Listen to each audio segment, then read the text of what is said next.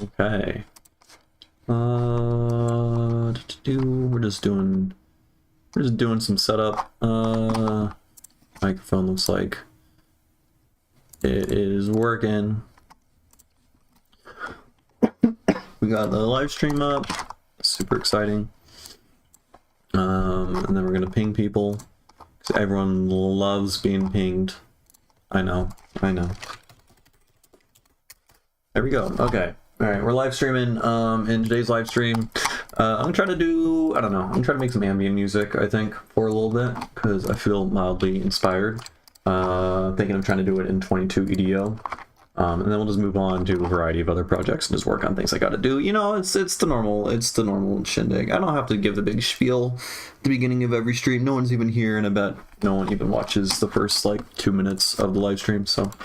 Alright, anyways, we got this sound here, which is just a major chord.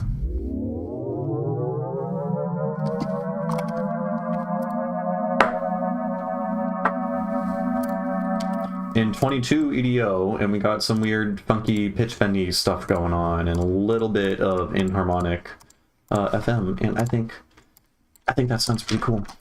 Okay, now secondly, let's make another patch that will complement this. This is what?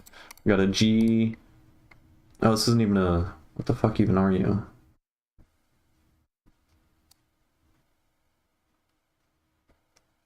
Oh, I guess G major would normally... I don't even know what chord this would be. Whatever, it's a chord. Glohg plotho, and there we go. Okay, let's make some different kind of patch. Let's just get an arpeggiator for now because I want this to be more plucky. That's kind of cool actually. Wait, what if? Okay, one thing I really like about Pigments, the Pigments arpeggiator, is it does these like octave jumps, which are really cool. But the octave jumps, like has like randomized octave jumping. But the what is it? It's just called pitch. I think it's just called pitch. But the octave jumps are... What the fuck is this? Oh, I could just immediately add like an octave to it or whatever. So we're in 22. So here, let's add these guys. And then let's get some bin random square wave LFOs. And we can just turn these guys on and off. And that's effectively going to be the same thing, right? Though kind of lame to use 3 different bin random LFOs. Trying to think if there's an easier way to do this. I mean, one thing I could do... Wait. How does bin random LFO work if I play with a phase? If the rate is set to 0 and we reset this, it's just completely random, the pattern it makes when I scroll through the phase. Weird. Okay. Interesting. Anyways, we can put that on you. And then we can create another one. You're gonna control you. Except I don't know why the mapping doesn't work. There we go.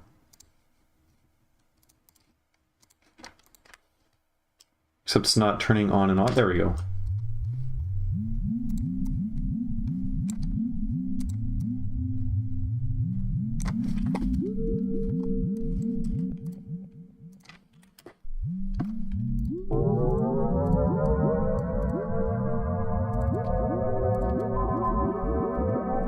Yeah, we're starting fresh. I don't know what it is. I want to try making like something more chill, ambient, soundscapey for a little bit, and then we'll move on to working on older songs.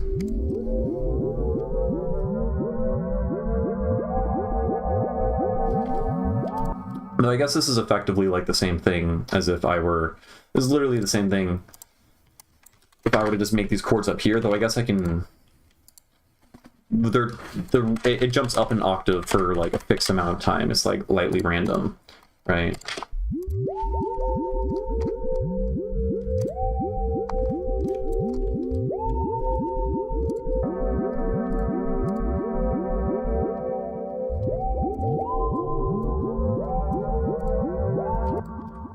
And we can create another bin random LFO. So we'll have 2 that go up.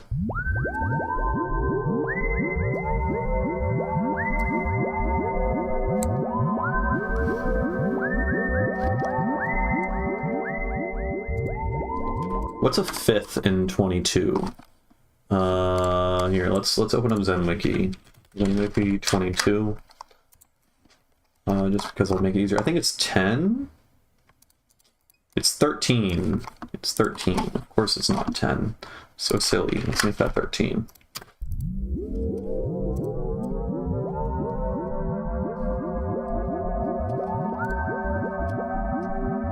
They could add up like 2 pitches beyond at the same time, which could be cool. Yeah, that's actually exactly what's going on. So we have this guy moving down an octave, this guy moving up an octave. So if they're both on at the same time, nothing happens, which means 25% of the time it's going to be down an octave. 25% of the time it's going to be up an octave. 50% of the time it's going to be stable, right?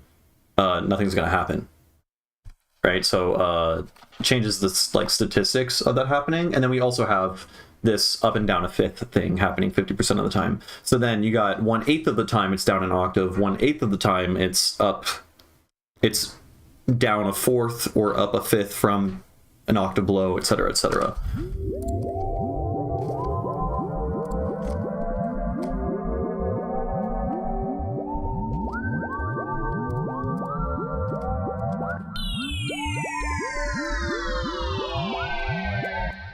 Okay, this is cool. We'll have this be pitch up, and then this will be pitch down, and then we'll get an auto filter because it starts off kind of gnarly, and then this guy will let this guy swing up, so we can do this. So this is gonna play out for a little bit. We're just gonna keep having these things looping. And then let's turn off whatever that is. And then to begin with, how would I manage this? If I want this to just always be off, right? I guess I can. I can like put this in a group and then turn it off, which is kind of annoying. What would be the easiest way to go about that, right? Like this can also be in a group.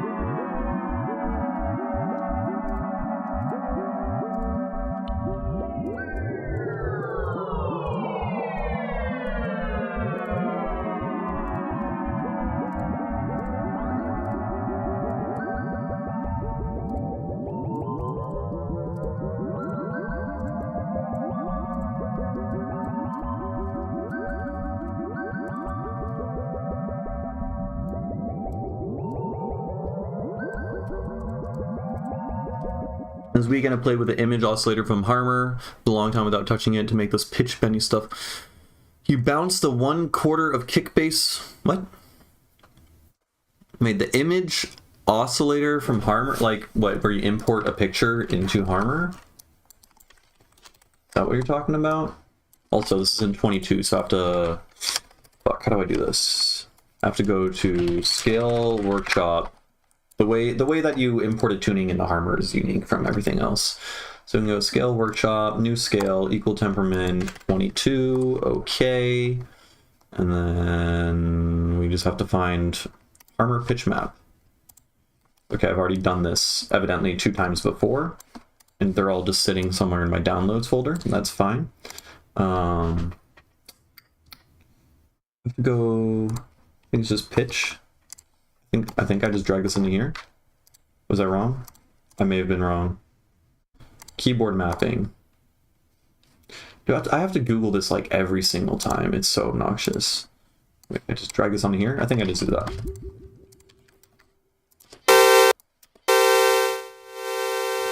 Yeah. Okay, I think that's good.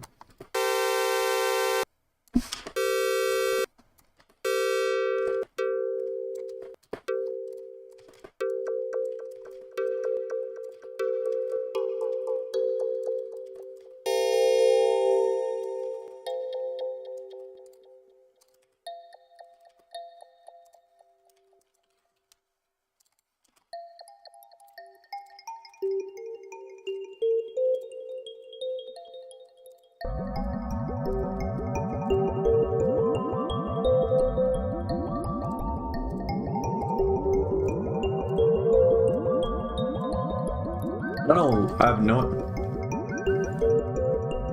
I have no idea why it's pitching low sometimes. Maybe, oh, it's probably the phaser. The phaser's...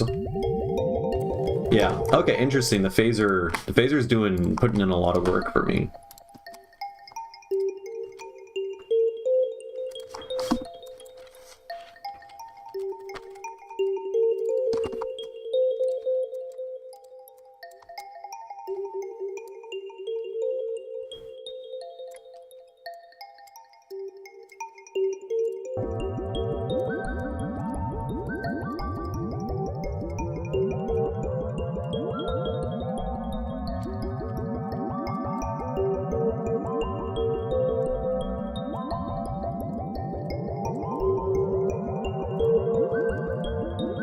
Yeah, Harmer's kind of cracked. There's like, it's kind of like the best, I feel like, at like doing the things that it specifically does, and it's been out for like 15 years or something crazy. Yeah. Here, let's, new patch. We do, what do we do? I want, image. Let's just take a picture of that and paste it in here. Cool. And then you.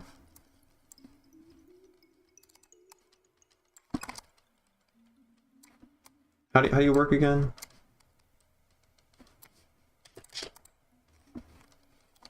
I can't hear anything.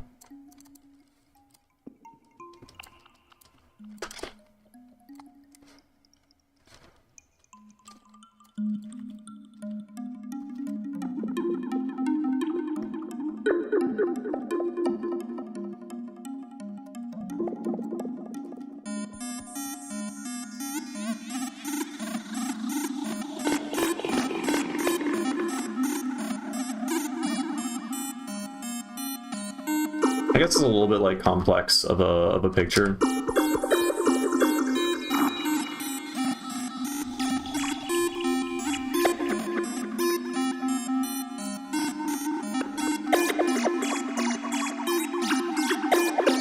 What's the pitch bending?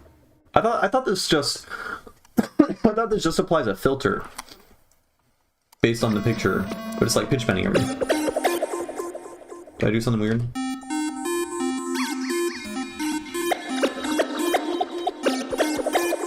When it's like going over the knobs, it's like getting all fucking weird. Hold on, let's pull out this guy. Because this guy, we need to set you to linear, right?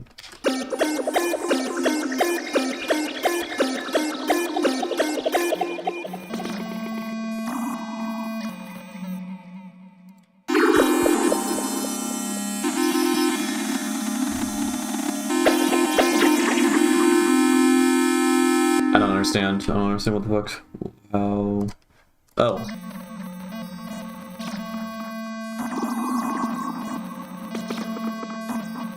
Weird.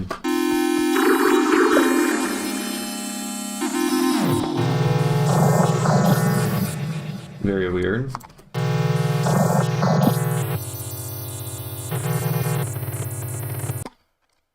Marching seamless R on the image synth. The synth bends to the frequency of the source. Change the scale knob. That's what the scale knob does. Okay, I never knew. I just... That makes sense. I still don't quite understand what it chooses to be the fundamental. Do you know what form does?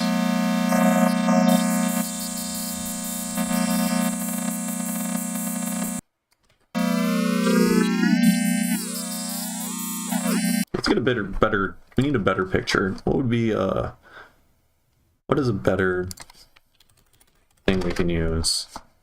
Let's just Google Paliac. Shout out my artist name being like, no, I've already used that. Let's use this guy. Copy image. Oh. And then we only need one of these.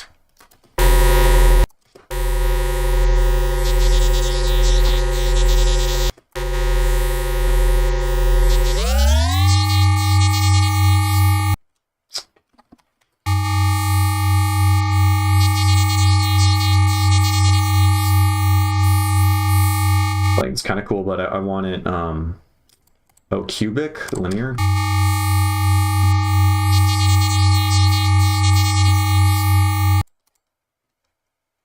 Oh, you can apply a different algorithm or a different like level for like the curve, I guess, of like darkness or whatever, right? Cubic. I know you can invert this. Okay, it doesn't sound good at all. Invert.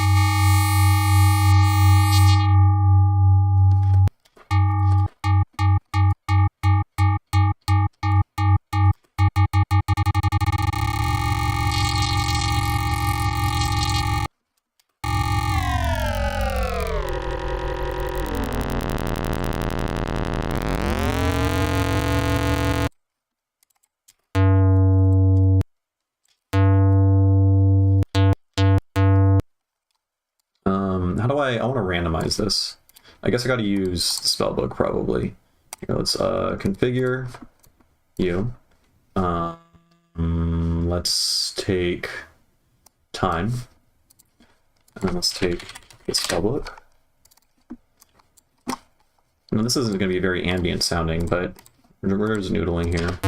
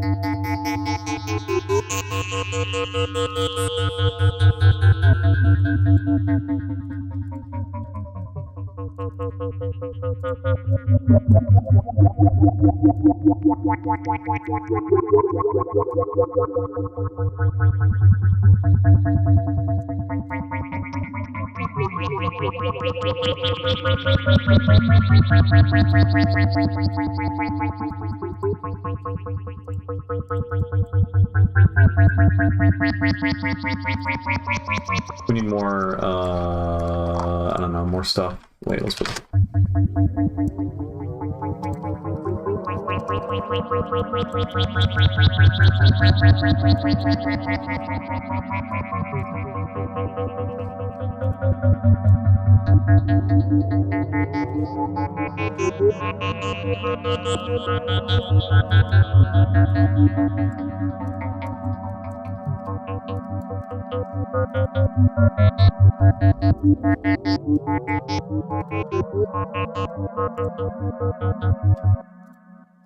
Ew. No. Goony birds. That's kind of cool. Yo, what the fuck?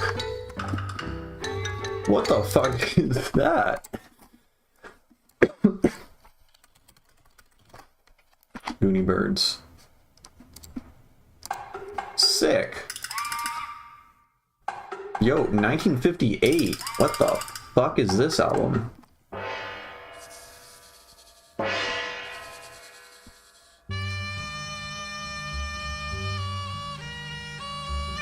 Yo! What the fuck is this?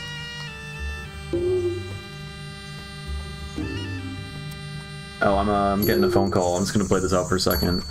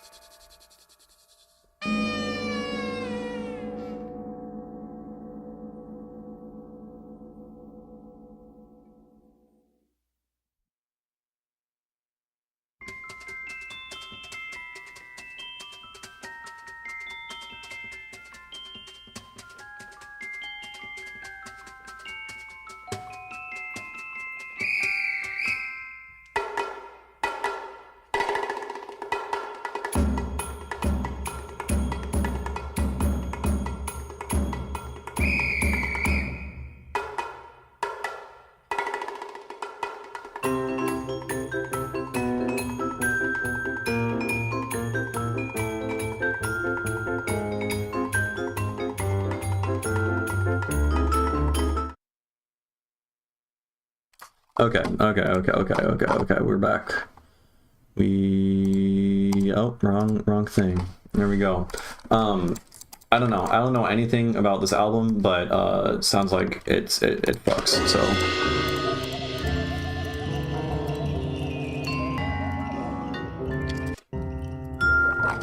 It's so stereo, it's so wide.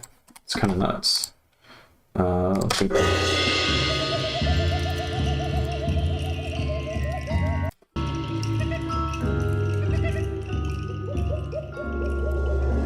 It's a little bit too busy for like. I'm not sure how I would sample it here. This one was better, I think. Yeah, it's a lot more minimal.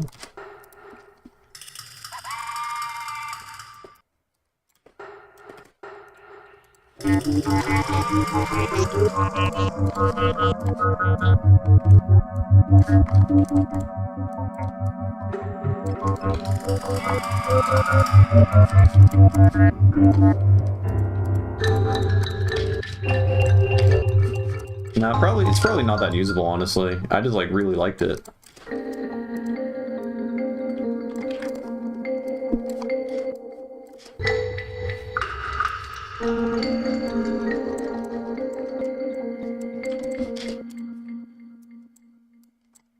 Like we can just use this as like a little random like passing sample that like floats by your head or something.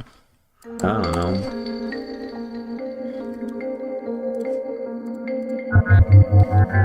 Yeah, in the 50s, like how the fuck how'd they go about making all this? I mean, this is all recorded instruments and stuff, right?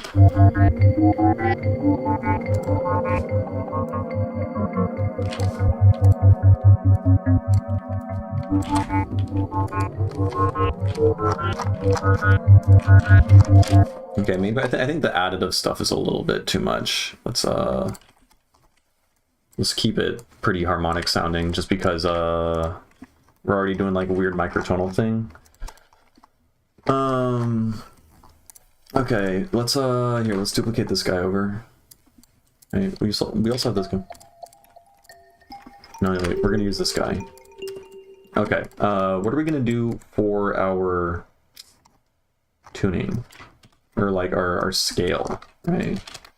So, whatever, we have like a major chord. We can try making something in Pajara again, because that one is super, super fun. I'm pretty sure, yeah, you just cut the octave in half, right? Right? And then it's just like one really large step and then a bunch of small steps. It's pretty much it. And so we take that and we go bam. Now we're in G in a Pajara temperament tuning, whatever the fuck. So how are we gonna go about doing this? Right.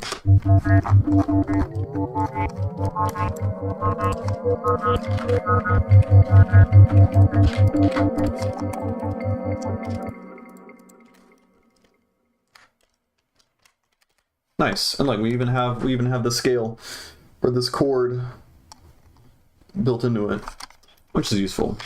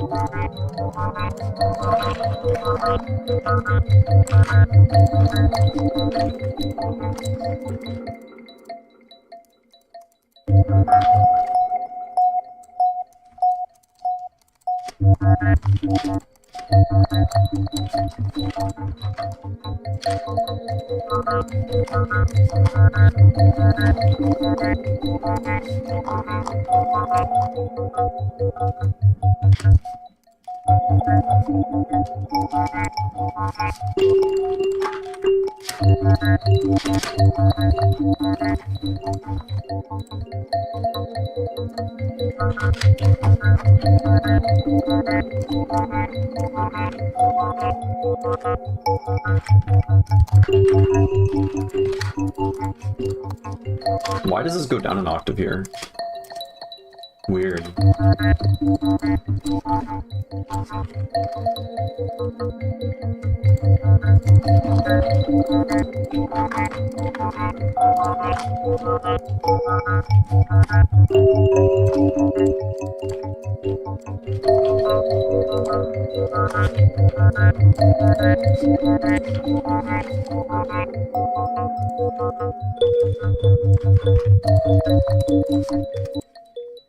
Why does it sound... Oh, like the last bit is just like, you can hardly even hear it. And it's super inharmonic because we have the prism up.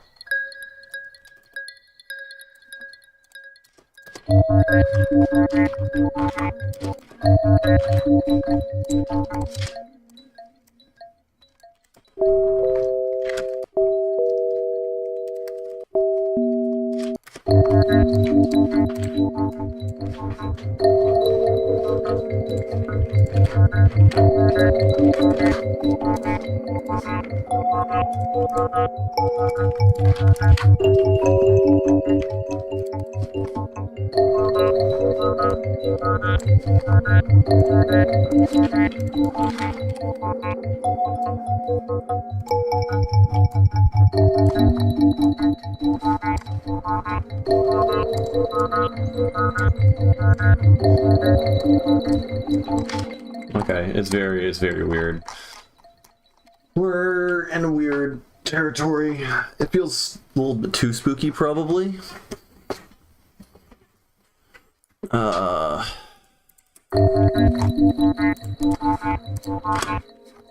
I don't know. I think it's just too spooky. Just a wee bit too spooky. We can. I think maybe part of the reason why it's too spooky is we don't have a perfect fifth in this mode, right? So if we make that this guy be our mode, right?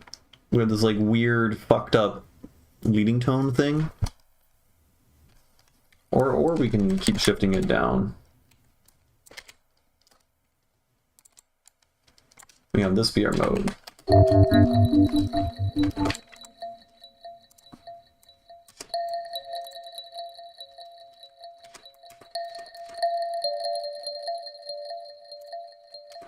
Right, yeah, because we were just playing a tritone over and over again earlier. And then this one.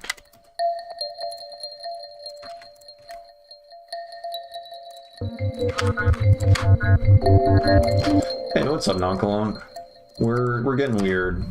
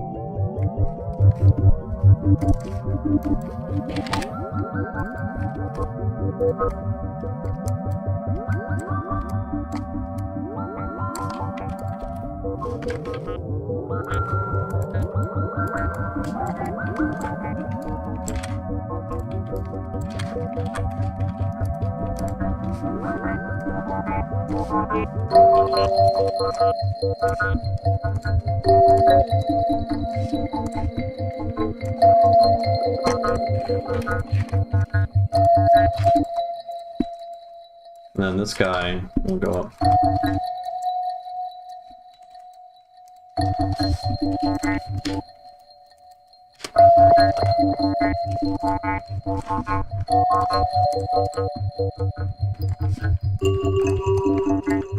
Like, why is it?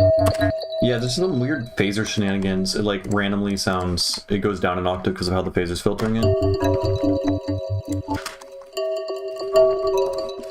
It's just too much. All right, we just gotta compress this because the phaser makes it way too dynamic. Hopefully that'll fix it. No, it's weird, man.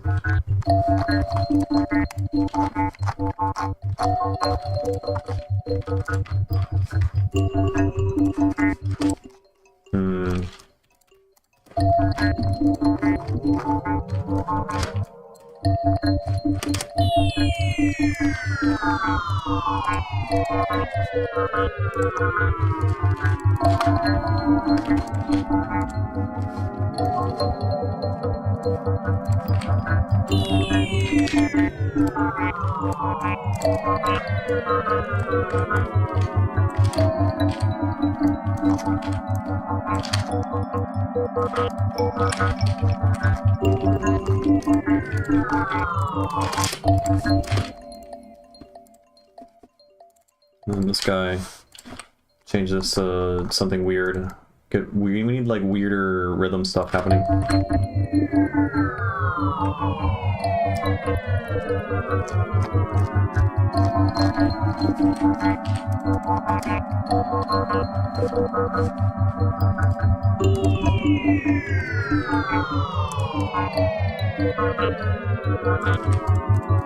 Why is this glitching?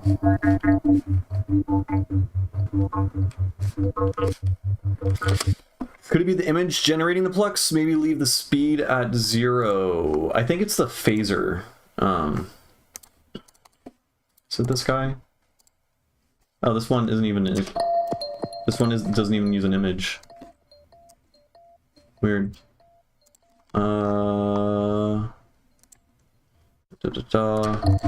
This one uses the image. Which, like, this one's eh.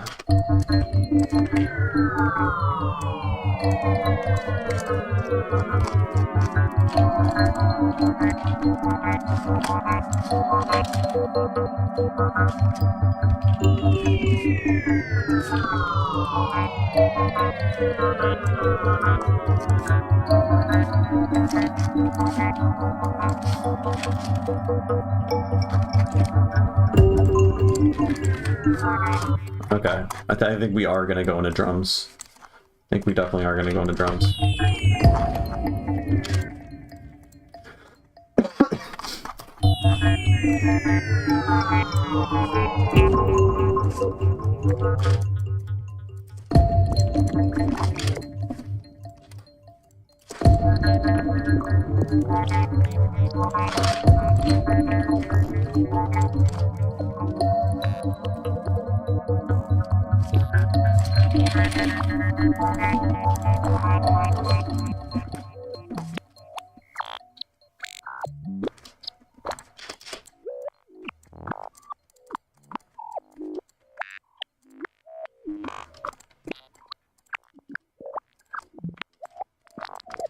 I thought these were wide. I would make a. I thought these were out of phase. One, I swear, one of these should be out of phase. Oh, is this one?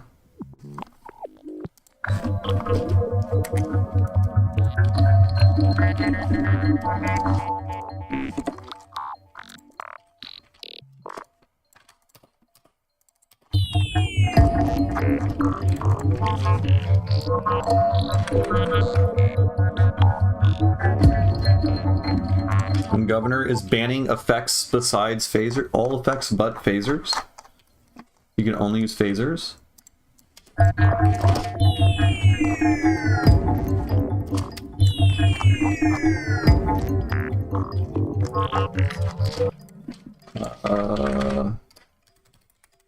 Okay, let's grab this guy.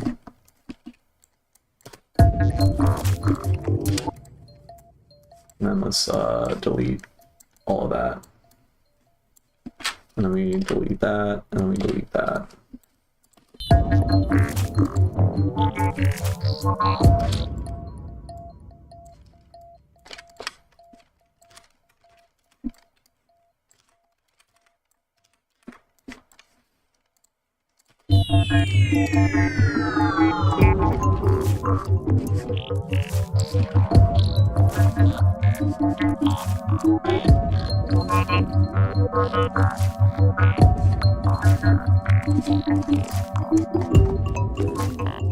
Okay, let's turn off this cord.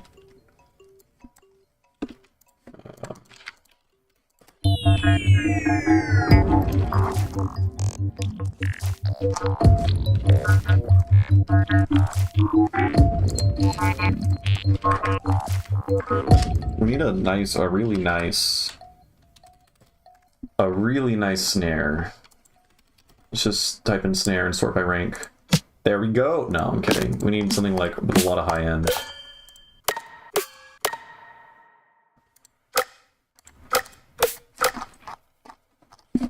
Let's take this guy, and then let's get a formant filter. Or wait, you know what? I've never used the kilohertz, and I deleted it. There we go. I've never used the kilohertz formant filter. Let's see, how good are you?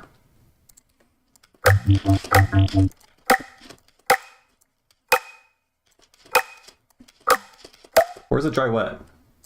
Why is there no dry wet?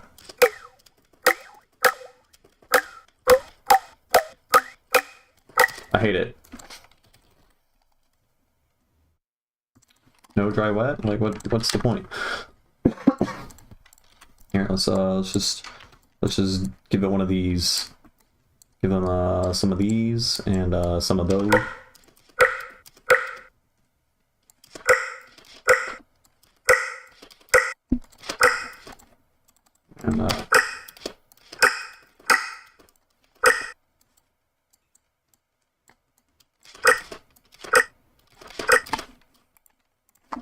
And then we give it some erosion.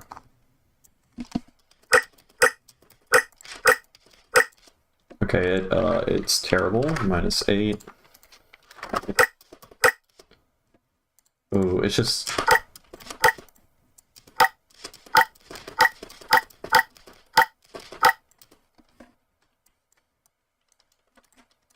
Let's put the erosion point. It sounds.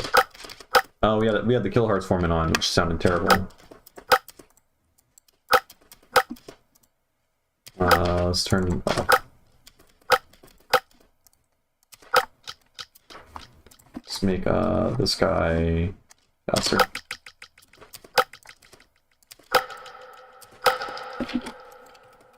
Let's take an EQ.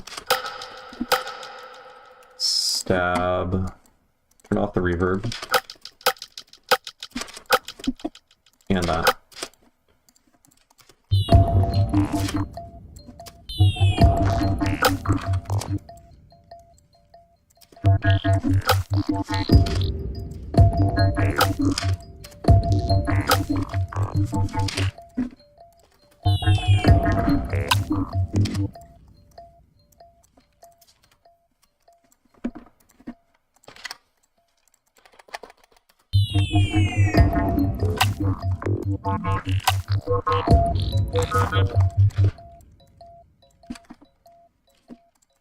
Getting more snares. Sounds like shit. Fuck it. Fuck it.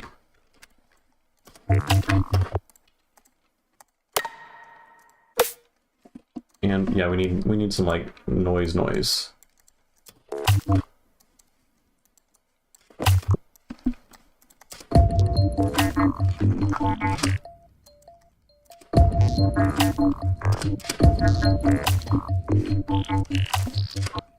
This is getting better.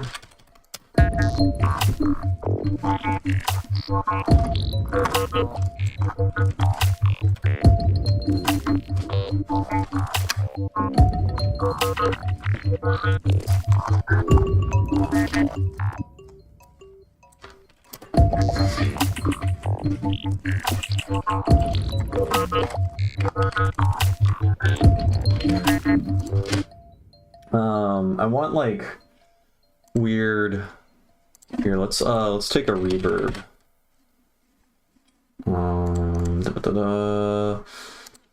Just stock, just boring old stock reverb.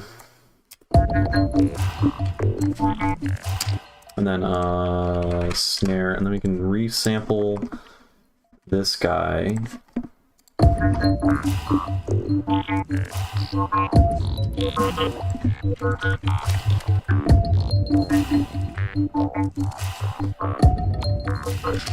Okay, so we have these, right?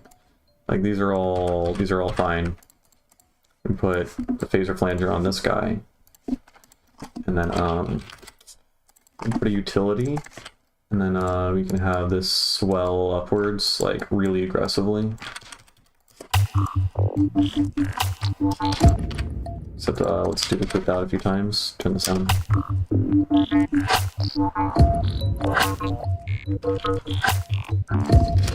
And then wait, let's delete this. Then we map U to U. Well, wait, first we delete all the automation. Then we map U to U, and then we duplicate it, and we add a compressor because it's getting pretty loud. It's getting a little bit loud. And then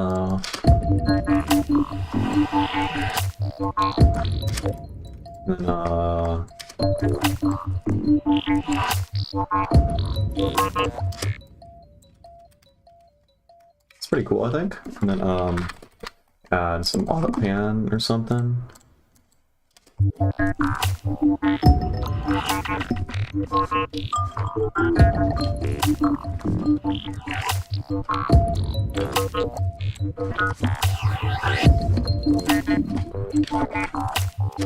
This is not, that actually sounded kind of cool, even though it wasn't done right.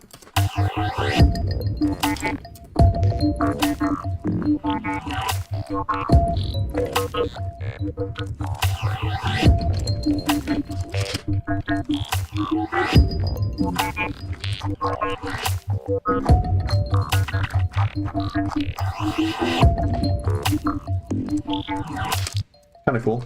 Let's turn off the dry wet just a little bit. Ooh, what if... what if we add grain delay? Little bit of feedback and ooh.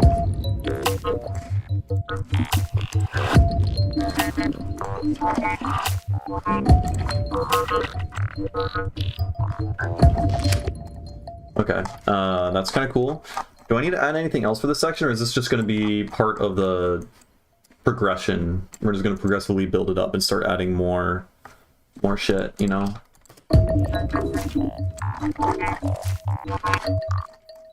Right, I think that's what we're going to do.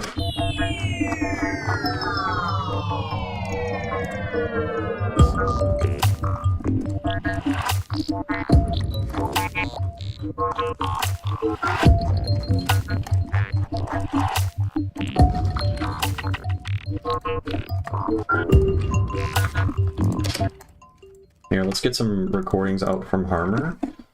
Now that we have... Here we have the scale. And then we can put this guy here. Right? And then let's go to this. So this is random.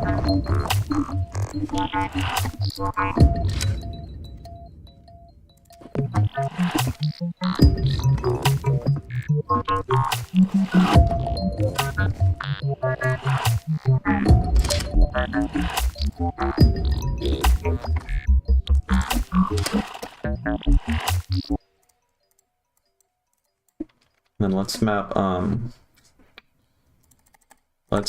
the spellbook to itself.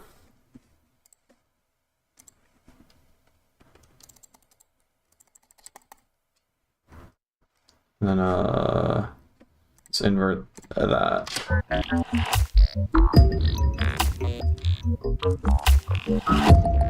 Yeah, that's pretty cool. And then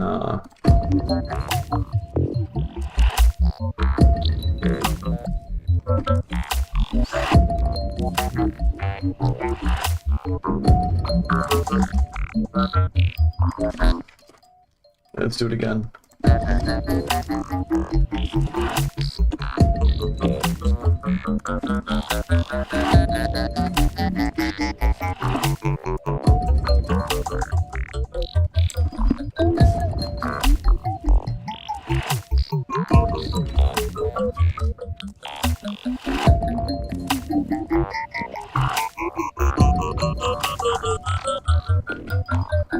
Okay, it's a little bit cooler.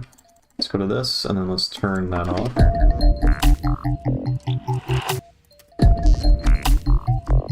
And let's turn that off, and then we reset this automation. And then we have this guy.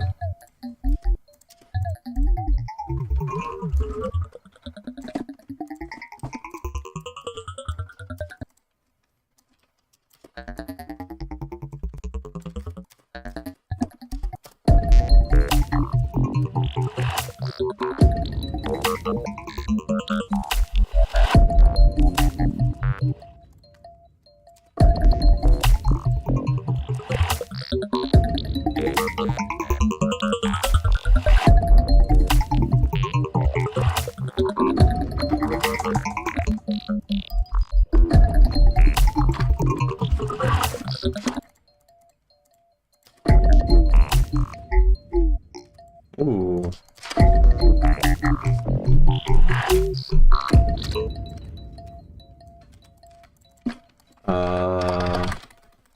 Spin the flat line and then a roar.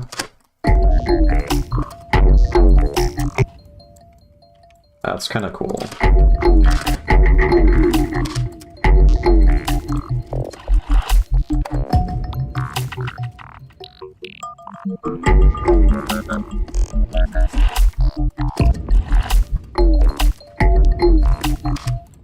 The sub on that's kind of crazy.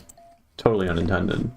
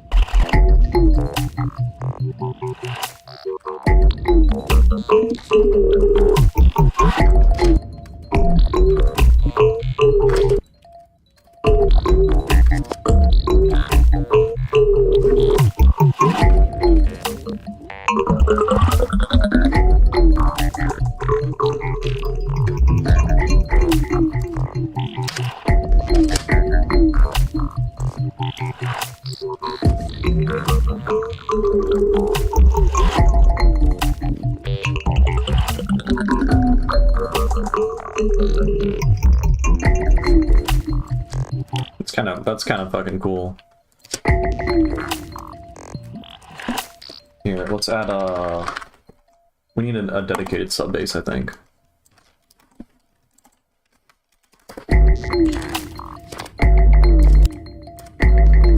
Wait. Hold up. Everyone fucking relax. Calm down. Everyone calm down. Let's just copy this. Put that here. Right? This is fine. Move it down 2 octaves. Hopefully that didn't, yeah, it didn't hit the bottom. And then we still have to move this down an octave. This guy.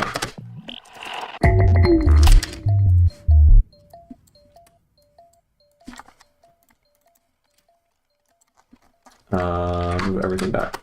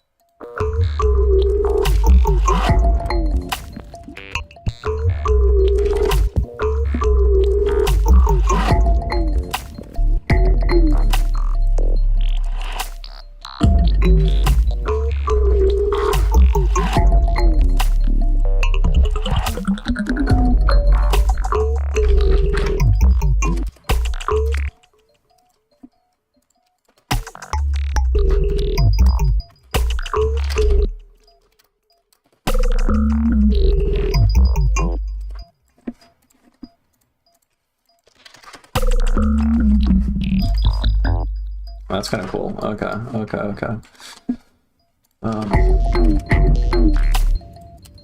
I'm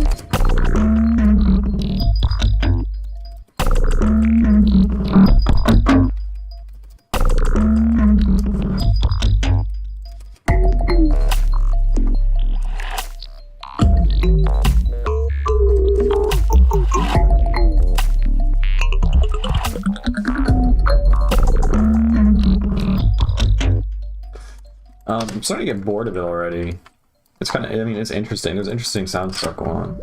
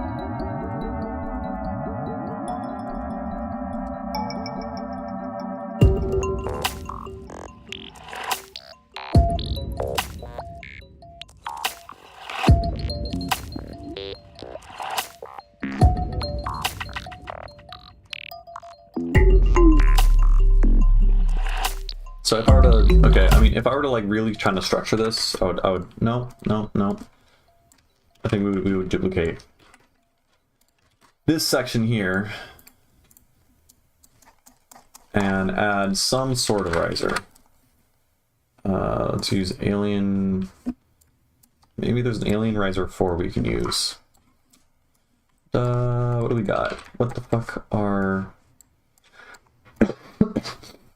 What are you? What do you do?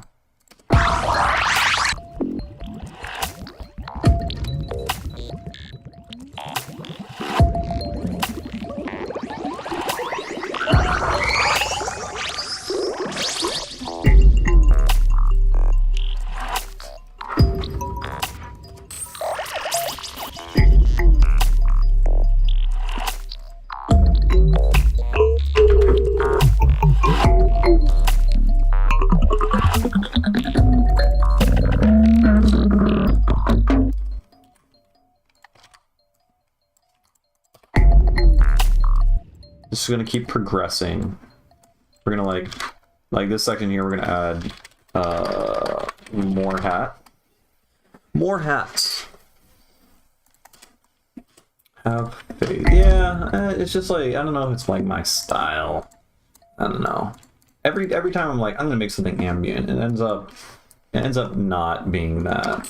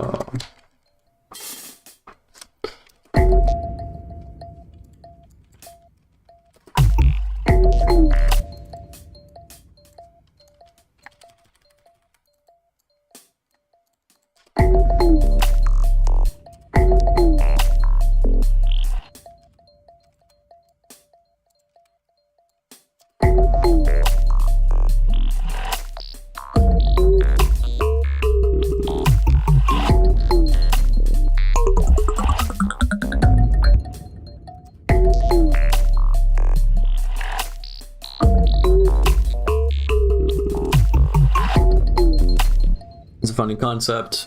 When we start producing, at least for me, we aim for a certain synthesis. When we get something a bit different on the aspect, we develop better control. But track crafting, yeah, I mean, I never like. It's extremely, extremely rare for me to have a very specific, like a thing in my head, and then I create that in the DAW. I'm just kind of molding. I don't know. I'm working with the computer, making the computer make sounds for me, and then I work with those sounds, and then I make the computer make more variations off of that and see what ideas are sparked from that. But I don't know. I'm like working with the concept of the song being built. Message retracted. I was about to read that, you son of a bitch. Yeah, it's like I feel like making music, you're like kind of uncovering or discovering a thing sometimes. You know, it's like the song is already there and you're just doing what needs to be done to uncover the thing, right? Like each of the steps that I'm doing, assuming like this is of course like when you're in like the quote unquote like flow state or whatever. It's kind of unconscious, and yeah, you're just doing the things that need to be done to it, and then before you know it, yeah, it's a feedback process. Yes. Gotcha. You repeated at least. Wait, did you say at least for me? Oh, you did. You did in the very, very first message. How cringy and terrible of you to have used the same phrase twice in a series of like 6 or 7 messages. No, I do that all the time. It's pretty bad. Okay, so we have... Okay, that bit suck. Don't do that.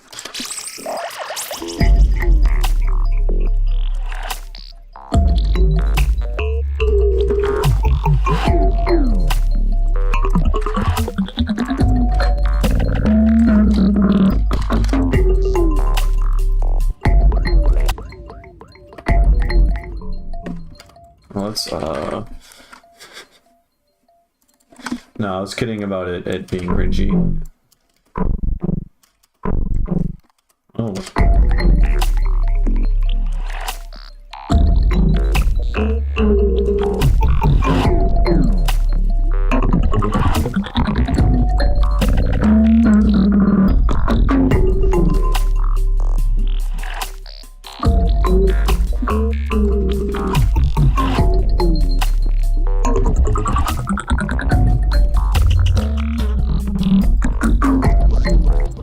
And then what do I do over here? We need different sounds, man. Can't just do this forever.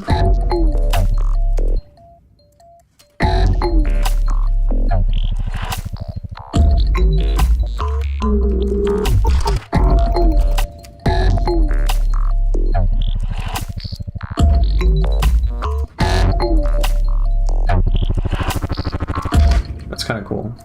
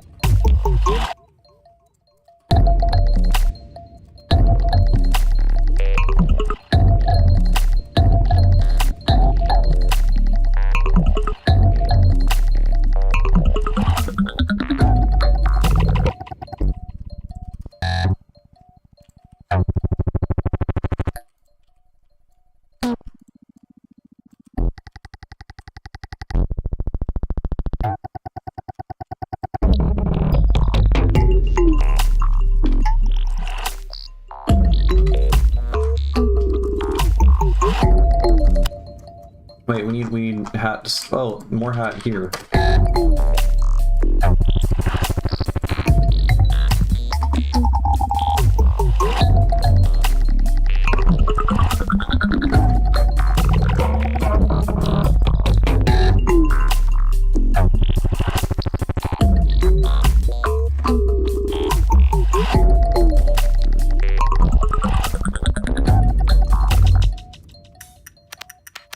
Fuck it.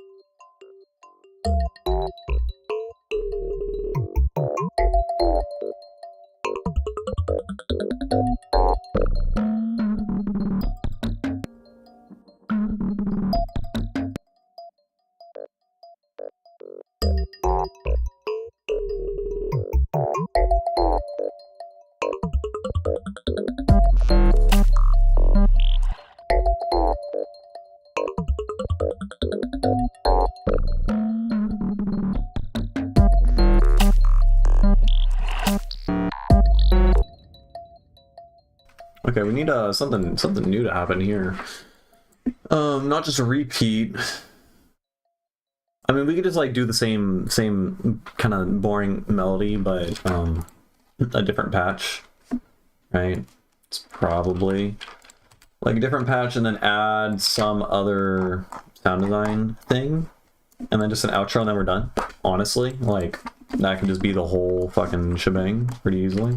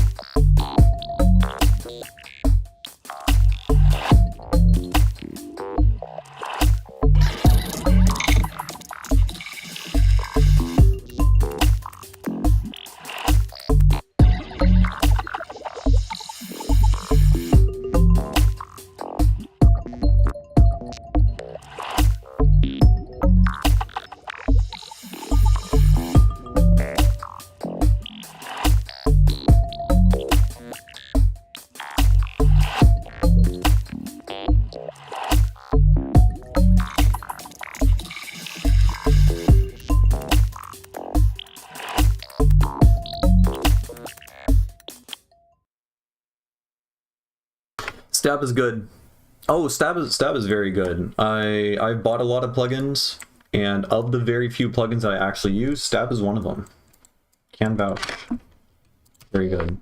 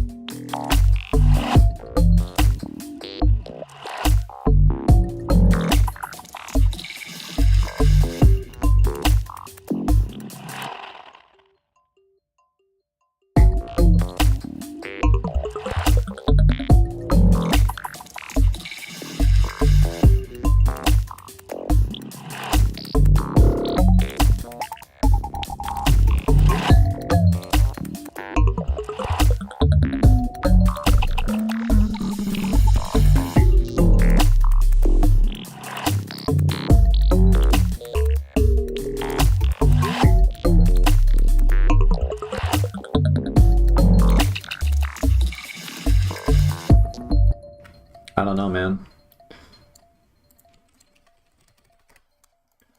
Like, I think we need a different idea at some point. Right?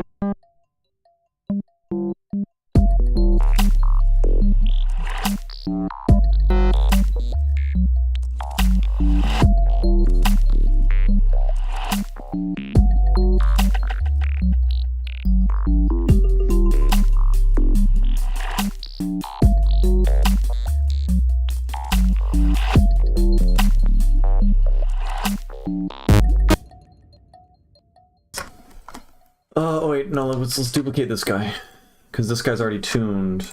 These are all tuned, right? Yeah, this guy is tuned to 22.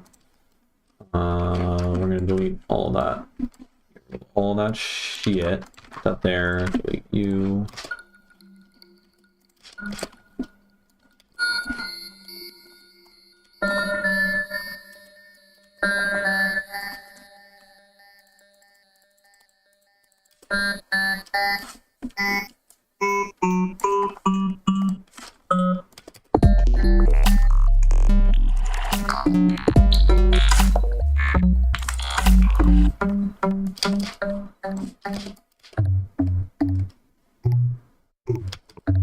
Oh shit, oh shit. The pitch is actually mapped to the same thing. If I move this down minus 200, whatever, 2400 cents, it doesn't actually move it down 2 octaves because now it's retuned. So we have to make this. Can I type in numbers? I cannot. I have to manually drag it and pray. I can't do it. It's not going to happen. Okay. 1 to 0. And then this guy.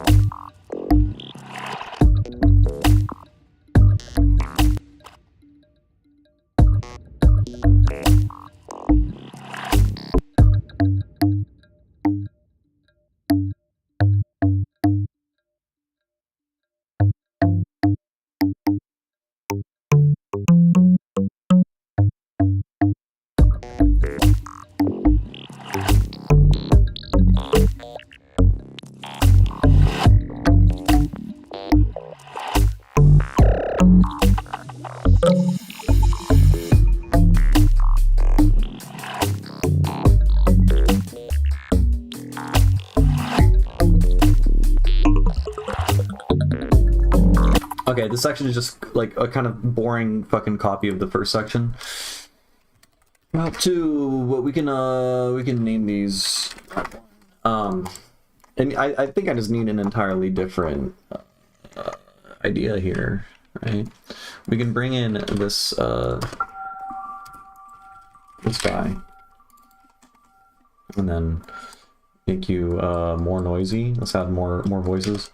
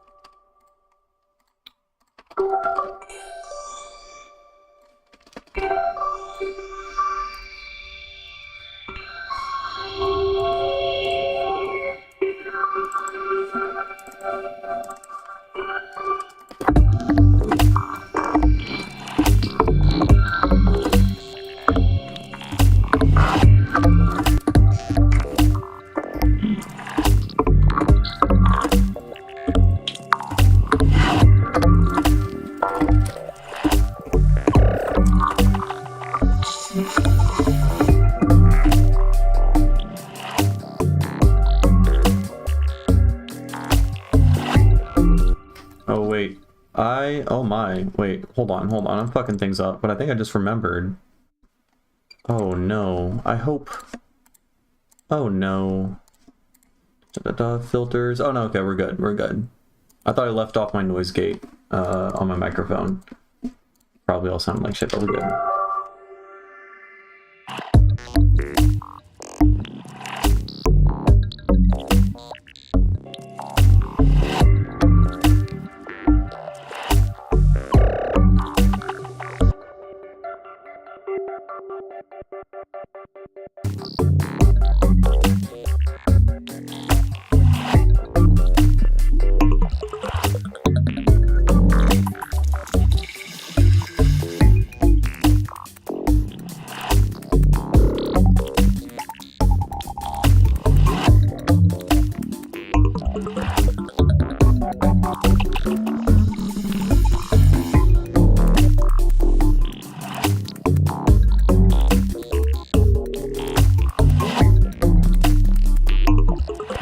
Faces showing. Cam, what do I call this song? It's kind of it's kind of intriguing. Need a different need like a substantial switch up. It's just the same thing. Here, I'll show you earlier in the song. We got a weird ambient thing and the scary glitchy shit. And I'm gonna get some water real quick.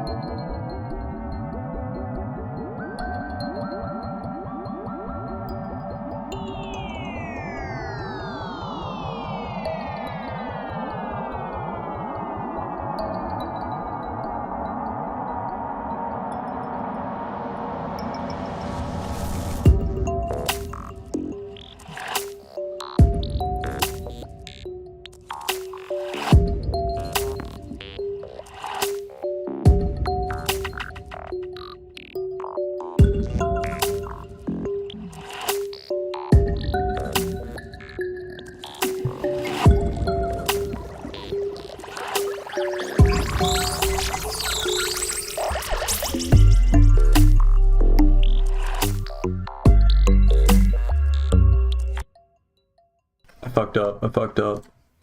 This should be here.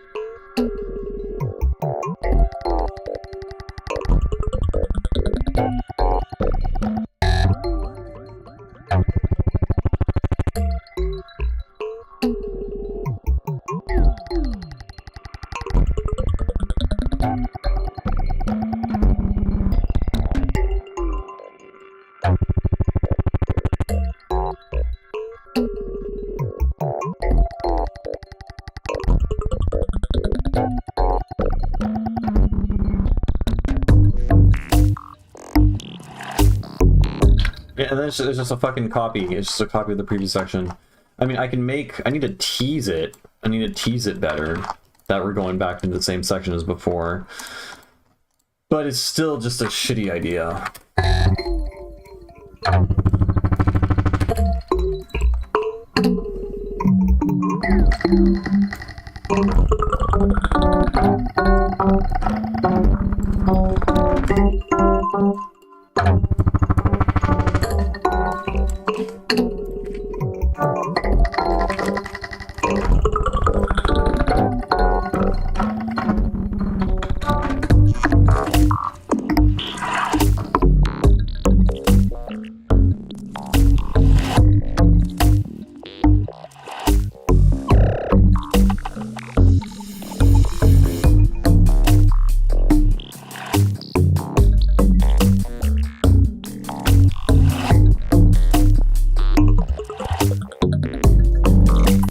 I don't know. I'm bored of this. I'm bored of it.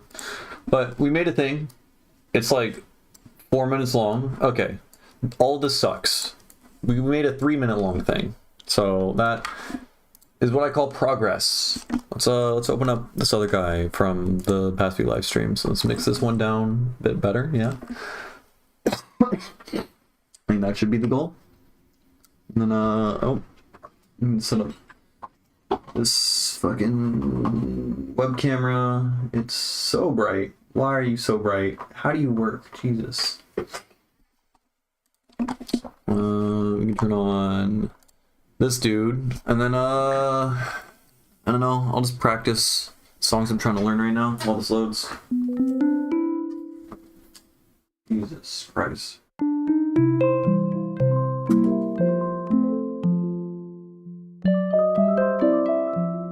Fuck, dude. I got stage fright the moment I'm on camera. Can't do it.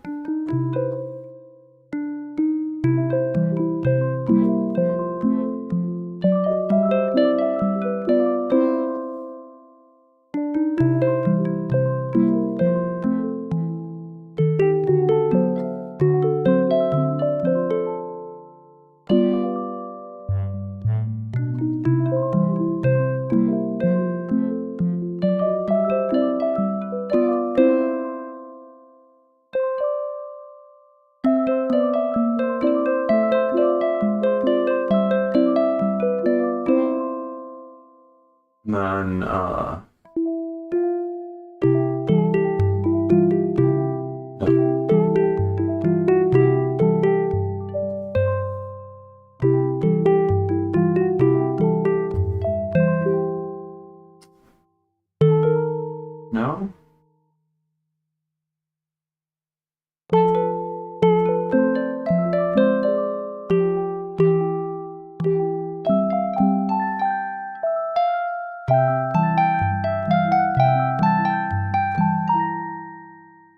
No, no.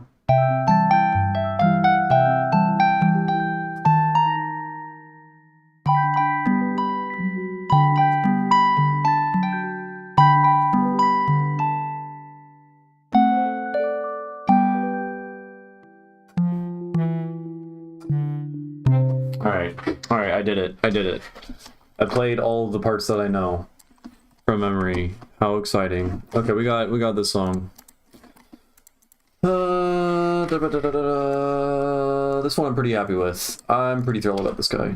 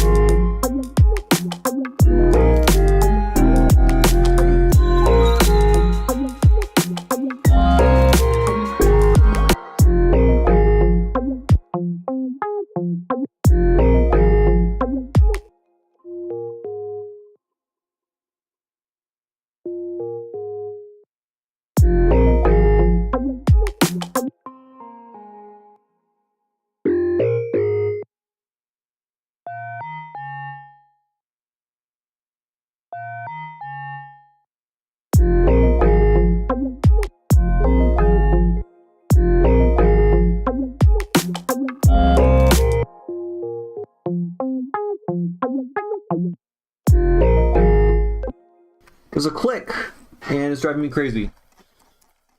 Oh, God, save me. No.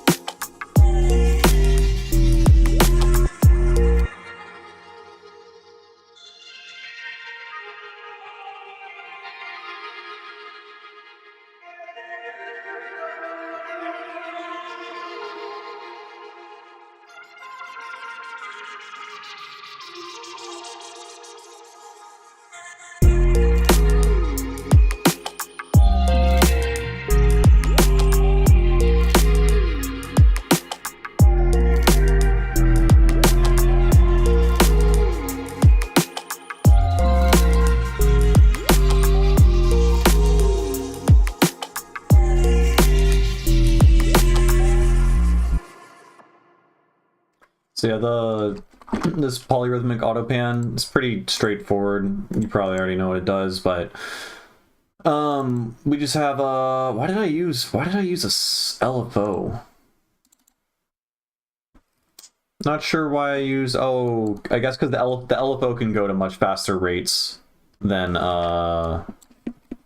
auto filter LFO. The auto filter LFO can only go up to 10 hertz. That's why.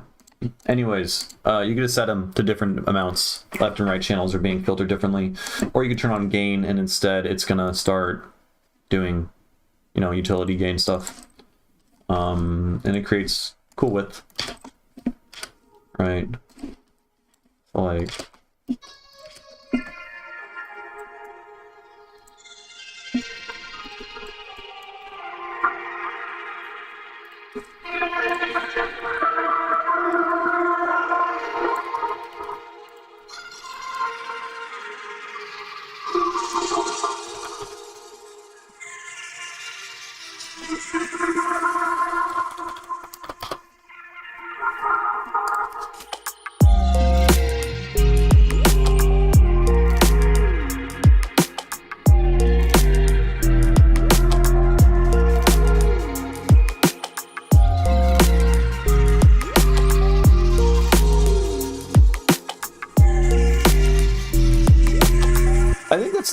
pretty sure that's the same effect that Tipper uses in Dreamsters. I think.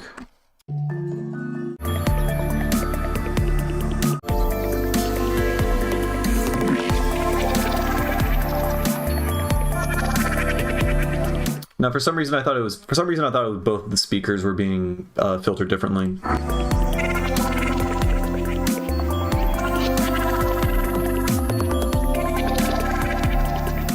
No, it's just one like bandpass filter that's just the being rate modulated. Never mind.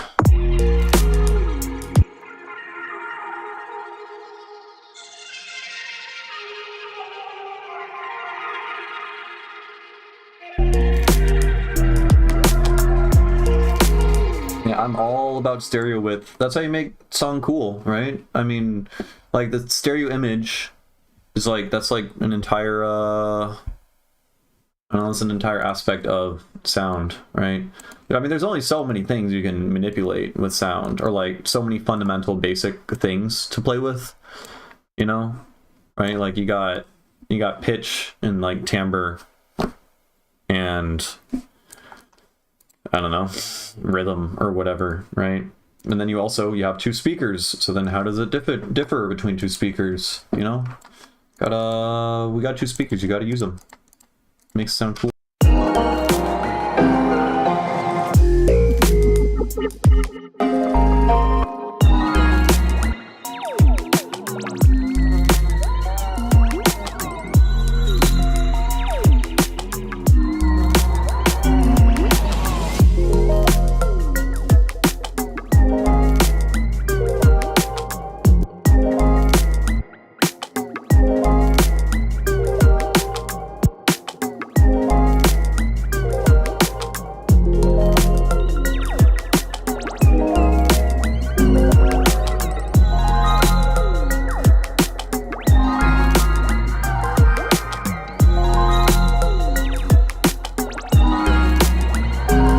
I think like all interesting sounds are just some evolution of all of that. It's pretty hard to make an interesting sound that doesn't have any changing parameters over time, you know? I mean, like, you can make a cool bass. That's basically a waveform, right? Something that doesn't change at all over time is just going to be a waveform. So yeah, like some fancy filtered saw wave or whatever. But then how does the filter change over time? How does the filter change at the same time that the, you know, stereo image is changing? You know, just by changing like filtering at the same time as you're panning, you could start getting like height illusions and stuff like that. Yeah, I mean, yeah, I know there's like quite a few different like techniques. For the most part, yeah, differing filtering between left and right speakers is really, really cool. For the most part, just like add modulation, you know, like if you just have, you know, if you're just using like a left-right EQ and you just have one mode, like one side filtered differently than the other, yeah, it's going to be placed in an interesting spot in the stereo space because, like, you know, one side of it, one part of the frequency spectrum is leaning to the left versus the right or whatever, but it's just going to sound like it's there in space. How do you change that over time is more interesting. So like, I know I made a video on this before, but here, if we have like, I don't even, we need a cooler sound. This guy, I don't know, but like one cool thing you can do is you can have left right mode and you can have some kooky weird filter thing going on, right? And then you can have some shit like that, right? And this is gonna make it sound pretty weird in the stereo field, right? It does weird stuff, and then you can just change the scale. And then you can start like swapping left and right. And so if you put like a swap utility, or, you know, create like a swap knob so that you can like swap over time or whatever. Or I guess you can use like a stereo pan knob. Stereo pan, and then we're gonna put you and you in one thing, and then we can map swap to that, so we can invert that. So we just twist the knob and it swaps, and then you can put scale right there, and then you can just like play with these.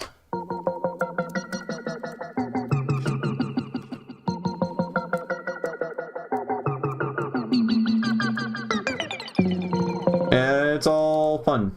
And then you can put another swap beforehand so that the input signal is being swapped differently, and then it gets filtered in the left and right channels, and then you could swap that at will.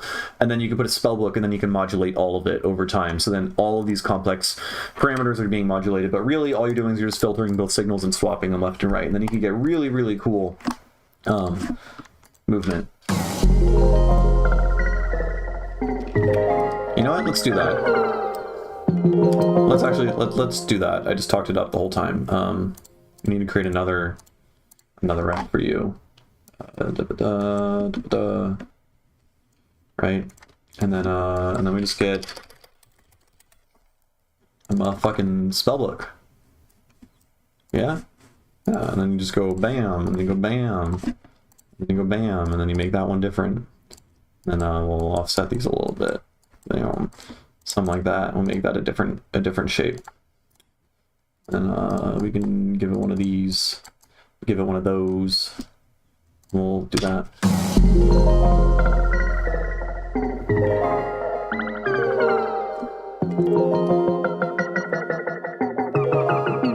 I fucked up.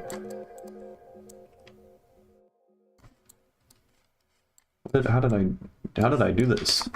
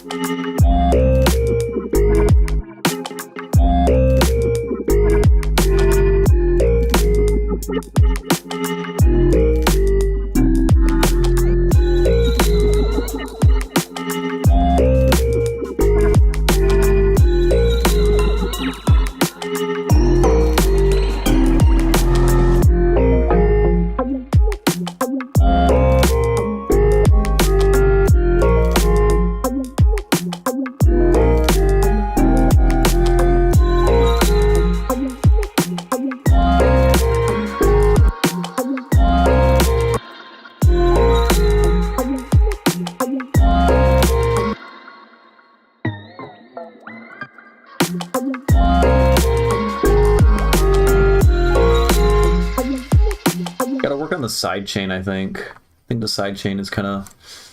Oh, maybe it's the delays. That's what it is. Because I can't hear the side chain issues consistently, which means it's probably from sends.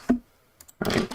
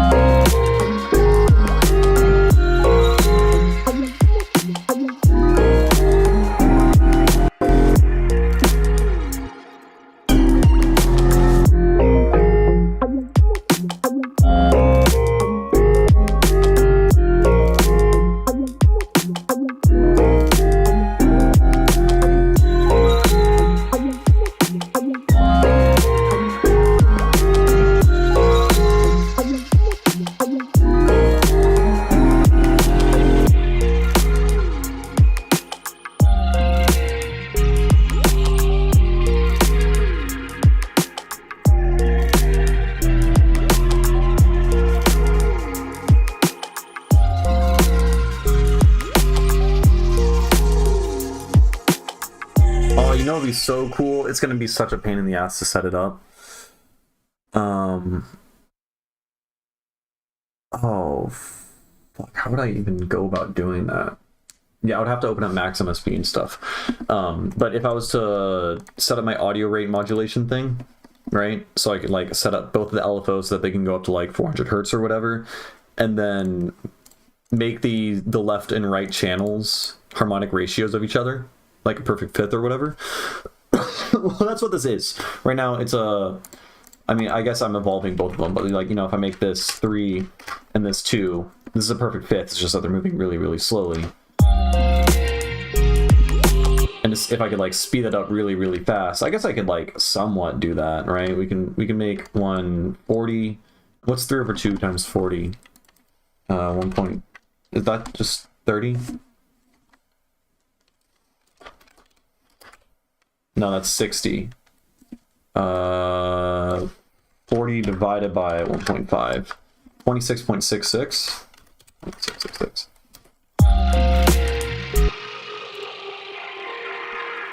It's kind of cool. Kind of cool.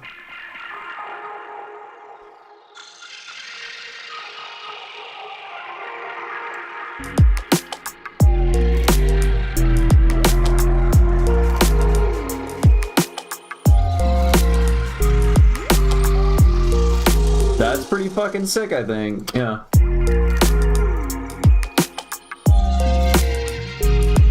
Oh, I know. We'll make this, it'll go up to 40 right here.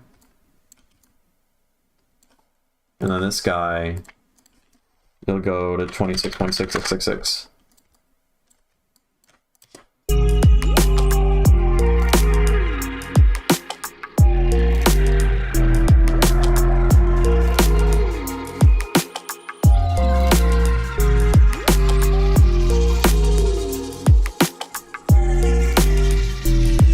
Can't really hear that they're in sync because it falls apart so quickly, but and it's such a low frequency, but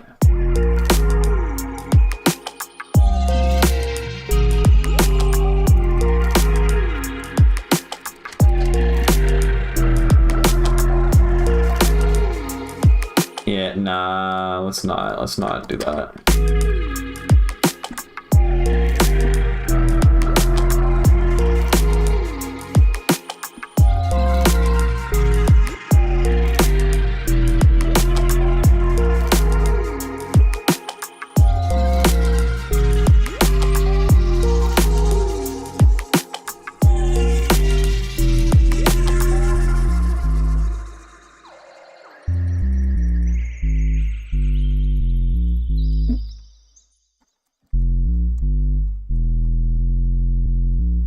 And then it ends there. Bam. And then we kill the distortion.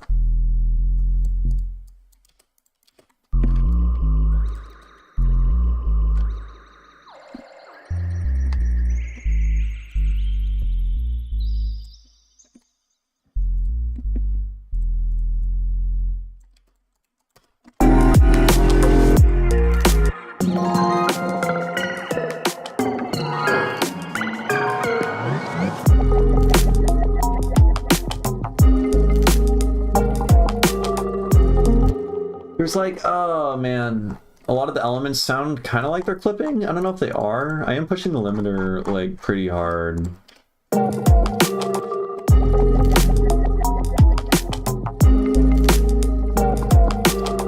This guy. Yeah, that, I mean, obviously. Let's compress the shit.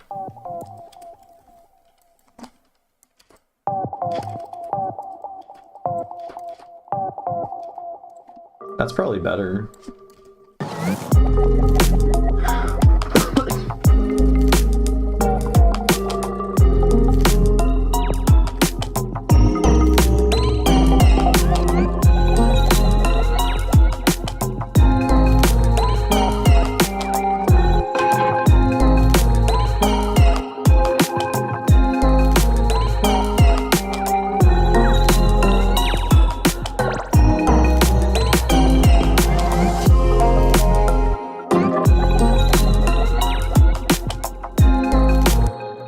Yeah, there's clicking, because, yeah, this is a square wave. I just had really bad, these are just bad sound design practices for making a good mix. Like, I gotta like manually... Yeah, gotcha. I guess I could also use an auto pan with a square wave.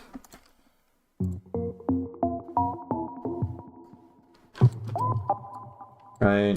I don't know. This is just bad mixing hygiene. What I missed in Ableton was sort of an offset modulator where macro B to B macro A values plus 64 units.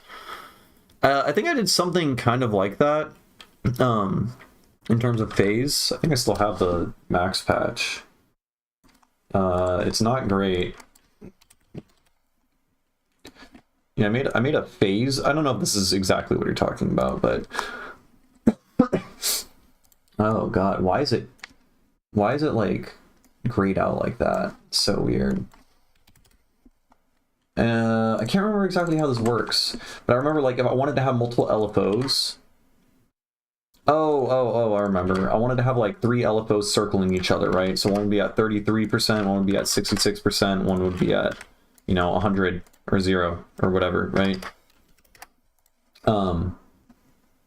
And then I don't remember how this worked. Do not know how this worked. I would map these to all of these. Oh, I would set this to 33, this to 66. Yeah. And now I can smoothly automate through this whole thing, and it doesn't break. That's not, I don't know if that's exactly what you're talking about. No, because I have my other Max devices haven't changed. I don't know why the color changed. It made it all gray. Anyway, this is like somewhat related to what you're talking about. Because I think what I was doing was I had like all these LFOs were rotating different things, right? So if I have one LFO controlling panning, the other controlling panning of whatever this thing is, and this guy controlling this guy controlling the panning of what this thing is, and they're all synced to the grid. and I wanted to change what the phase was of all of them panning related to the grid I had to use this rack, or this thing. That was all, but it turns out you can do that all in the spellbook, way easier. Less of a headache and less CPU. But anyways, I think that's like kind of related to what you're talking about and like offsetting things. You have to use max, but it's doable.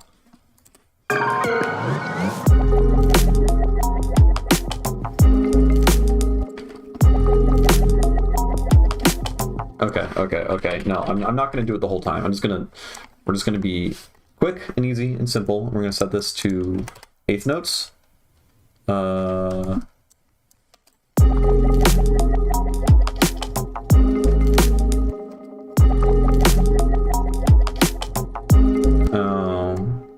Is this line?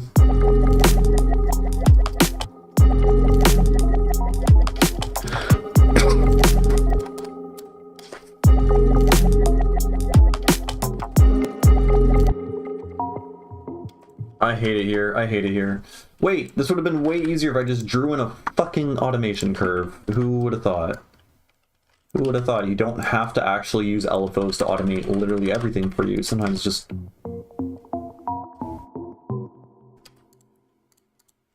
There we go. There we go. Beautiful. Alright, take care, Lucas.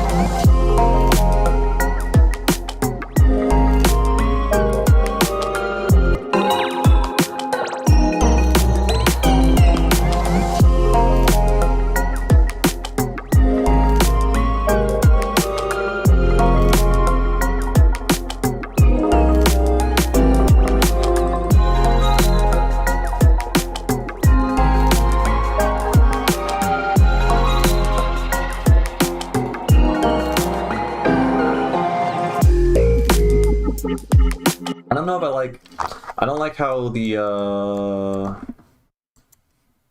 like all the reverb and everything is cut out here.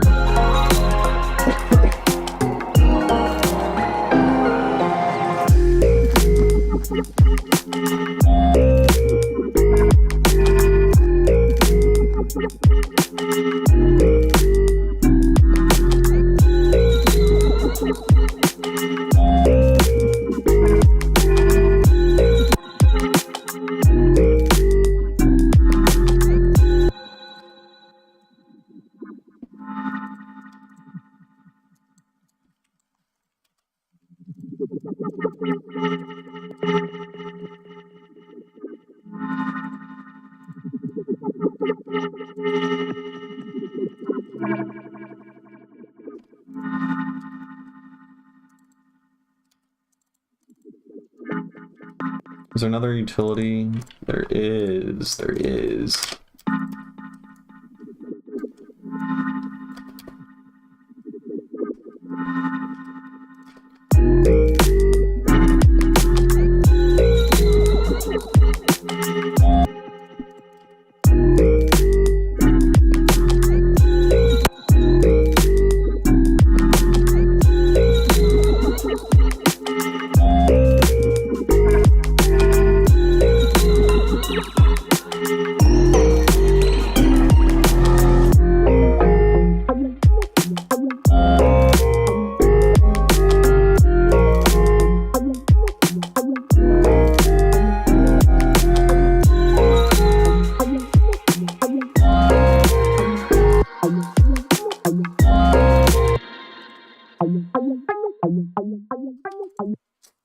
This is clipping. Oh. No, it's not. What? Why are you clipping? It's just part of the sound? Do I have... Oh, we have a little bit of OTT. It's fine, but... There's some shit panned to the left. Oh, okay.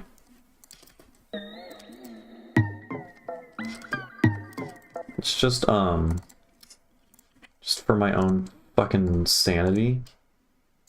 We could just give him one of these.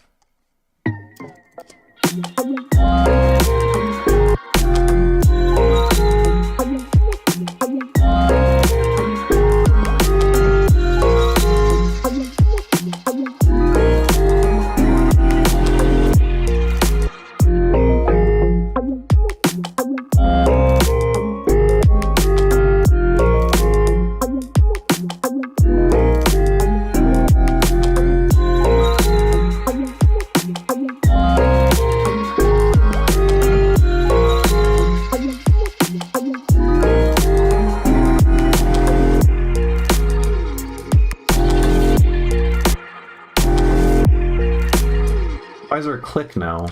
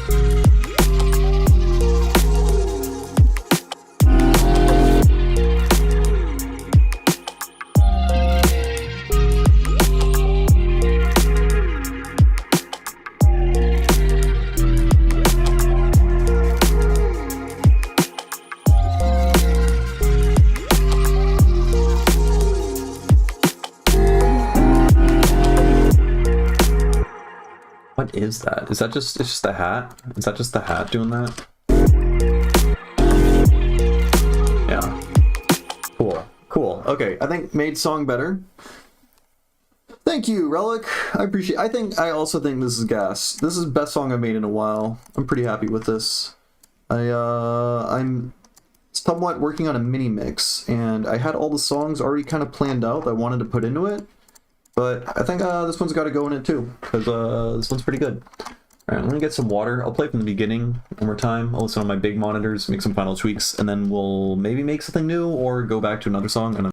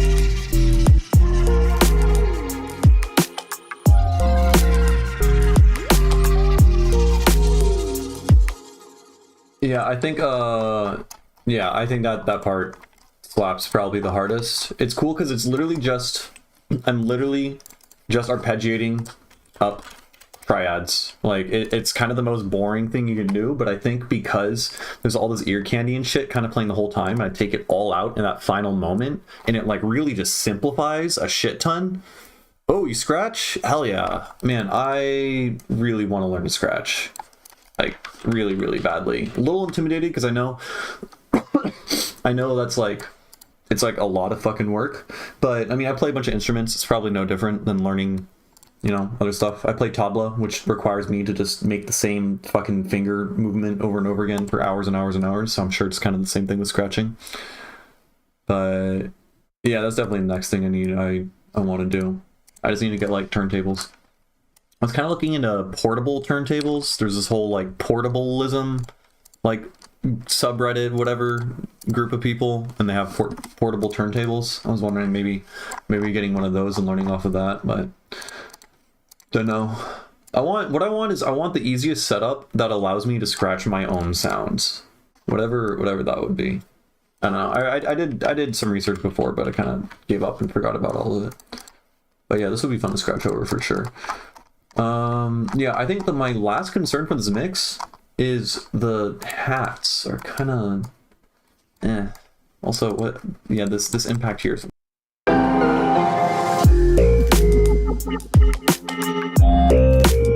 yeah, it's like pretty much everything is turns out everything is repetition and building like muscle memory, or you know, like even production is like brain muscle memory, right? Like a lot of these patches that I create, I just know it like inside and out, and I just kind of make it without really actively thinking much at all. I guess, yeah, it's just like learning everything. I feel like you learn so much about how you learn from learning instruments. Like you learn so much about your own brain and I don't know, yeah, and how you intuit and understand things by learning instruments. It's very like it makes sense why learning instruments like raises your IQ if you're like as a child or whatever. Maybe even as an adult, I don't know, but it makes sense. Like you feel your brain like grown in a very weird and abstract way. But yeah, scratching is sick.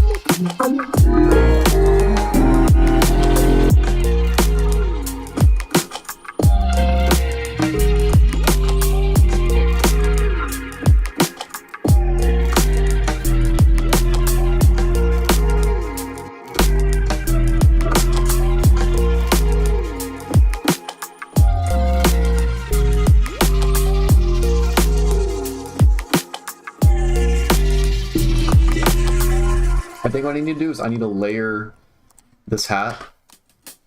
This hat that normally isn't in the song. I'm gonna layer that solely with the kick.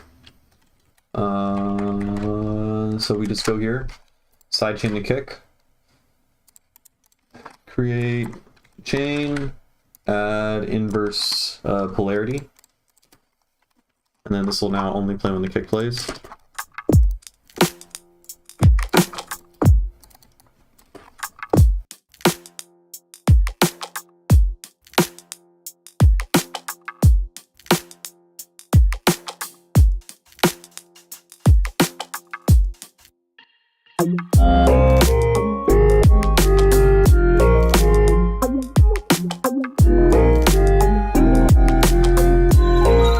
I feel like you just gotta get something kind of formaty. You just gotta get something that sounds cool at all like at all parts of the frequency spectrum, I think, which is just like anything with like formants, really, which is like all those like squelchy sounds.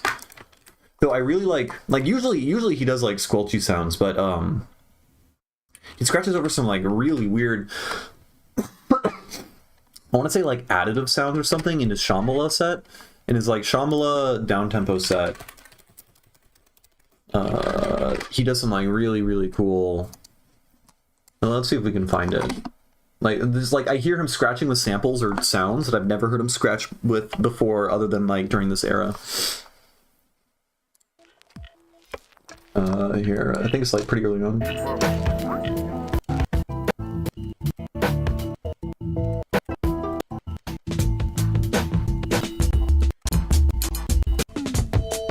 I think he just uses white noise.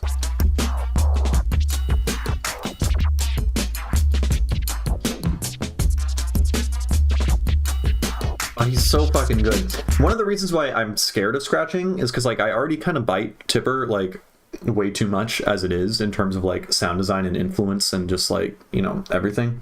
And I feel like if I like try to learn to scratch, like when I scratch, it's just gonna make people think, oh, he's scratching, he's trying to be Tipper, but I'm not gonna have the 30 years of experience. It's just gonna come off as bad, because like bad scratching is terrible, you know. Like it's gonna take years of effort, I think, years of practice and effort before it's like good enough to play public, especially because by proxy people are gonna like automatically compare me to him, you know. Like whenever I hear someone scratching, I usually do just automatically compare it to him regardless of the genre. So especially, yeah, he just has like crazy good musicality, really. So I guess, yeah, I guess it's like not necessarily like having to build in crazy muscle memory or like, yeah, technique. Anyways, that's just white noise.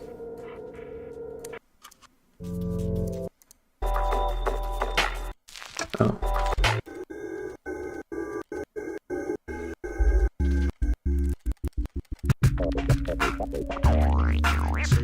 It's so fucking good.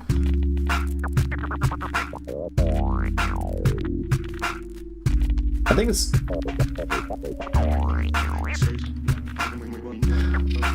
so something that evolves filter wise, right? So like I feel like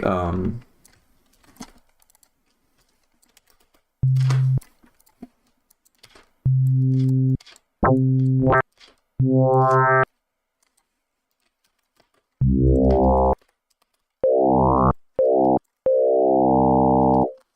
it sounds like it goes down in pitch. That's interesting.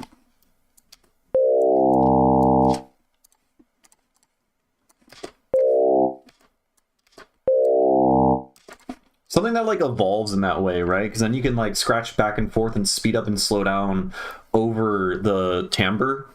I think that would be probably cool. Like, okay, I guess the way to tell if that will sound cool is if we like fake scratch over it, right? So let's turn let's set this up.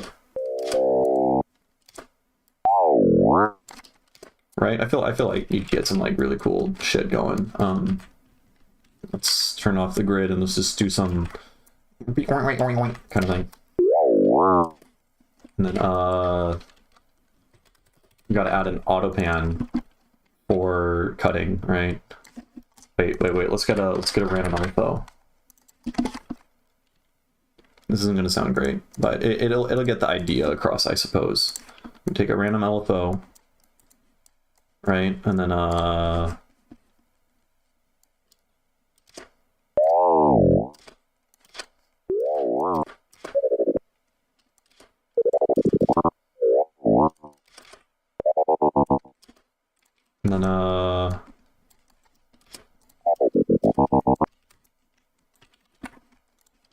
and then let's take another random LFO. Actually, wait. Let's set this to the grid, and then we'll do something like that.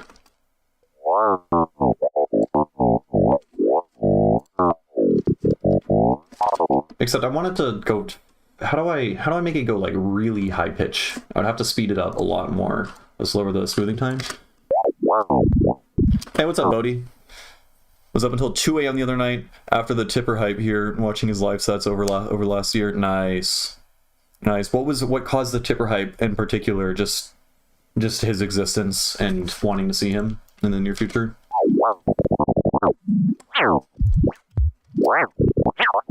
Like, I think that sounds fucking great already. Just like some FM synthesis, and then you can like, yeah, FM synthesis with like, and just mess around with the attacks on stuff.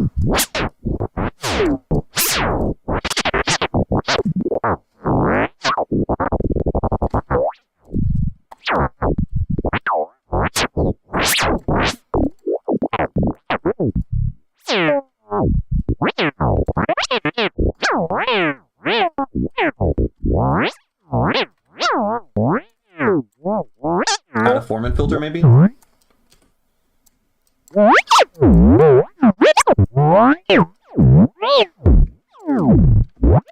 So, like, obviously, yeah, you just, like, record out some, like, weird filter movement. Let's get another LFO.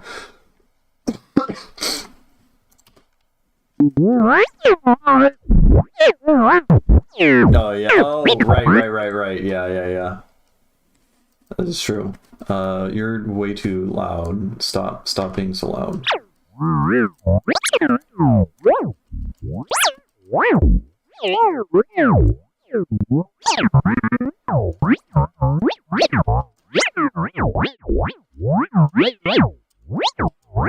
Okay, I'm losing the plot. I'm losing the plot here.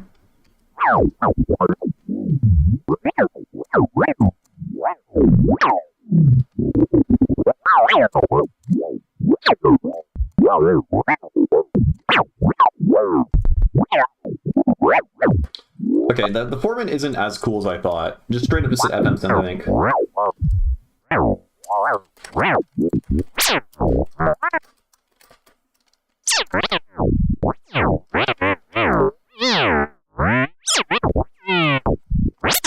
Anyways, yeah, I think it gets the point across. Just something that evolves kind of in an interesting way.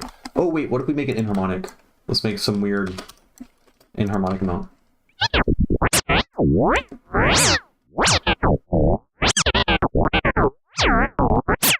love it. I fucking love it. It's great. It sounds like what?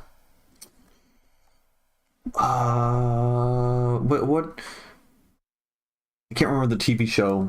There's like aliens and they talk in a weird kind of garbled way, which is just like some fucked up radio. It's like the radio. I can't remember what it's called. When you decode or decrypt something or like a signal or whatever, and it just like garbles everything because it just like swaps everything above like a certain frequency or whatever. Yeah, I think so. All right, let's I think. Oh, what did I do? Oh, I changed the drums a little bit. All right, let's listen to this one more time because I forgot what it sounds like now that we've been messing around with that, and then we'll move on to something else.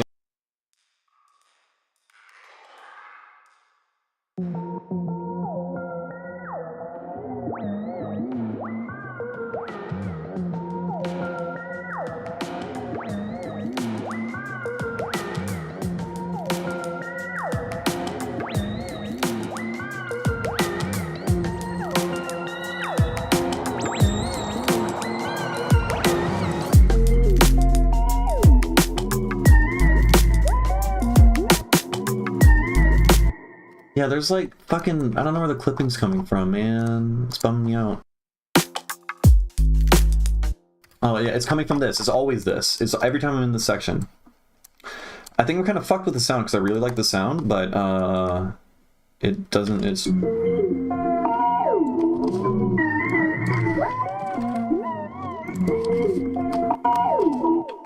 Oh yeah, look, I already tried. It's like, okay, we gotta mask the clipping and the random noise with something, right?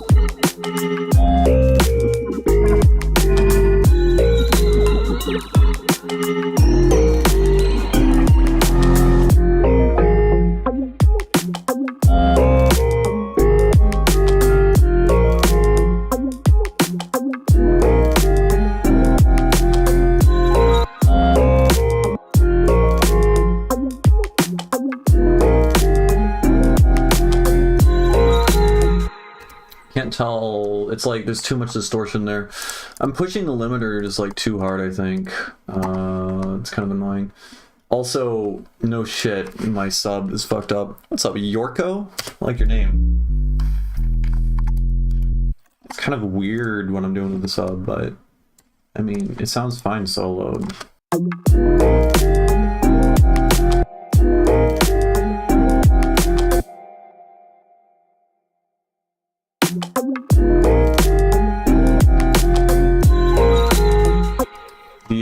I assume you mean this guy?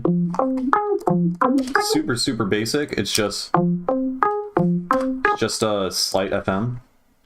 Very slight FM. Same fucking basically like default operator with the FM thing increased. And then we just got an auto filter with a fucking sine wave thing. And I increased the phase of the LFO so that it starts off mono and then it widens. Oh, but I should probably do that over here too. What am I thinking?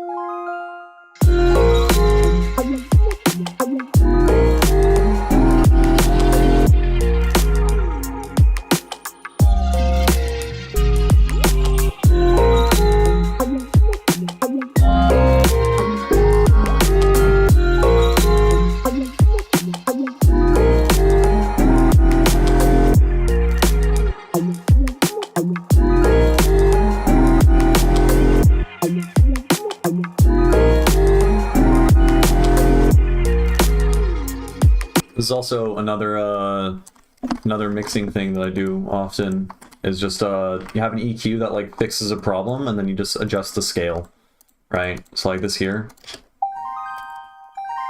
I was like, damn, that shit's too loud, let's put shelf. And then I was like, wait, let's just adjust the shelf. And so now I can like play with the dynamics of it. So over here, towards the end of this riff, then you can, I bring in the highs again so you can hear it more. So it's a little bit more, it evolves more dynamically than just entirely with gain, right?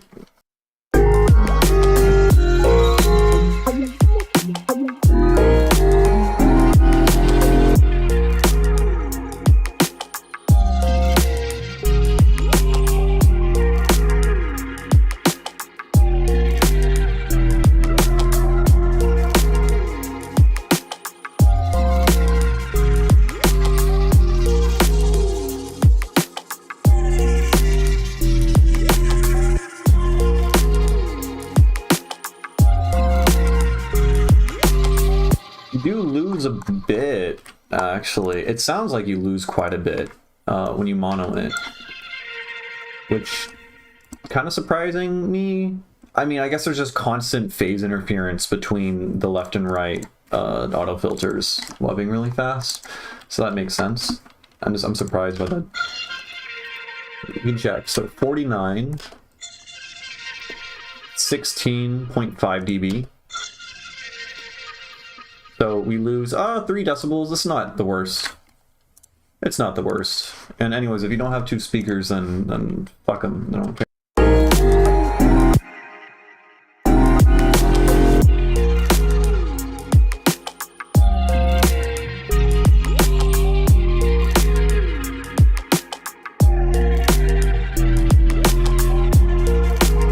And also, if it's an issue, I can always just like lower the width amount.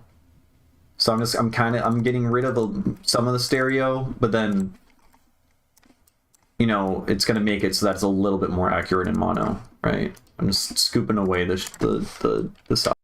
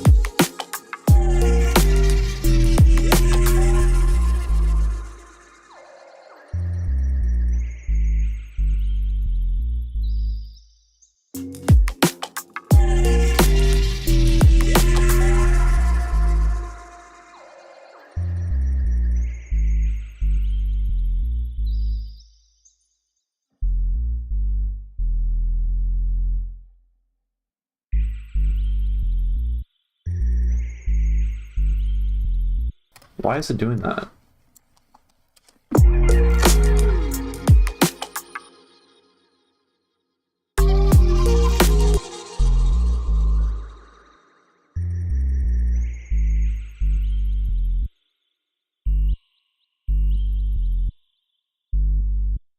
What why is it? You hear that, right? It's going boom. There's a little. Did I pitch bend something? What the fuck? Why? Oh, it goes from 0 to 1? Really? Wow. Oh, because I think when it's at, let me open up. Yeah. Okay. When it's at 0, then the saturators turn entirely off. That makes sense. How's that upper mid textural granular pad thing working with AutoPan? Yeah. It's not too crazy. This guy. No. This guy. Alright, let's here. We'll turn off that. Turn off that. So, and we'll turn off that. So we have 8 voices on noise mode. Easy way, it just makes some really nice like high-end noise if you have a low amount. Right, just like high-end noise, and I'm doing some FM. And then add a phaser flanger thing, makes it filtery, adds kind of more formanty quality.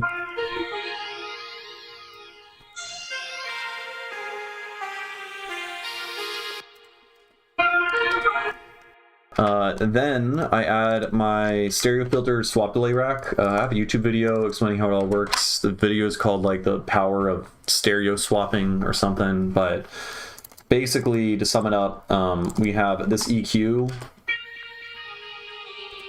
and this is being ran in parallel with a utility that is polarity flipped. So you're only hearing bandpass filters instead of band reject filters, right? And this is also on left-right mode, so this gray thing in the background is the other channel. So by adjusting the Q of both of the filters back and forth, one Q opens up and the other one gets quieter, and then it does that. It actually pans to the left, between the left and right speaker, basically the bandpass filter. So in effect, you have 4 bandpass filters that are all panning separately around. So you have super stereo width that also sounds super formanty because you have a bunch of parallel bandpass filters. And then there's also a swap delay afterwards because it makes it super wide in different ways, right? You can have like, you know, one band in the low mids and one band in the highs, and it'll lean your entire mix off to the side, but you add a swap delay and then everything that goes like that is gonna look at my interpretive dance for mixing. And so after that, you know, that creates most of the cool sound.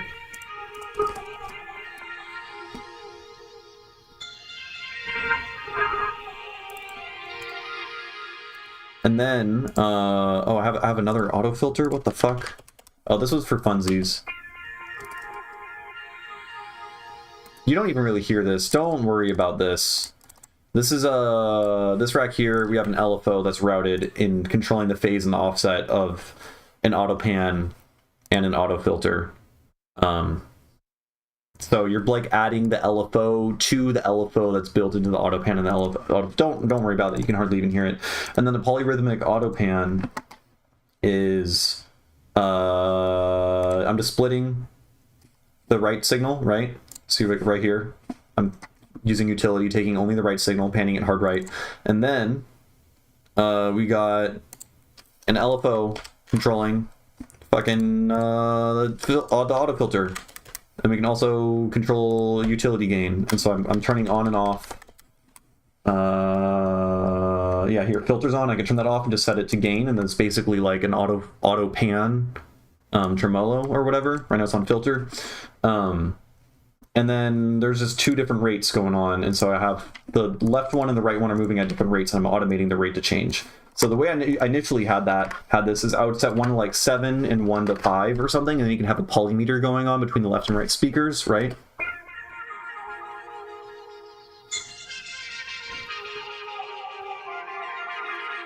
Which that's all cool, but then if you know, change it over time, it sounds fucking sick.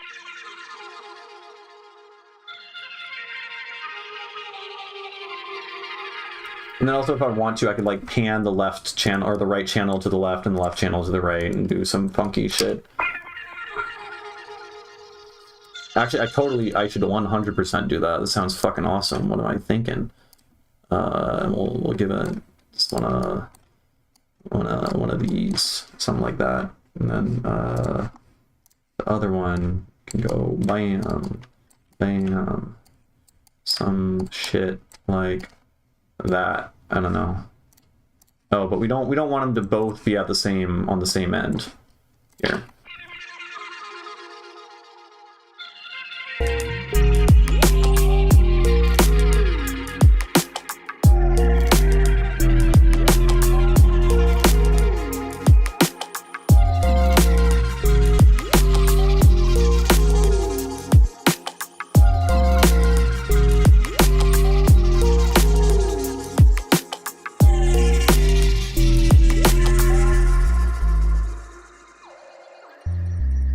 I think it's pretty cool because typically, you know, if they both pass over each other, yeah, I feel like you hear this effect in I was just saying earlier, it's kind of similar to what's going on in Dreamsters, but this one it's on both speakers. But Dreamsters, you have an auto filter or whatever, you have a bandpass filter or something that's being rate modulated.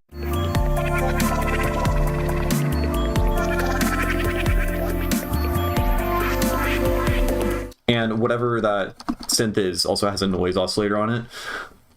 And then there's another song. It's what is it? It's on an EP. It's like a down-tempo song that's on an EP that's normally up-tempo. It's like a really, really long intro with a noisy thing. Though I don't think it's not doing the auto filter thing. I don't think it's doing the rate modulated thing. What song has that sound in it?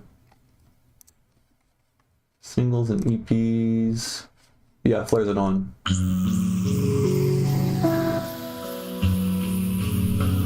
So this just has the like kind of formanty sound, but is noisy. Yeah, Flares It On. Yeah.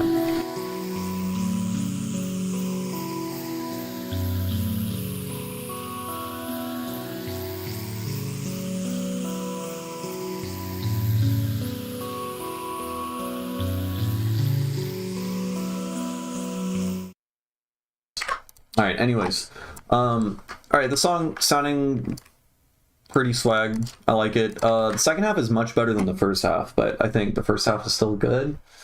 Mixdown is a little questionable, especially because I'm using vinyl distortion to hide all of my fucking issues here.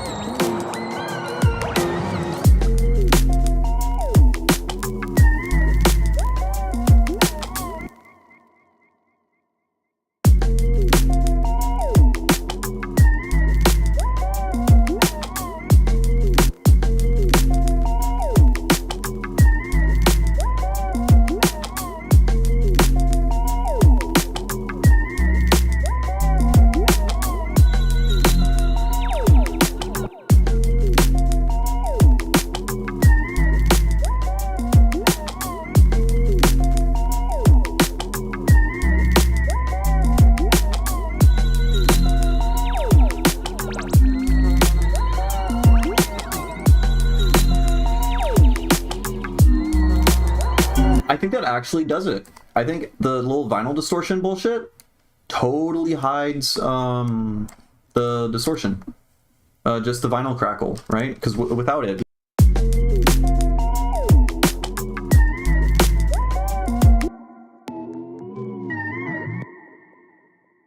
That shit is no good, but I don't even notice it at all with it.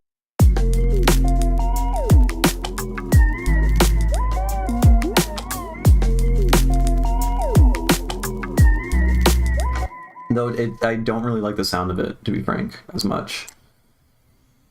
Tried ditching the limiter and then just clipping the shit out of Ableton output. I don't know. That sounds like heresy. Sounds like heresy. It probably... I mean, I mix this into a limiter the whole time, so it'd probably sound like shit if I...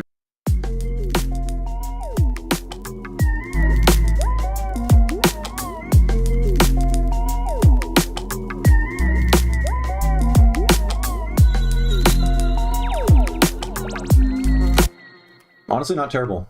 Kind of surprised.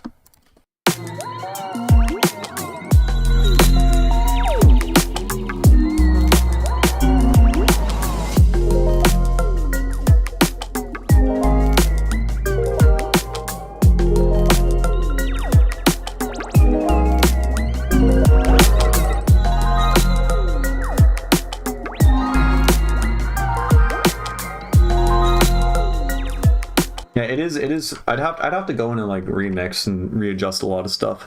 I know it's all the rage, but I'm a contrarian, and I think everyone's clipping their mix downs way too much, and shit is way too loud in general. So I don't want to do that. I don't know. I've already mixed it into a limiter, so I'm probably just gonna stick with that because like it does sound pretty good. I don't know if it sounds better per se. Like here we go.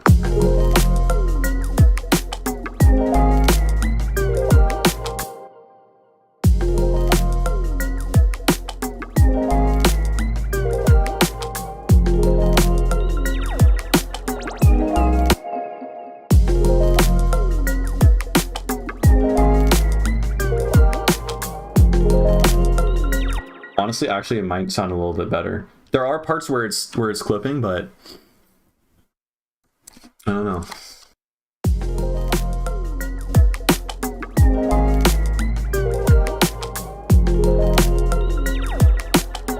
Yeah, it's clipping too much. I'm just gonna pretend that it didn't sound a little bit better for a second. Yeah, shit's too loud at the cost of nice listening. Yeah, it just doesn't sound good. You got a volume knob, use it, you know. That being said, I still make my shit extremely loud. Like my stuff's at like 7 to 6 LUFS usually, which that's obscenely loud as is. But for this genre now, because of how the trends have been going, that's like quiet, which is fucked, you know. Like any like rock music or I don't know, any like acoustic music generally, like they're all mixed at like way above like 10 LUFS, you know, because like they want them dynamic. So electronic music is already loud as shit as it is. Like I don't know. My rule of thumb is like anything past 6. I think 6 is like the loudest you can really go, and that really depends on the genre. As is past 6, you're just hurting your song. Like the diminishing returns are huge.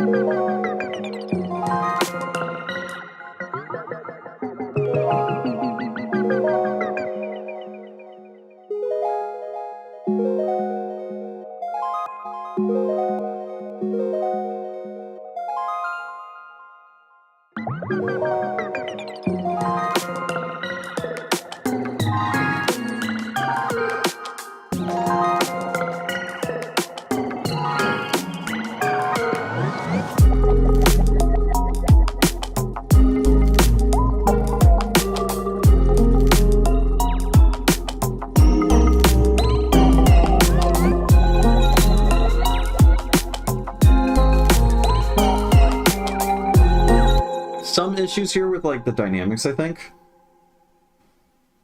I have to like, I don't know, there are too many elements that get like kind of loud together and it gets a little overwhelming and starts like pressing the limiter too much.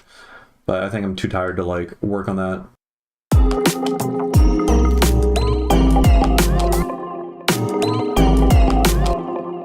Yeah, that's no good. We could just sidechain compress that with whatever the fuck is in sounds. Right? That probably would work. Sounds.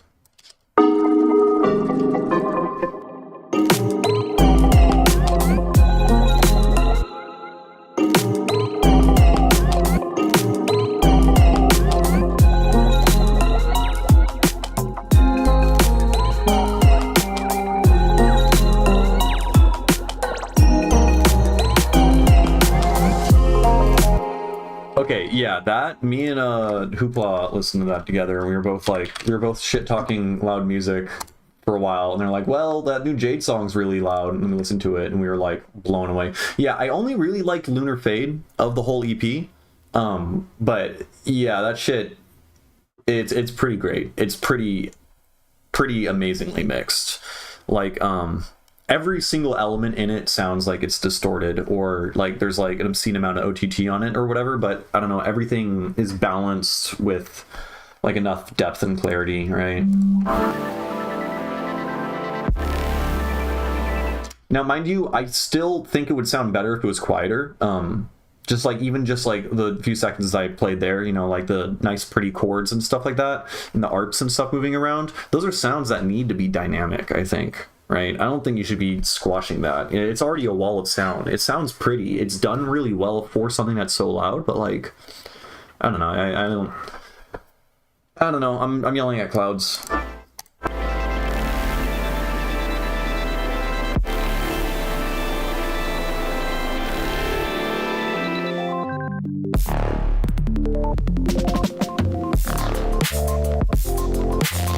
Wait, hold on. Let's play this on Bandcamp. Or wait, I can do it on SoundCloud, because I should still be able to play stuff on 320. Lunar Fade. So we can see just how fucking loud this is.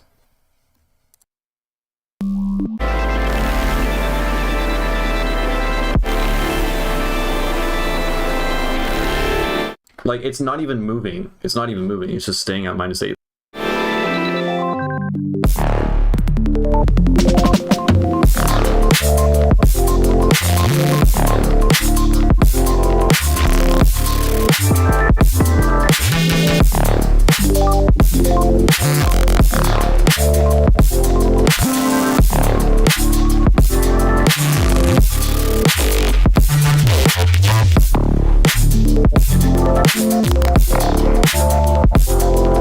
Yeah, the drums are fucking nuts. The drums are insanely loud, and they sound great. This whole thing, yeah, it's impressive as fuck. This is on, wait, really? Because I think SoundCloud shouldn't have volume normalization. It says like -4 right now, right?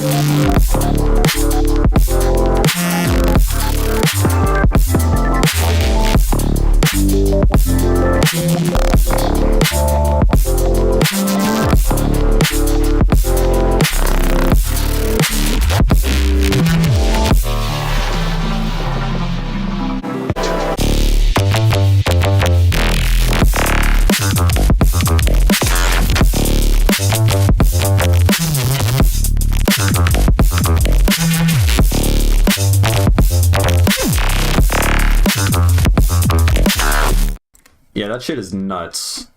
But moral of the story is we're not all Jade Cicada, so people shouldn't be fucking stop mixing your music like that unless you're like Jade Cicada, I guess. Because people aren't, you're not pulling it off. He is though. God, okay.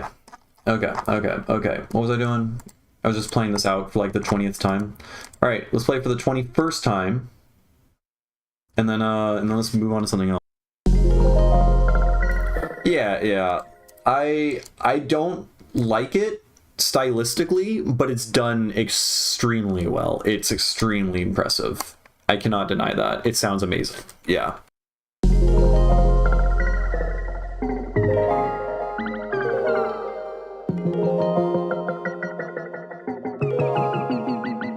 My song is so quiet now. God damn it. This is why loud music is bad. It makes everything else suck after you listen to it. You fucking god.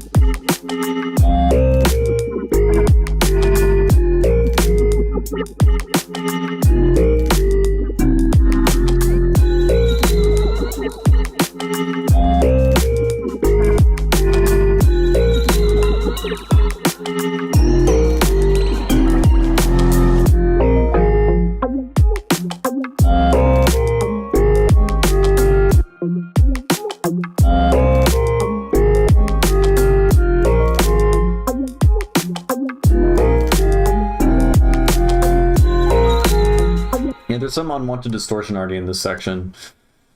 Like, how am I even gonna go about mixing that? Is there too much reverb?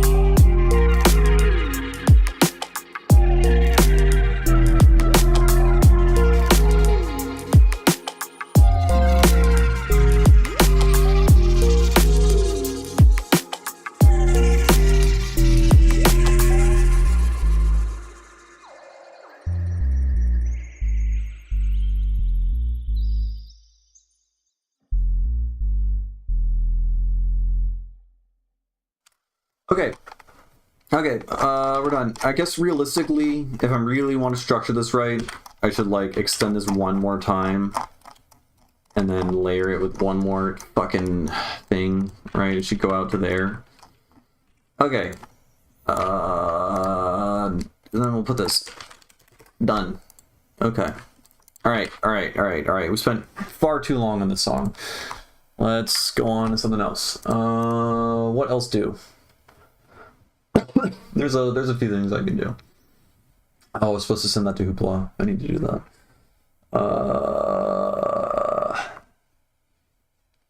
This song is broken.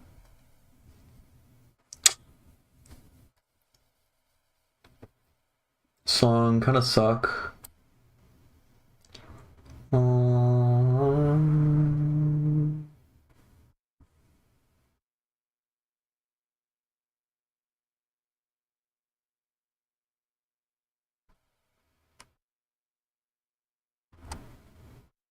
Let's work on this guy. Let's do this guy. Now, I remember the sub bass is fucked up because I used my like dynamic sub rack in it, and somehow it broke from the initial project file versus one that I'm working on. That's why I kept not going back to it, but I could I'll just like rewrite it and do manual automation or something. Should be fine. Okay, while this loads, I guess we'll go back to trying to learn how to play the fucking entertainer. Right? We got that.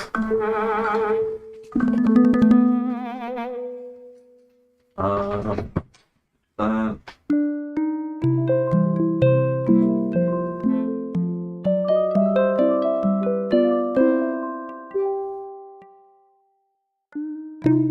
god.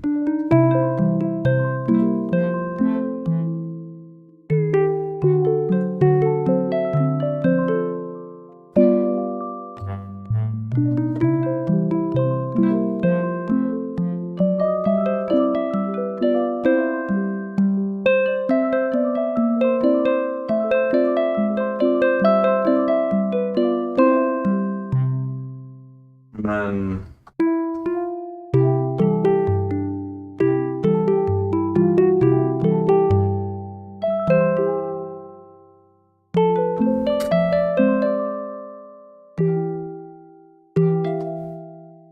I hate this part.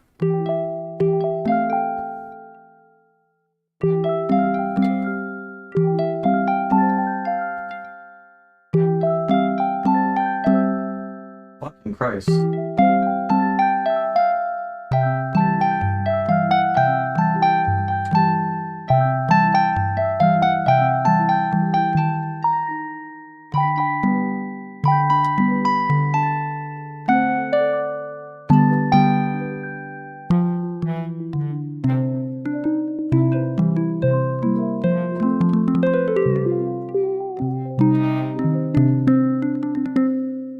And I didn't press OK on the thing, so it took even longer to load. Love that. Love that. It's kind of amazing. Yeah. Like even just trying to play it normally, even it's like you inherently. Well, one, this preset sounds awesome as is.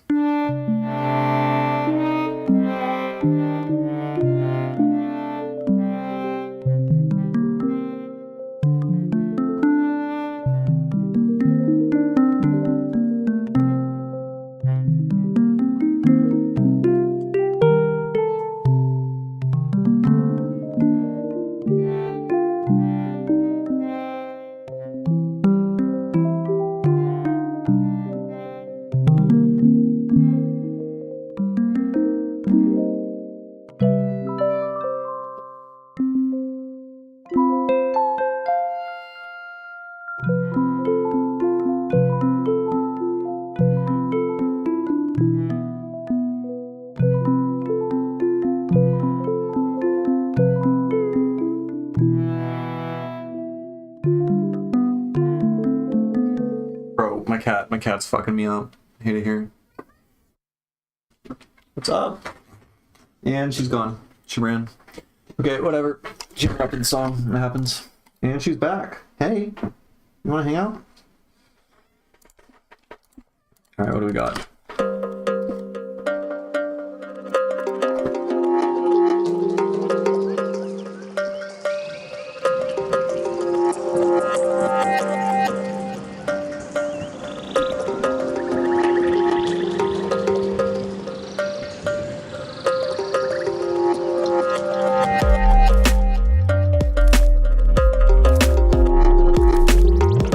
Yeah, the sub just doesn't sound right.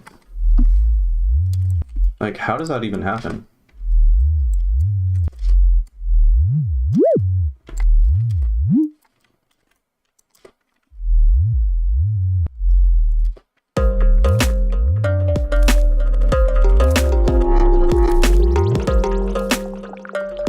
Okay, bro, this cat, I can't.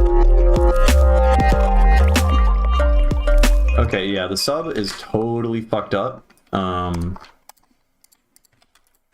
I think I'm just gonna try to recreate what it should sound like from memory.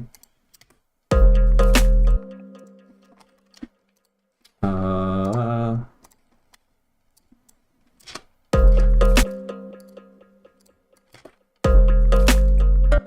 then we have to enable much bigger pitch bending. Proc fiscal vibes. I don't know those words. That combination of letters. I'm not familiar. What was I doing? Getting all distracted because there's a cat being all cute and stuff.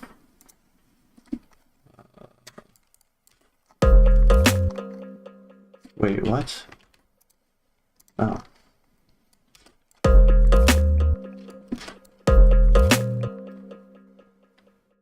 Whoa.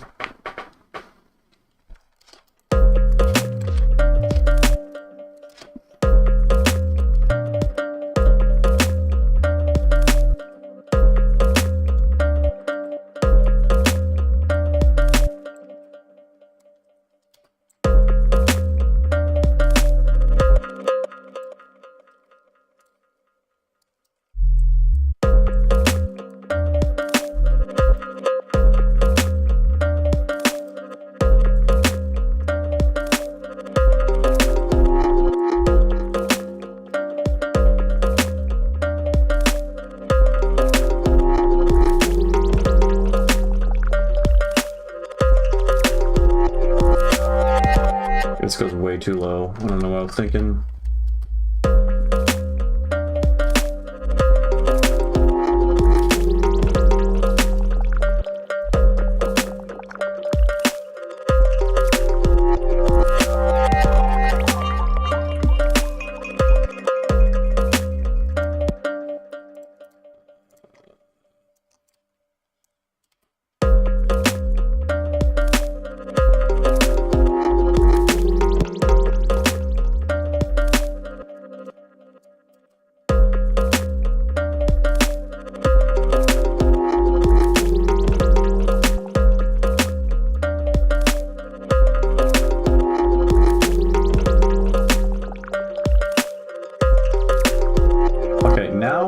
Now I gotta check them out. You guys and recommending good music. Jeez. What's a good Okay, this is sick already. Okay, the stereo imaging is crazy on this.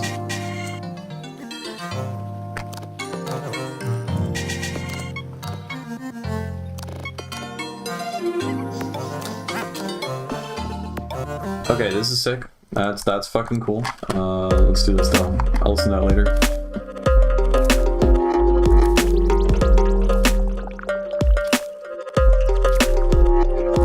Okay, that sounds terrible, but we can give it one of these. Gotta give it to him. Why are you like this? Stop it.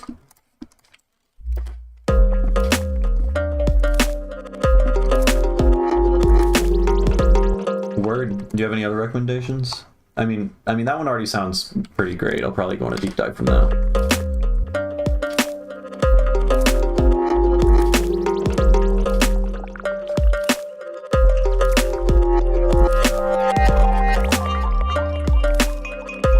Oh, there's no compression. There's no side chain. What? That explains everything.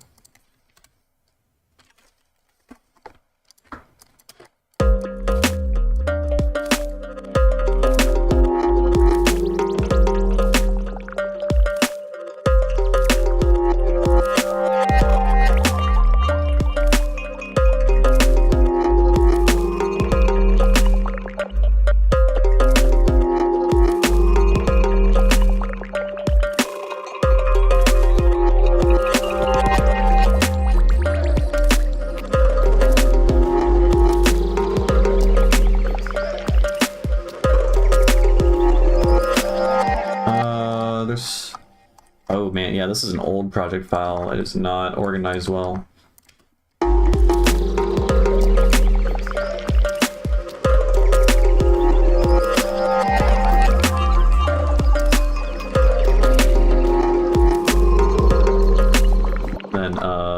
where's the rainforest?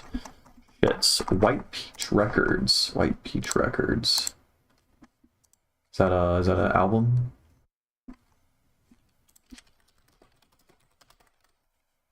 White Peach Records. It's a playlist. Culprit. I mean, it's probably a record label. That makes sense. Yeah, the bell thing is it's just some sample I found.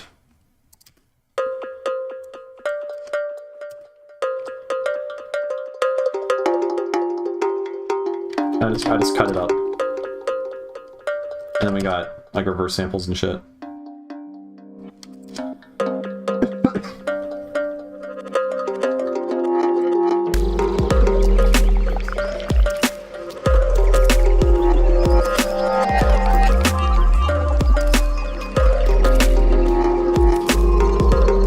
Okay, where the fuck is this stupid forest recording? It's super muddy.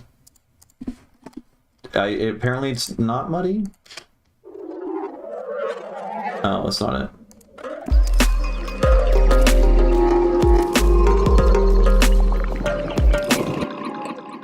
Oh, here it is. Here it is.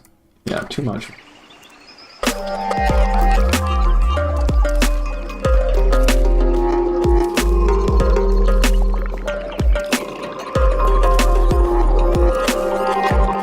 Is that? Why is there Redux on it? Why would I ever put Redux in this song? That...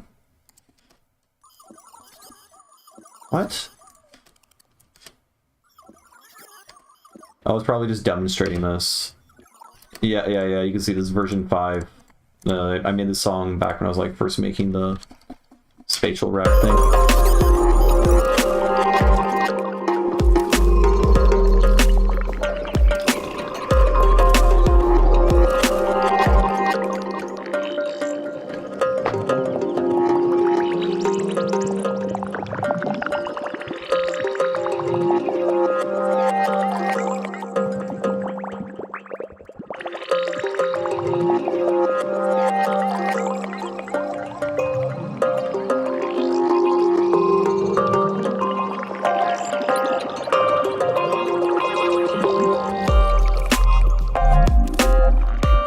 Okay, there's so much shit wrong with this.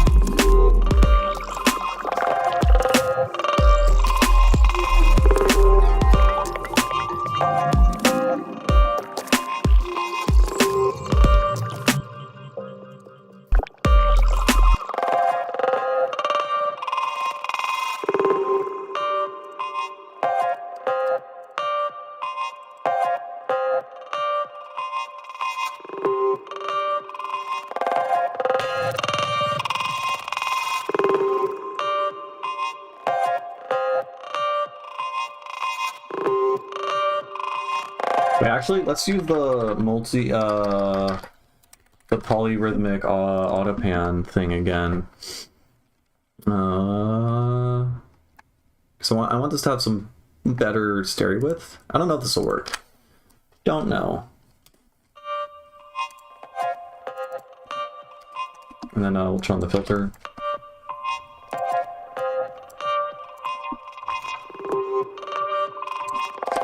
We'll set this to, I don't know, 11 versus 7.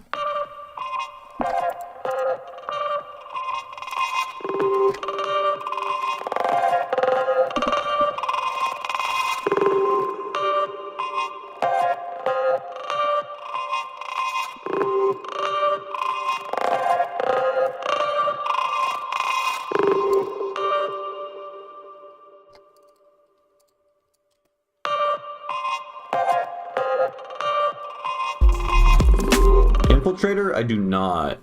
Infiltrator, that's the... I guess multiband compressor. I thought that was a saturator or something. No, I mostly just use stock stuff.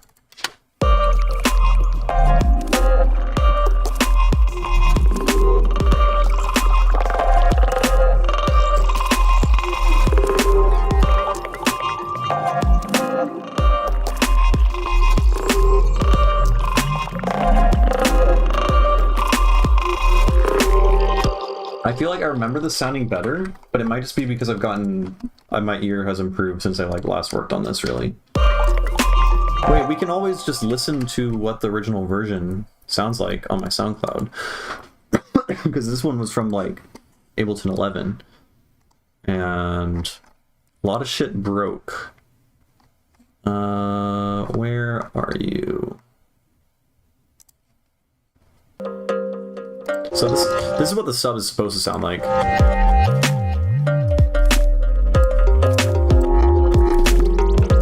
And then I just made it this. So it goes way higher normally, but I think that still sounds fine.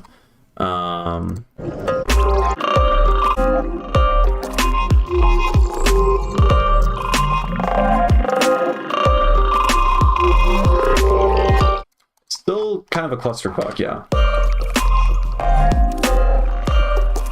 I broke it, I added a delay.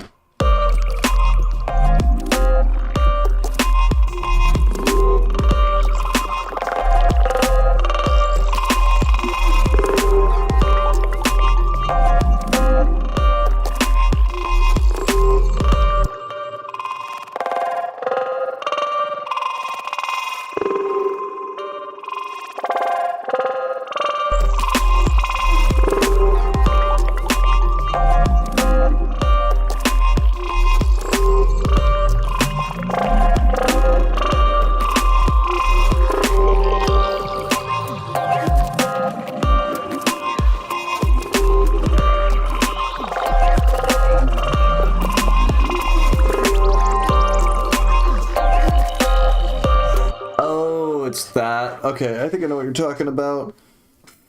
Multi-mode one knob compressor. Oh, it's a okay, gotcha. One knob multi-mode compressor. I feel like my one knob multi-mode compressor thing is Bloom. Because you just twist knob and make sound good. Yeah, I remember you were there. I was working on a fucking Gamma Burst song that I just released recently. And I couldn't mix it down for the life of me. And I just threw Bloom on it, and then it just fixed an issue that I'd spent months on trying to fix. It was this one. Though I think that song still doesn't sound that great. But yeah, one knob fix mix plugins. Pretty good. They also make me scared about the future of mixing a little bit.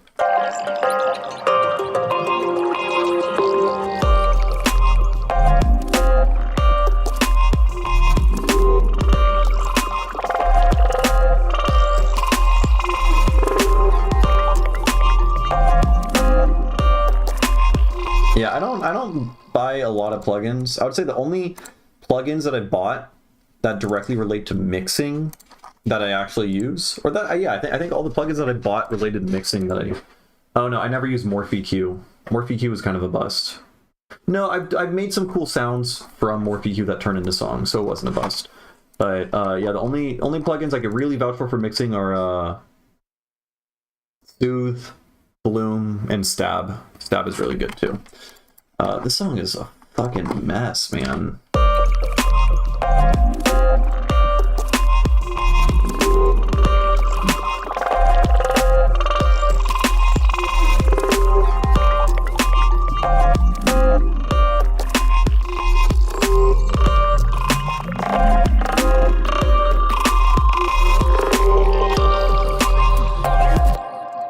What the fuck? Okay, there's got to be some shit. Some shit is broken. It did not sound this bad. I'm coping right now because maybe I just mixed this terribly when I last worked on it.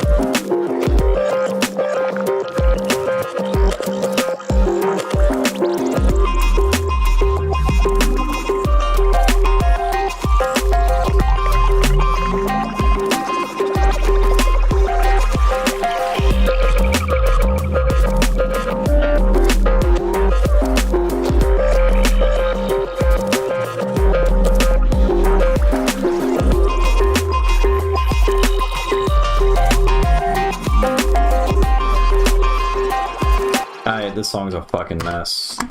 I don't want to work on it just because it's like there's so much I'm gonna have to do.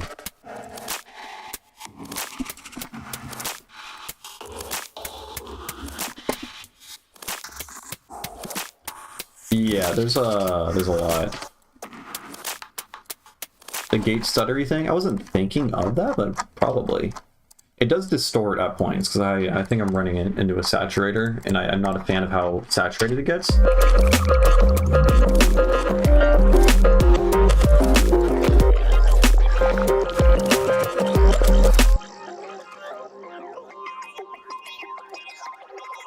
And I just have too many layers going on, I think.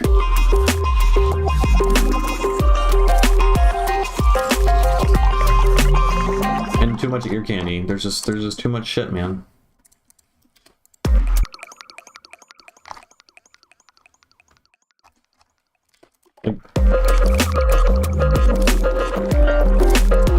You can't even hear it. It just muddies everything up. This one's good though.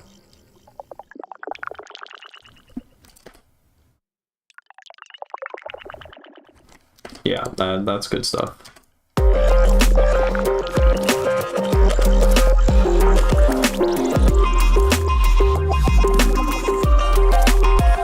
Okay, yeah. Let's just mute. Let's mute all the things that I'm not confident of.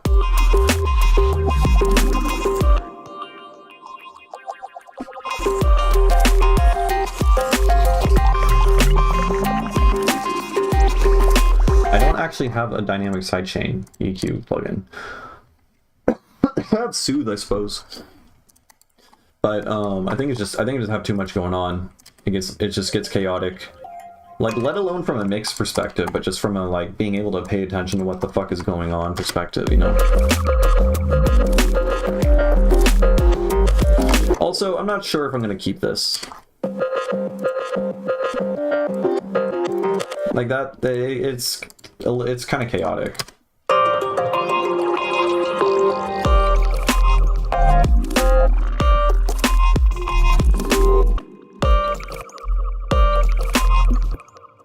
And I think we can make the sub bass more interesting, make it curvy.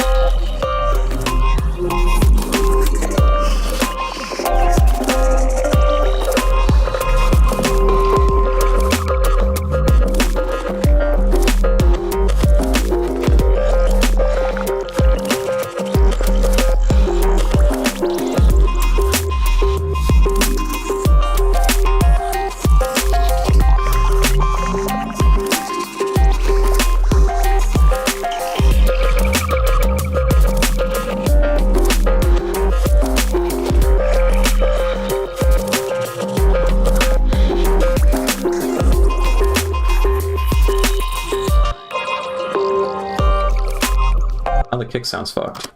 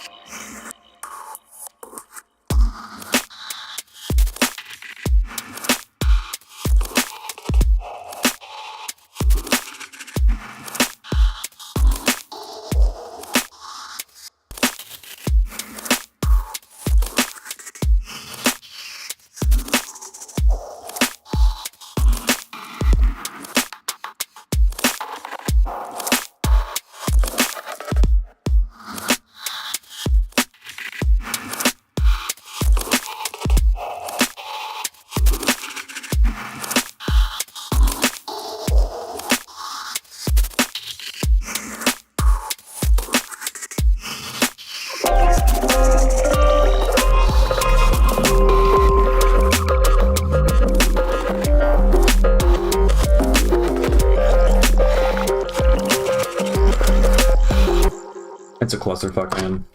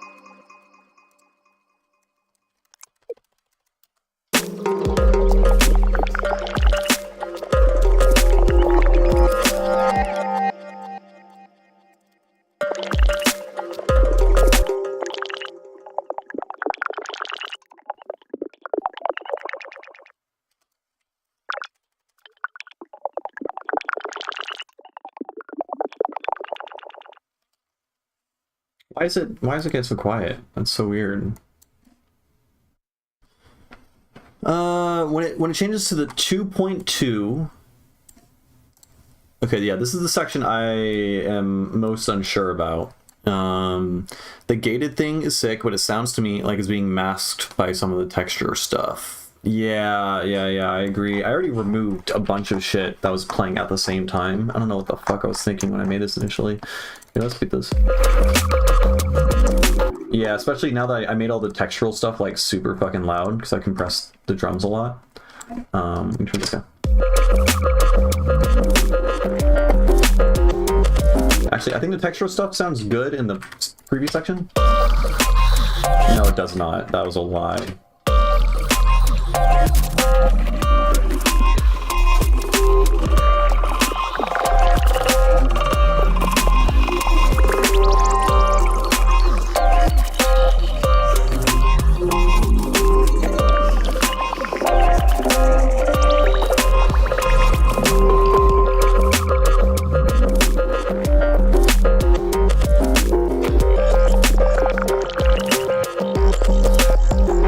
I think it's just all the ear candy shit. Here, let's turn all this off.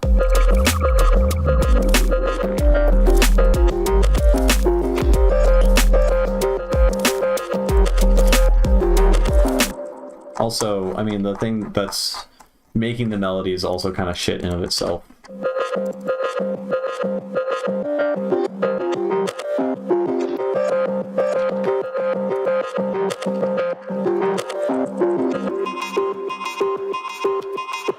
Right. But what we can do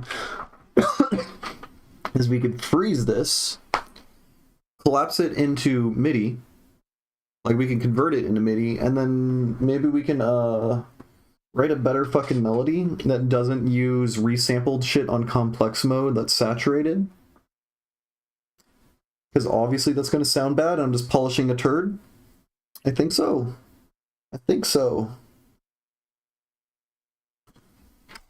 Alright, let's take this guy. That's the problem with resampling. You're kind of locked into whatever the fucking mix sounds like. I don't know why that happened. Cool. And then we go, bam! Harmony, because I think harmony is better than melody. Change the simpler mode to gate. Oh. Okay. Yeah, we can try that. I wonder how like melody oh my god, okay, maybe it was too much. Maybe it was too much. Maybe my idea was a bit ambitious.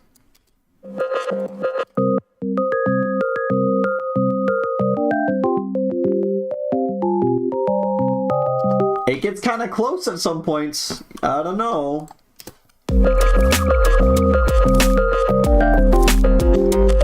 Banger, yo.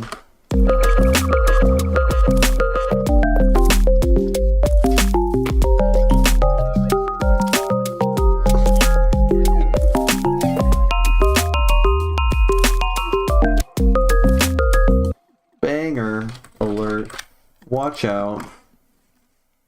It sounds so fucked. I guess there's like all the noise artifacts and it tries picking up a thing on it.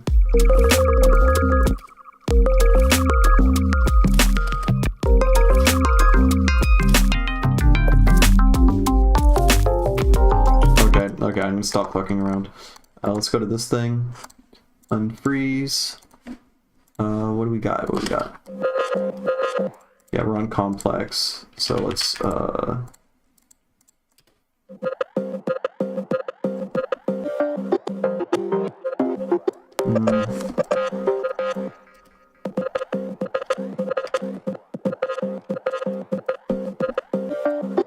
think I'm just kind of fucked here, man.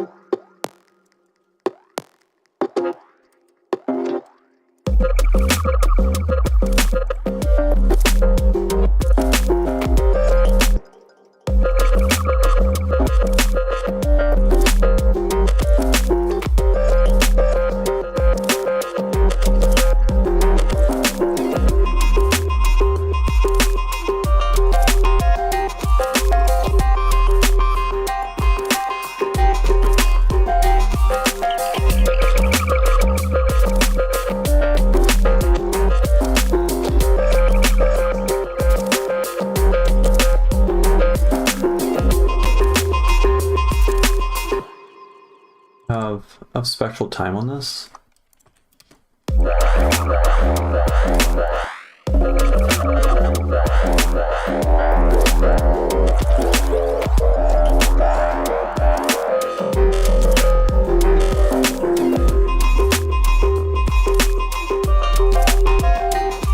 Yo.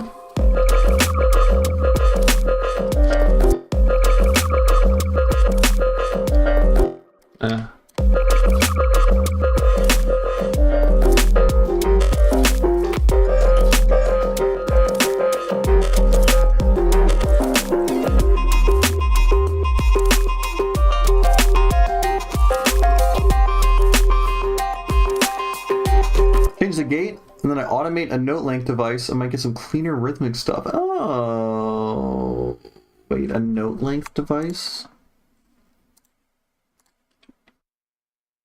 Change the gate. Can you even automate this? Is this like under envelopes? Can I like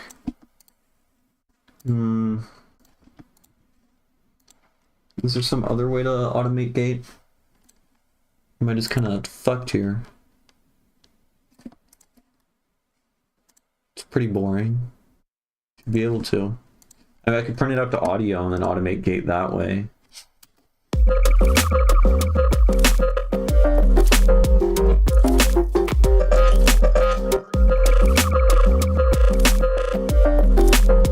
Gate instead of trigger. Oh.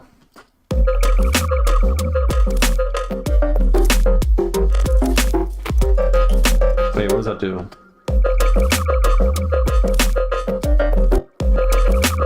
Oh. Oh, it only plays during while the note length. I see. I got it now. It is all clicked.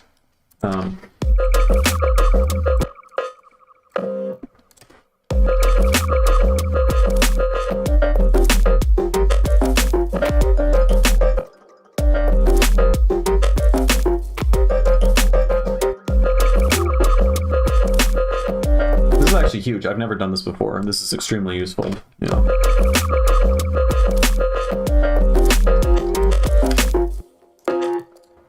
Oh, this is huge.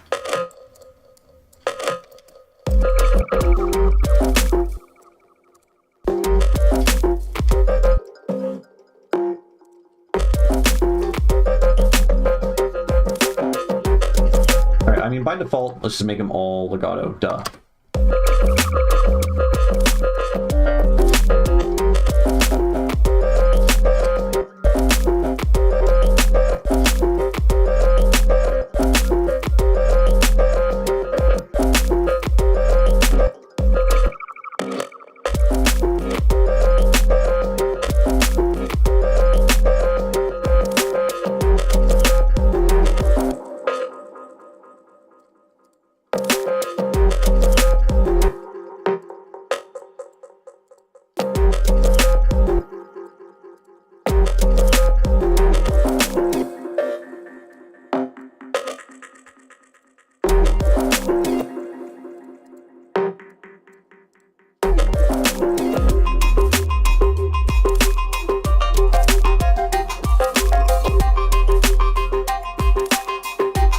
Way to automate. It would be cool if I could like do the thing with velocity but with the note length, you know?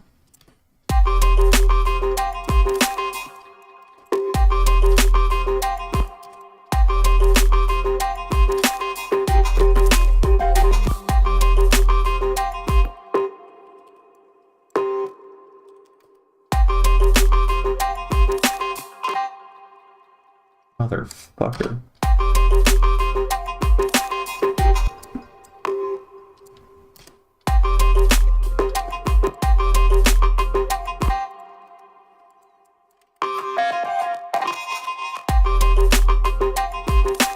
Oh, there's a MIDI device. That's the thing you said I should automate.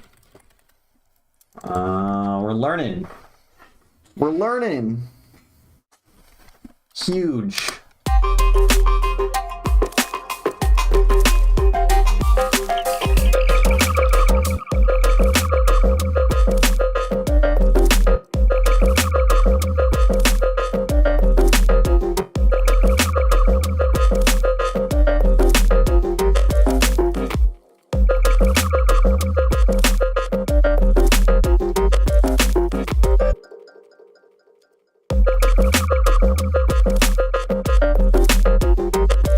I feel like this sounded different before.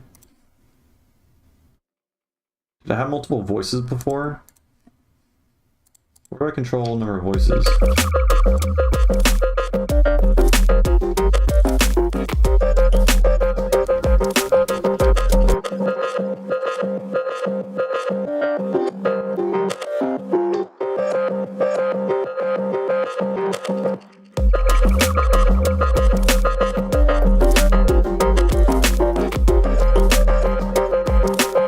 I'm so confused. Where's the delay coming from now? Oh, I turned up the delay.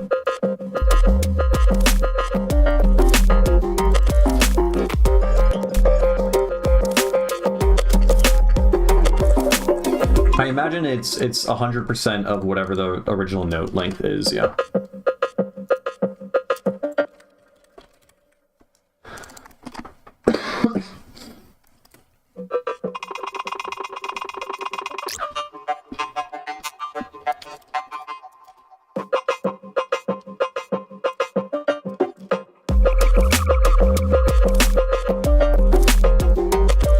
I don't know, man. I think this section, I think I'm polishing a turd because I'm using a sample here. Like this section, I might be able to get away with it, but this one's also questionable.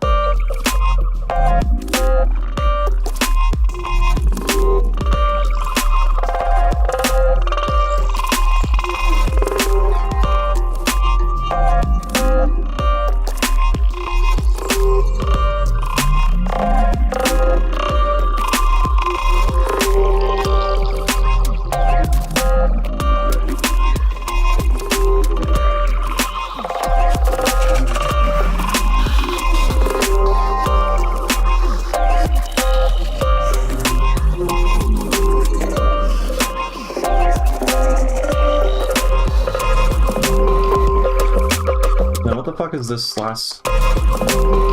What is delaying out like that? It's so obnoxious. Oh.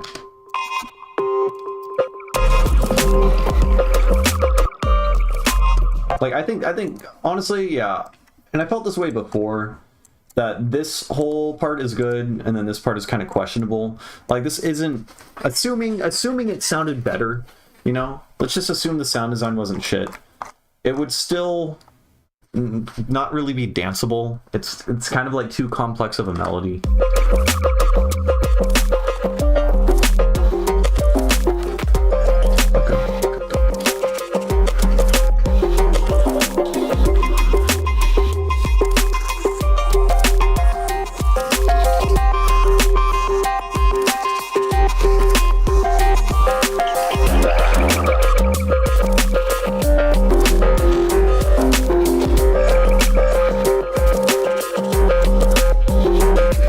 This is weird, man. And the saturator isn't doing it any help. Anyways, let's go back over here. Let's work on the part that is good.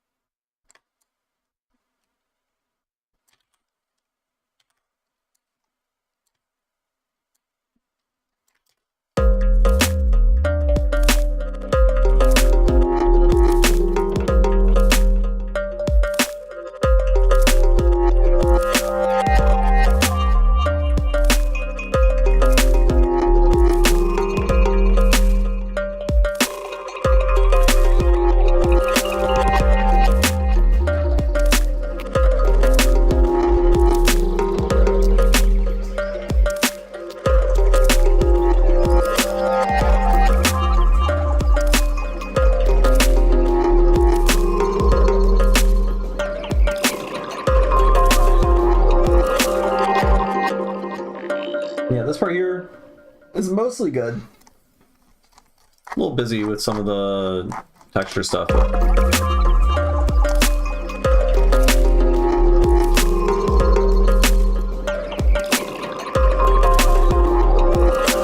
It's this guy here.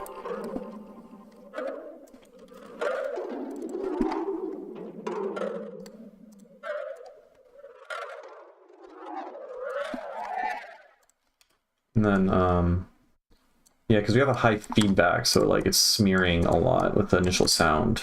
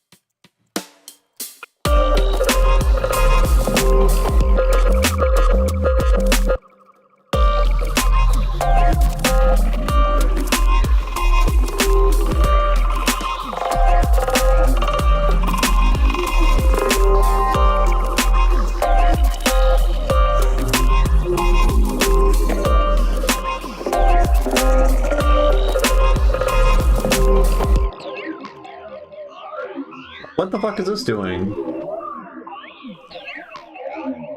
There's no way this is doing anything good.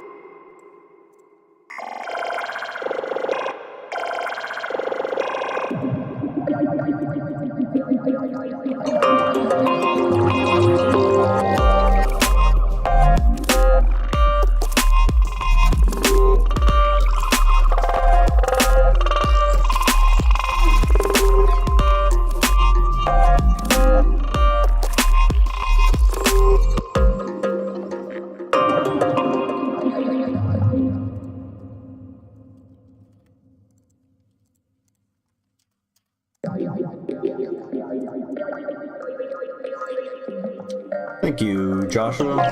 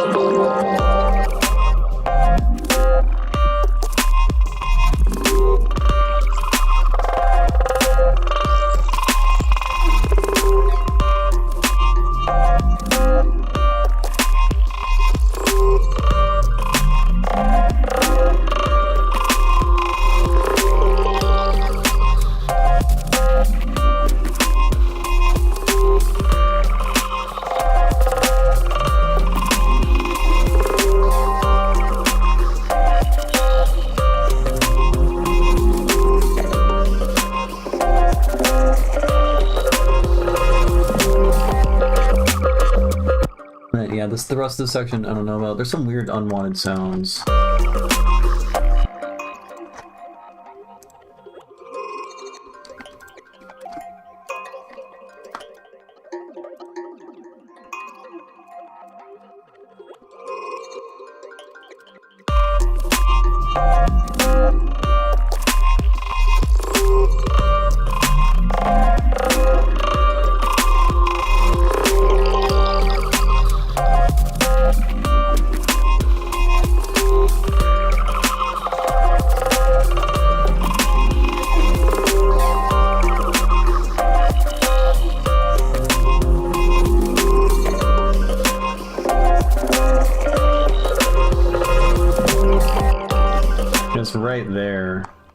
are you? Ew. It's like down an octave for no reason. Oh, why are you down an octave? Don't do that, bud.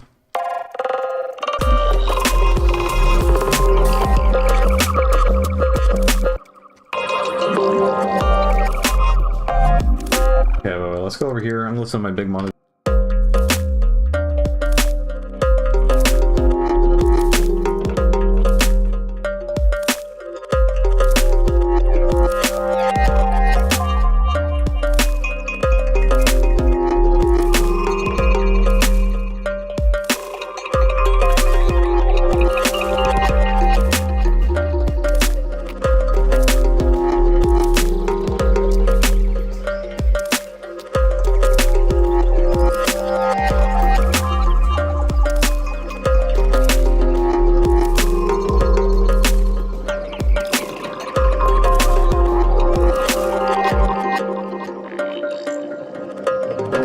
It's like -8 right now. I'm not like super worried about it. I was just kind of checking it wasn't like at an obscene level, like either much too quiet or too loud, because I want to know that I'm mixing into like the limiter I'm mixing into is doing something, but it's not overly doing something. So it's like -9 right now. I don't know what I'm gonna make it hit in the end. Probably like -7, ideally.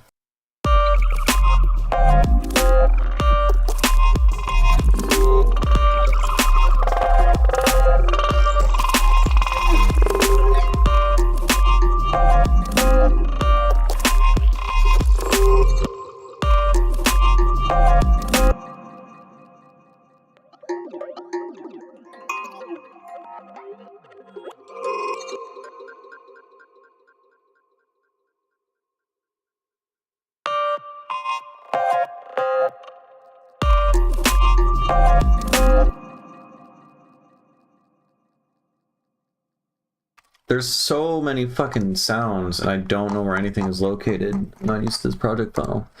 What are you? Sure, why not? We don't want that. It really depends on the genre. I think 6 is like the absolute limit of how loud you should go. Songs tend to like fall apart at that level, I think. Usually. And yeah, it depends on like the genre and stuff like that. Like this song is like super dynamic. I mean, it's probably realistically going to be like -8. -7.5 probably, or something. I don't know. The more like dynamic and melodic and like pretty your song is, then the less loud you're probably going to want to make it without butchering it. Scope Wanderer. I'm gonna get some water and I'll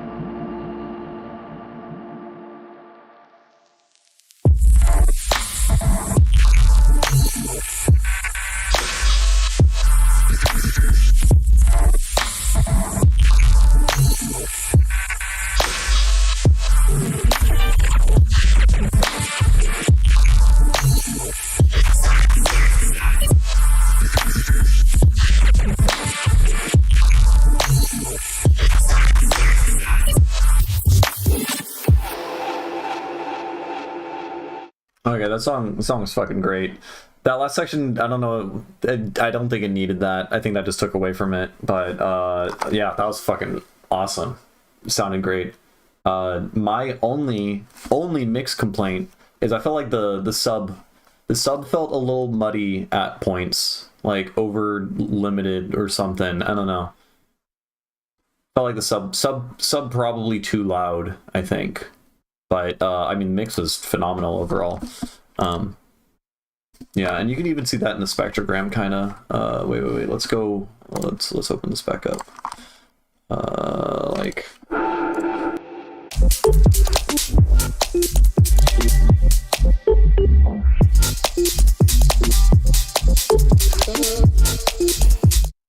It's like super unstable, I guess. It's like constantly like pitch bending and super staccato and stuff like that, so it's never like stabilizing and making like a full sine wave. It still sounded good, it just like it sounded off in a way that I would think that it wouldn't translate well in like another place. I mean, I don't know, I can't, maybe it does sound great in other settings because that mix down was fucking incredible in every other aspect, so maybe I don't know what I'm talking about, and I'm in a shitty untreated room. But yeah, I don't know. I suppose if I were to do the only things I would change that song if I were to, because I don't know, I'm always in nitpick mode when I'm streaming because I'm like always giving feedback, would be to get rid of that last section because I feel like that just didn't do anything for it, and to like turn the sub down. But I probably couldn't make a song sound that pretty, so I don't know what the fuck I'm talking about. Okay, that was super cool. All right, let's listen through this thing one more time. I think I'm gonna scratch this whole section over here and replace it with something else. I think that's what I need to do.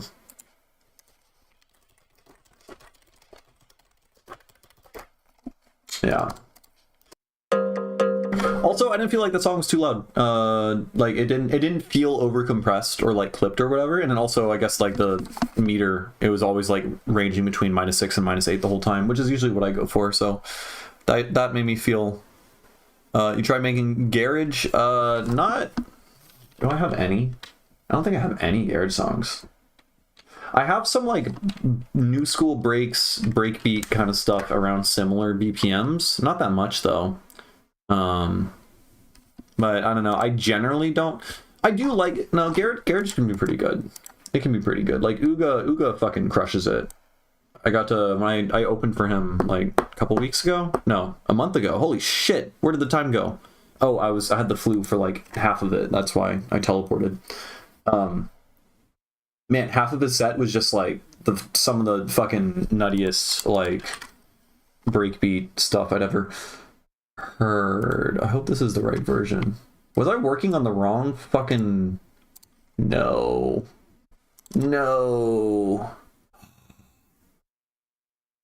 Oh no.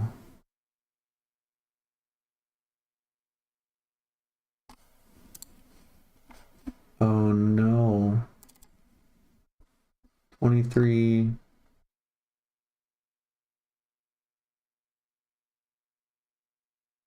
This one is saved, it says.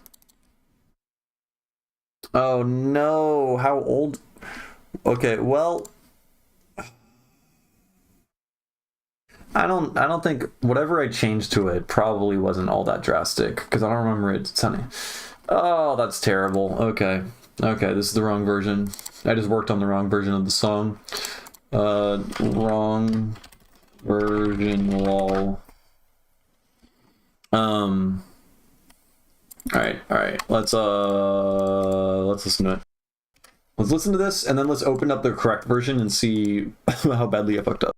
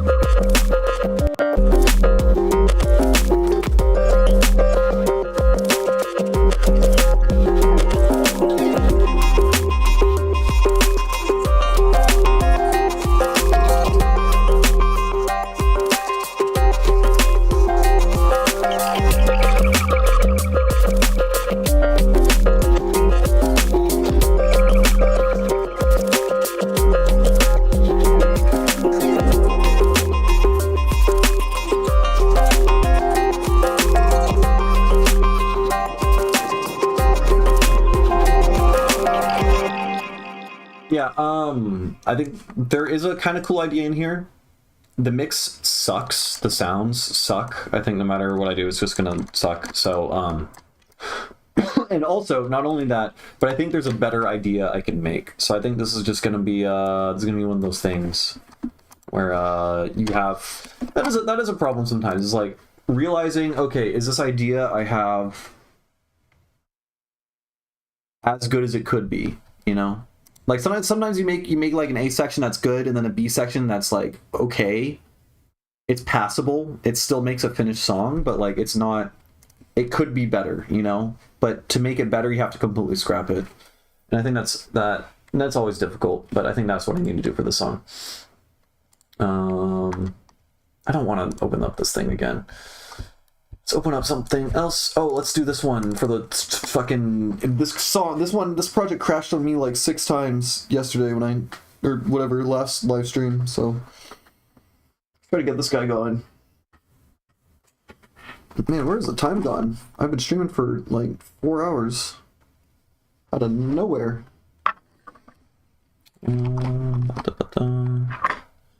Here, what can we do? We can play motherfucking jaw harp.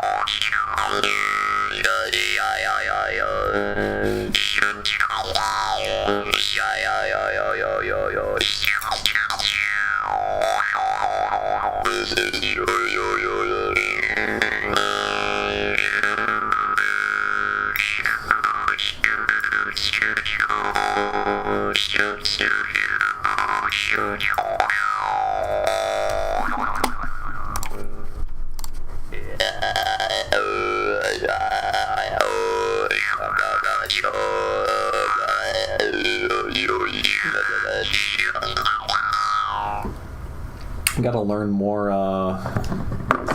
gotta play more. There's this whole thing that you do when you're playing jaw harp where you open and close your glottis, which is just the most pleasant sounding word. I need to do that more, make transitions, because like it goes from sounding like a human to like a spring, you know.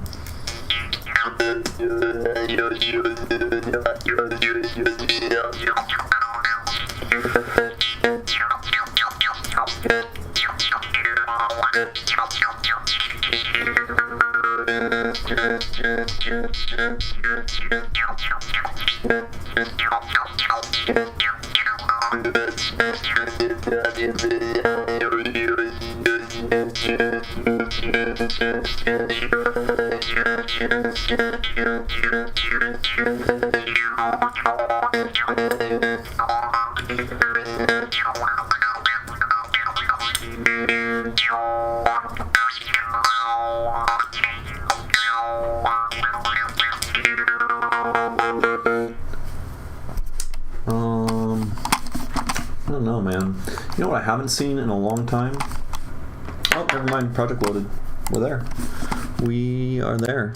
Now let's turn on the compressor and stuff like that. I accidentally fucked up at the end of the last live stream, and I just left my microphone without the noise gate and the compressor on. It sounded like absolute dog shit for the last like 40 minutes of the stream.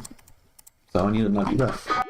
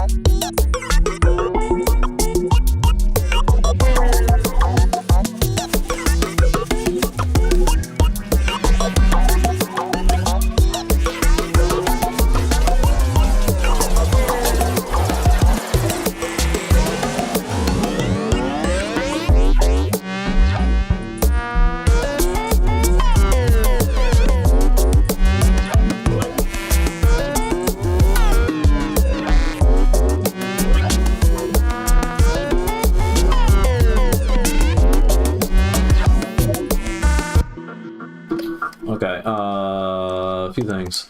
Yeah, the song. I really like this song. We are in 7 notes per octave in here, so it's all microtonal and fucking weird. The tabla is a nightmare to mix down.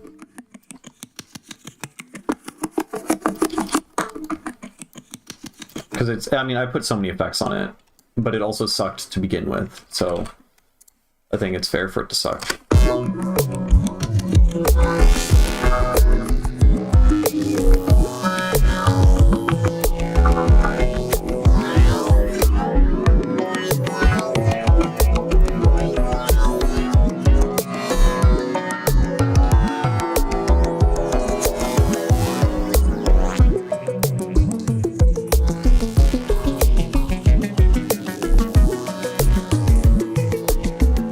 So one cool thing about 7 EDO or 7 notes per octave is it's effectively, you can think of it like it's a diatonic scale, right? You know, which is a 7-note scale, but you make the size of your half steps and the size of your whatever full steps equal to each other, right? So there's like a whole bunch of different types of diatonic scales. So like, you know, in 12 notes per octave, your diatonic scale, your notes have a 2-to-1 ratio of size to each other because your whole steps are, you know, 2 notes and your half steps are 1 note. And then in other scales, such as like 26, your whole steps are going to be of size 4, and then your half steps are going to be of size 3. So there's a 4:3 ratio, so they're much closer together in terms of size. And the more close you get them to equal each other in terms of size, you know, 4:3 or 5:4 or 6:5, so on and so on, it starts to approach 7 notes. Oh, I didn't mean to do that. It starts to approach 7 notes per octave, because 7 notes is a 1-to-1 ratio, right? And then what's more interesting is there's some scales that have like a 0.5 ratio, where the small step, quote unquote small step, which is, you know, where there's 2 of those notes in the octave, in the scale, right? You have 5 large, 2 small. If the small step becomes larger than the large step, then it ends up, you get an anti-diatonic scale. So every single tuning is made up of either contains a diatonic scale in it or an anti-diatonic scale in it, or at exactly the middle point. I need to stop doing that. I need to stop clicking on that. At exactly the midway point is 7 notes per octave, or 7 EDO. So it's cool. So basically you got a major scale in here, but it has kind of like a whole tone like quality to it, in that there's no frame of reference for like where the tonic is, right? Because every single note is the same like distance from every other note or whatever. There's no, you don't have that little, like, you don't have a leading tone, or you don't have like a whole step, like just differences in the size of the scale or whatever. It's symmetrical everywhere, just like a whole tone or a 6-note per octave scale is. And it sounds fucking cool. So it has an air of familiarity to it, but it's also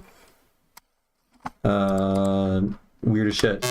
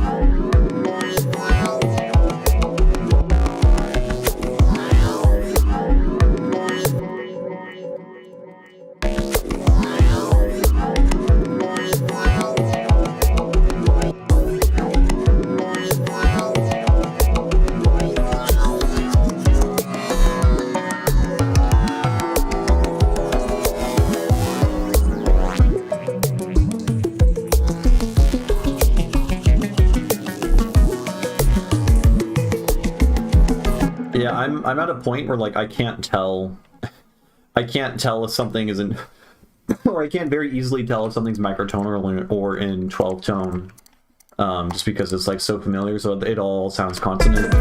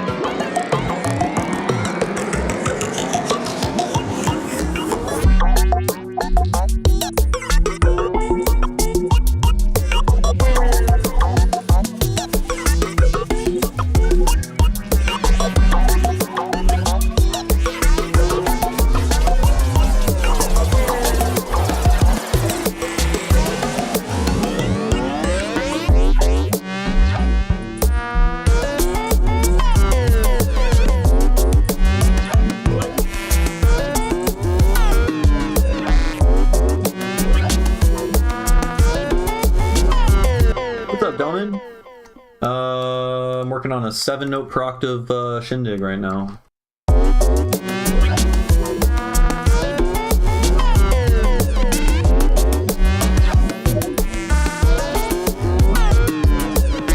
Though all the notes you just heard, those notes in particular, they're just like random pitch bent fucking weird dudes. Right.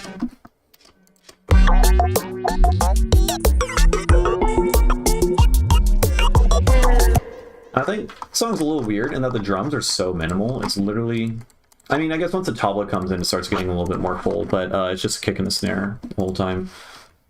And yeah, it's all equal. So we're just in 7. Which at the time I didn't know any theory. I was like 7 notes, that's not that many notes, and I just drew some chords in by ear and it sounded good, I thought. And yeah, it's just these chords.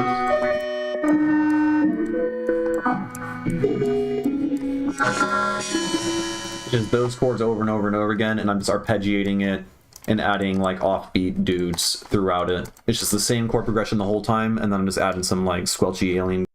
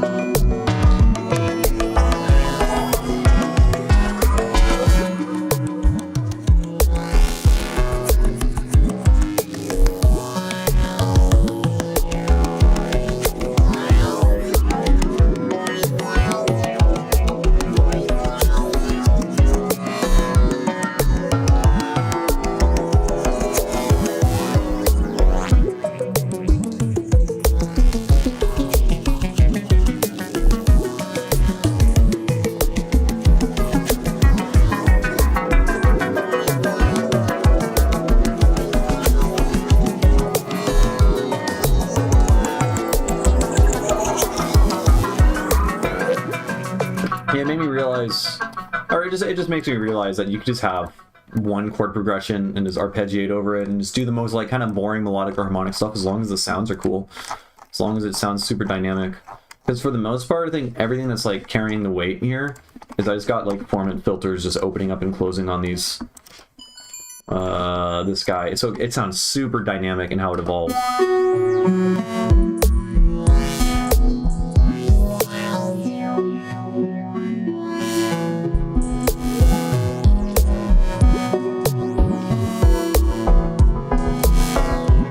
And the sub is kind of cool. The sub bass is just I took like random pitch bent sine waves.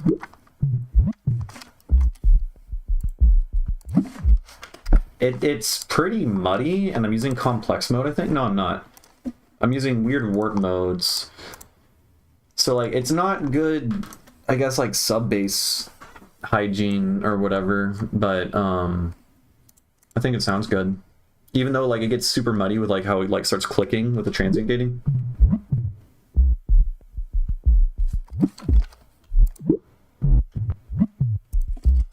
But I don't know, I think in the mix it sounds okay.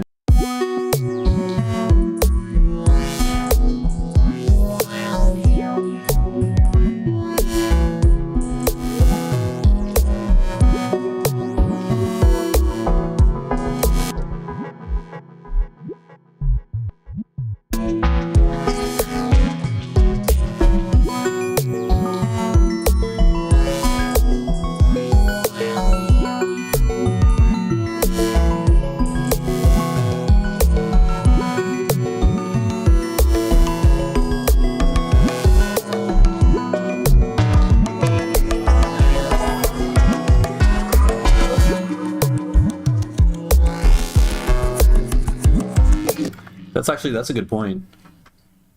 Yeah, just because like they're a little bit more interesting. Now, I mean, this was one of the very, very first songs I made when I got into microtonality, so like my ear definitely wasn't like used to it at all. So like I went by ear and just found chords I thought sounded good. And I haven't like analyzed what these are at all, but I mean, it's in 7 notes per octave, and nowadays I'm thinking about 7 notes or 7 EDOs, basically just a diatonic scale where both the step sizes are all equal to each other, and so that makes sense why the sound like kind of familiar. But then yeah, it being microtonal makes it more intriguing to just kind of like loop over harmonic ideas over and over again. I especially think like. So for instance, Ground Fault's album, I'm not super into it, and I think the reason, well, one, I'm a sucker for like repetition and like dance music and stuff, but it's like the Ground Fault's album is like very busy in that it constantly evolves throughout, and so it's hard for me to like sit and kind of digest, I suppose, some of the more interesting microtonal stuff that's going on. Where here, I'm kind of beating you in the head over and over again with it. Like your music is very it reminds me a lot of Indian ragas, actually, in how it starts off and it always like begins very, very minimal, and you start to introduce different like microtonal elements, and you start expanding on that, and then it becomes like a wall of sound eventually, and it gets a lot more interesting over time, as opposed to going like, look at this and then look at this and then look at this, you know. Which is also a really interesting approach, because like Indian ragas, at least the Hindustani stuff that I'm familiar with, usually starts off really like they just start off with a drone, and then they start adding different intervals and start expanding on what the raga is. So they're like, hey, we're now singing this interval now, and then they'll sing a new interval that might be a subversion of expectation, and it'll narrow down what your idea what the raga will be. Stuff is pretty angular at times. You like sudden changes, yeah. Yeah, I think that's why it doesn't quite gel with me. There's a lot of really interesting stuff in there, for sure. I like the Inspector Gadget one. That one's pretty good. But, yeah, I don't know. I guess, yeah, there's just a lot of different, like, ways to approach microtonal stuff. There's, like, the, like, more, like, ambient kind of style, meandering, noodling, exploration, modular stuff that you kind of do, I guess. And then I guess I'm like kind of similar to Sevish in that it's like more electronic dancey stuff. And then there's like the kind of Jacob Collier-esque, holy shit, look at these notes, look at these ones, whoa, I don't know.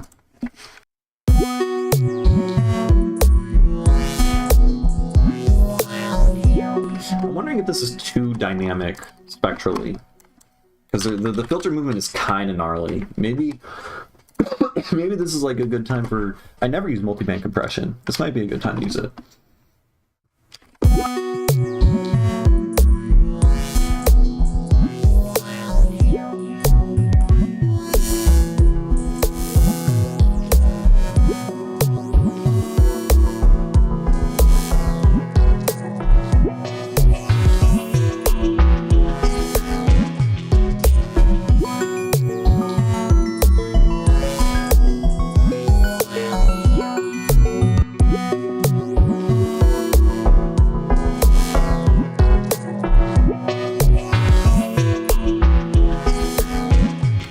don't necessarily project skill. Yeah, I guess it depends on like if I change, yeah, like constantly changing throughout it. I don't know if skill is necessarily what they're. I never interpret that as like a demonstration of how skilled you are, unless they're like really interesting chord changes that are like obviously demonstrating some higher level like music theory harmony stuff, kind of like what Jacob Collier does. Then I'm like, okay, there's a lot of shit going on that's kind of going over my head. But I think a lot of people, especially in like the microtonal scene, it is a lot of busy stuff with a lot of changes, or at least like busy melodies without empty space. Like I think empty space is good, but I don't approach it as a. I come at it as just like, is it interesting? And it is interesting. I don't know.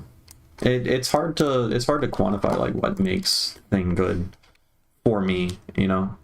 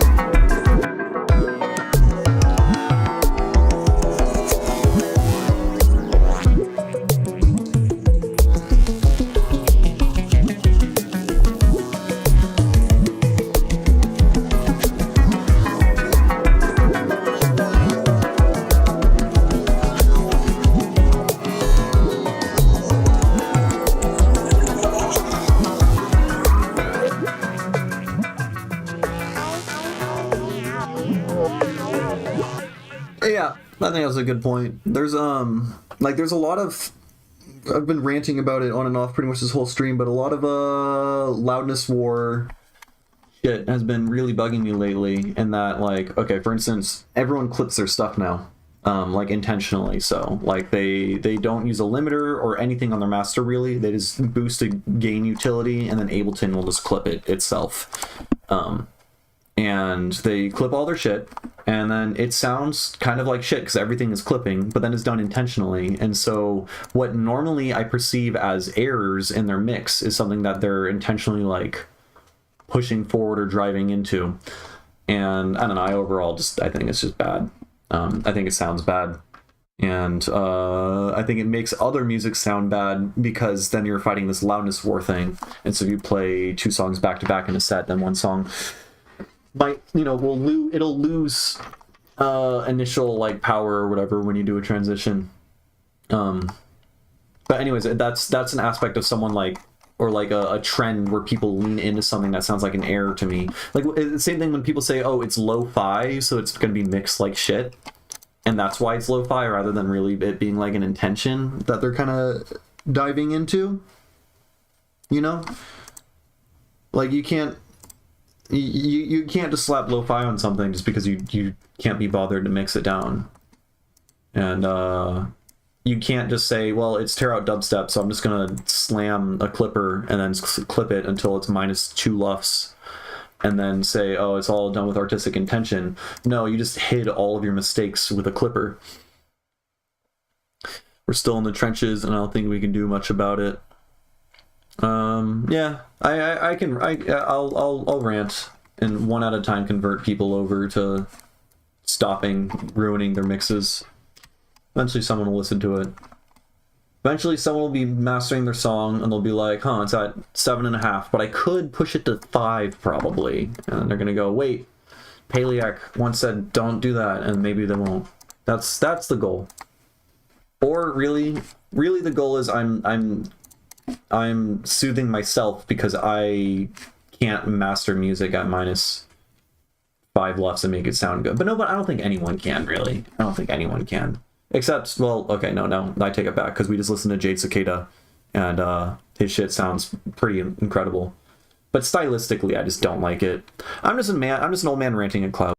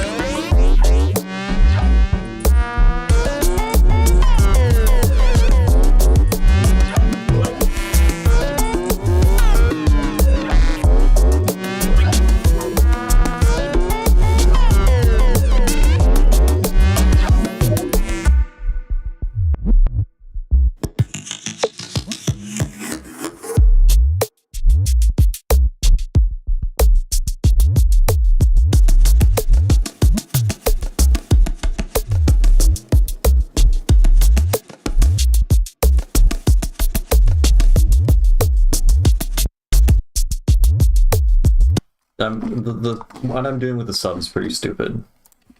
It's pretty dumb. It's probably going to sound like shit on a big thing. I mean, if I could talk well enough, I'd rant on YouTube. Well, you are doing your mission and ranting in all the comments and discords, and don't ever stop.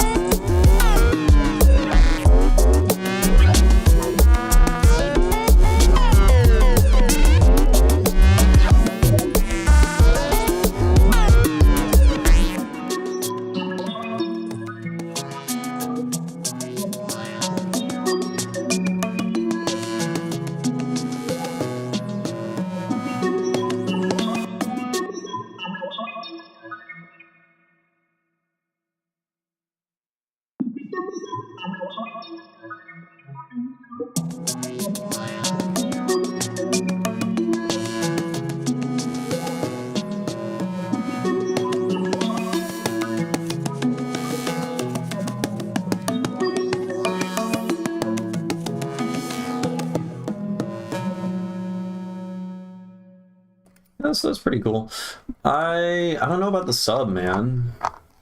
I really like how it sounds, but I'm scared that it is wrong. Even though I know there's no right and wrong, but there's right and wrong in music.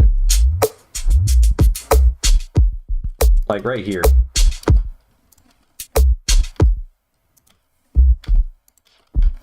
I think it's like, it's because it like starts and stops so suddenly, it sounds muddy.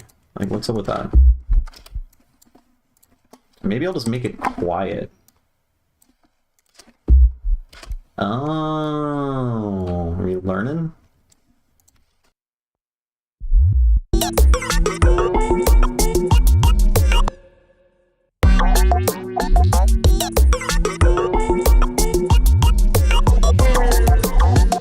Yeah, I figured it was just something that you just kind of did naturally. It's like a very I feel like it's like a very like jam band-esque kind of like progression thing, you know, like starting on some. Well, it also makes sense because you're doing it all modular, right? So it will naturally build itself as you're like setting up loops and whatnot. So that makes sense, but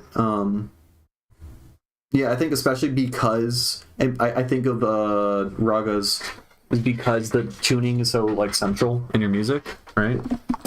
Which, by the way, everyone who's watching, if you're into microtonal shit, you should check out Doman's music. It's all on his channel. It's all really, really cool. And he's dropping an album this month or something.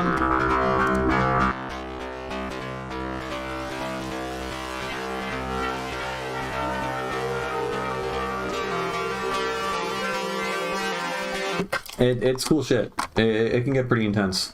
It's all in just intonation, which is like everything's like perfectly mathematically tuned. Loudness wars feel like the ultimate big day contest. Yes. Yep. And yeah, it was like, it felt like it had ended. I know people talk about like, oh, the loudness war's over. Like, I don't know, like 15, 20 years ago or whatever. Because like, you know, they're all like making like rock records and stuff, but then electronic music, I feel like, is like taking it to an even larger untold degree. Like here, if we listen to fucking, I use this as an example before. If we listen to, let's check out what Sudden Death has been making. 145,000. Marshmallow X Sudden Death. What? No way. I mean, I guess that's what's here. That's fucking loud. It's super loud. I'm gonna keep it at max volume so that we can look at the way.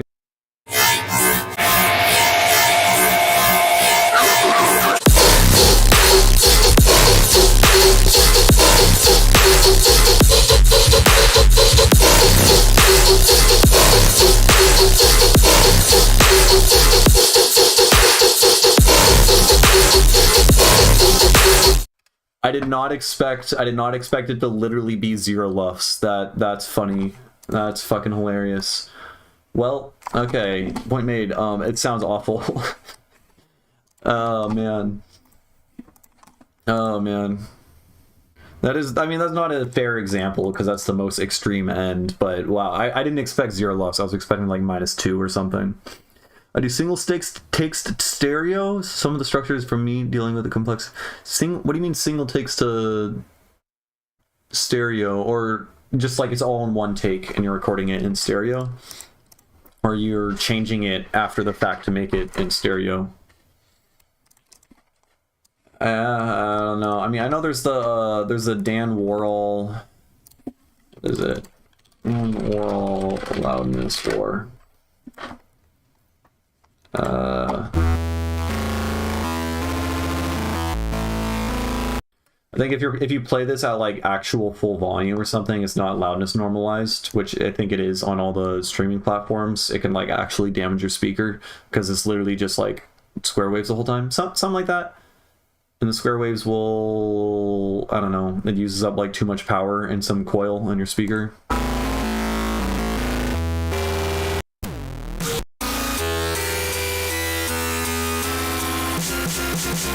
I can't measure it because again we're on YouTube, but I think it's like +2 lufs or +3 or something.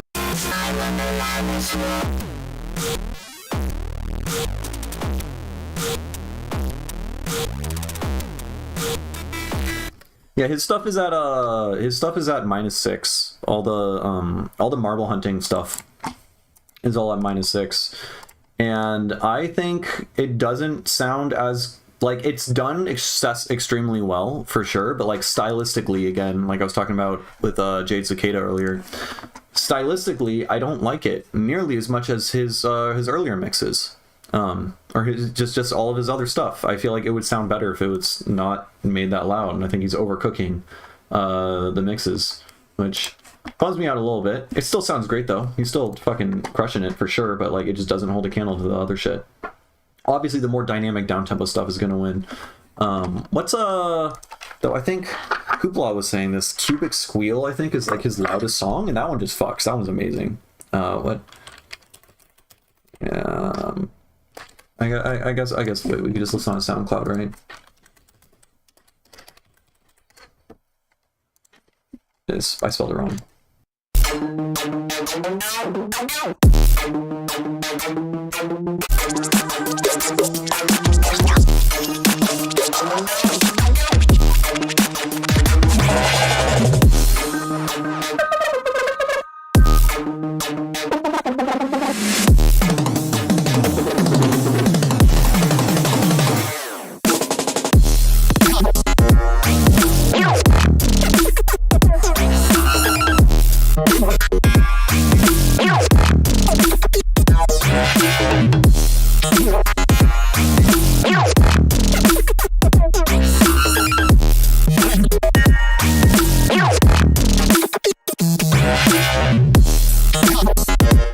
Now, yeah, that's -5 lefts, and also keep in mind that like literally at every single point, there's only one thing happening at a time, right? The drums are so minimal. It's just kick, snare, and then there's like a really, really short, super high-end hi-hat that gets added later on. And then it's just sound design that's each doing a call and response thing. And like that's why I think you can get that shit super loud. And not only that, I mean, no, this does sound pretty great. I do like how this sounds loud. But it's kind of the exception.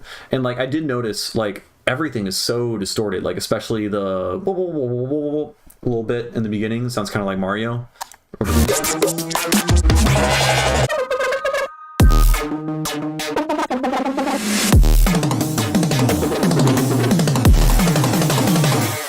Like I feel like the little bit would sound much better if it wasn't super distorted. Now the rest of the stuff, once the drop hits, I think just sounds fucking awesome. I can't complain there.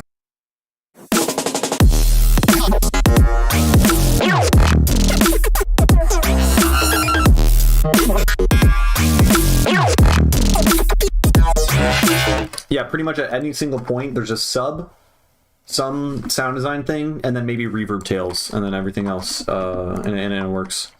Now, I think a lot of people who are trying to push music to like -5, -4 lufs, and there's more shit going on, and it's not just a call and response, and every single element is taking like composition matters so much with getting shit super loud, you know. Opening track of his Night 2 set at Snowda. Oh yeah. Hoopla was asking me questions about that also, because it has like a Santor in the intro. I mean, if it's the down-tempo stuff, it's probably not. And like they have really good mixing engineers. You know, he gets like the best of the best. And so if you're playing something that's, you know, not fucking absurdly loud, like they're gonna boost. They have the volume knob. They're controlling the levels. They're running everything probably into like a giant like multi-band, like limiting whatever the fuck. I don't know. I just remember I was at the Unts like 4 years ago or something, and the sound at the wormhole stage sounded like it was probably the best sound I'd ever heard in my life up to that point. I've heard better since then, but I was like super impressed.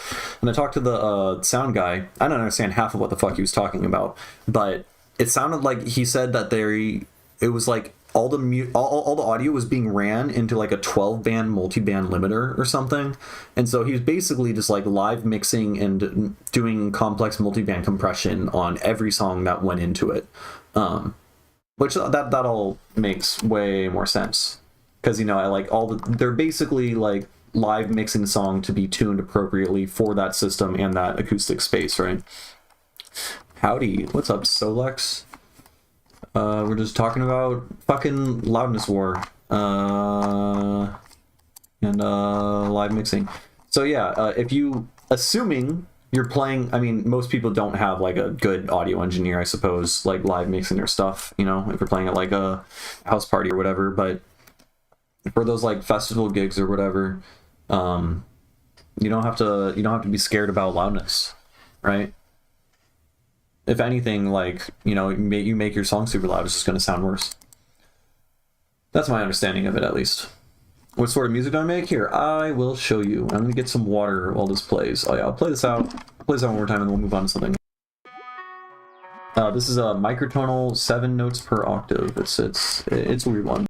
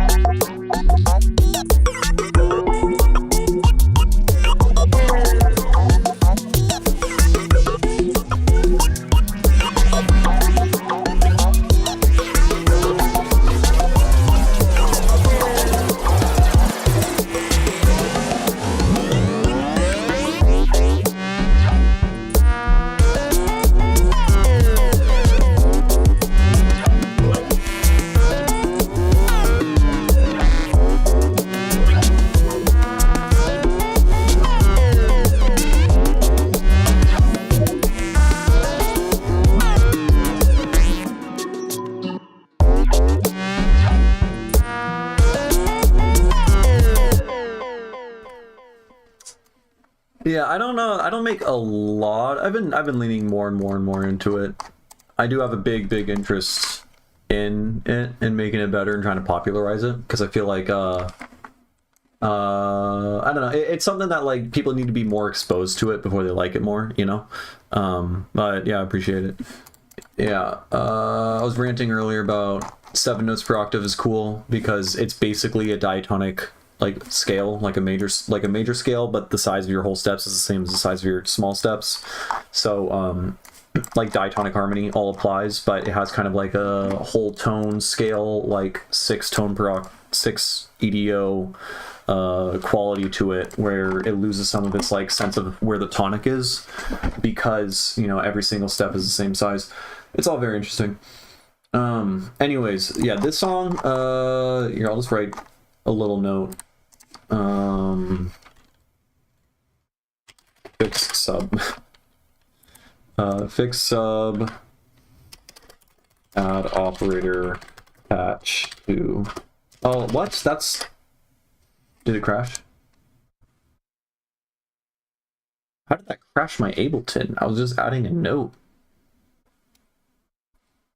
It's probably not crashed. Okay. Yeah, whatever. I'll just leave that. I'll know what that means. I just need to add a operator sub and call and response when the sub sound sucks ass, right? And then maybe less distortion, probably. Non-musicians often hear microtuning basically as a timbre more than anything else. I mean, to some, I don't know if I fully understand. What do we do?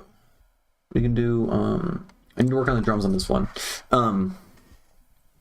I do notice for like, if you're playing, at least for me, because I mean, my ear isn't all that trained. If I'm playing like any tuning that has diatonic scales in it, so, you know, like 17 or 22 or 26 especially, it can sound, if you're playing a diatonic scale, it just sounds like kind of a timbral difference. There's just like this kind of almost ineffable qualia that's been changed about the sound of the scale. Just due to like little discrepancies in tuning, you know, just because like the perfect fifth might be like a little bit sharp. At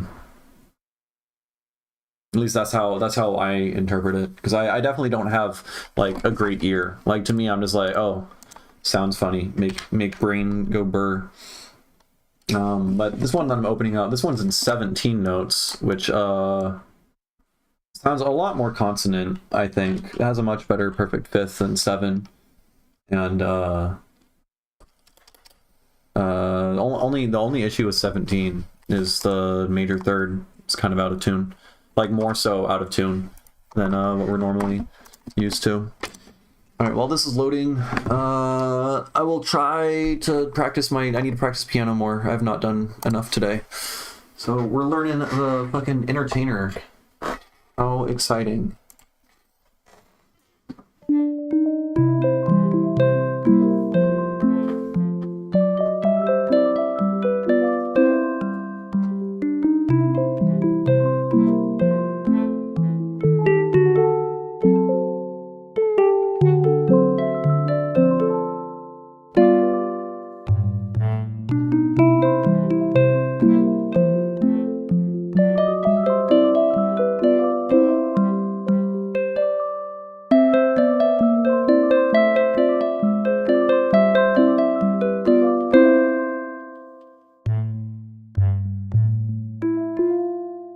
Oh god. This part's always fucking with me.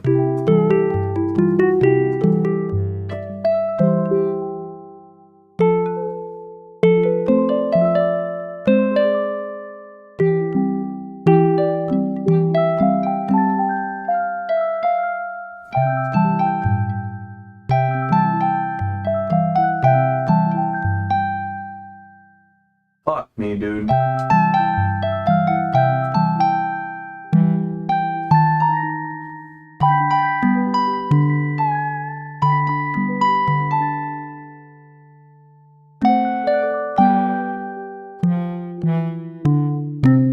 Okay. Oh, perfect timing. You changed over right as I finished all the sections that I knew. Yeah, I think the secrets, I just gotta practice that just like intermittently. I don't have a train either. I'm talking of non-musicians. They often just don't even have these categories. Yeah, depending on how microtonal it is, like they'll just describe it as like, oh, this is just like making me feel like nauseous or sick or whatever. Okay. Here, Delman, I don't know if you've seen this before, but this is I took the MIDI from Blackwood 17, which is like probably that's the best Blackwood, and I made a breakthrough thing out of it.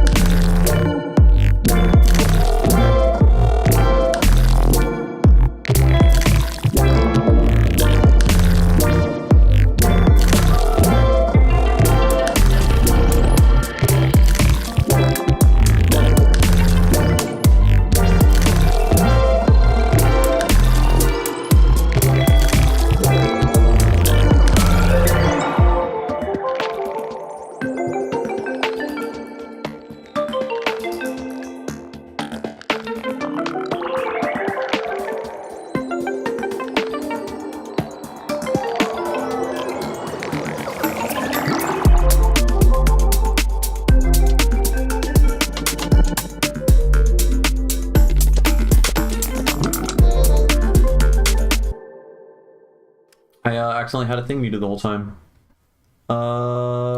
It didn't affect too much. It was supposed to sound like this earlier.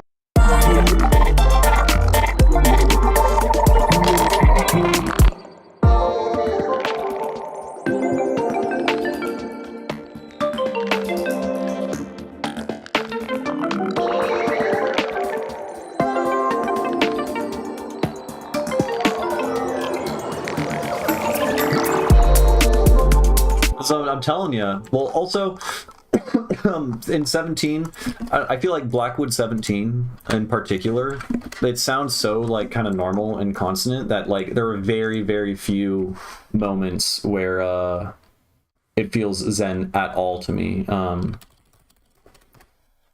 So like all the chords and stuff are just taken from that.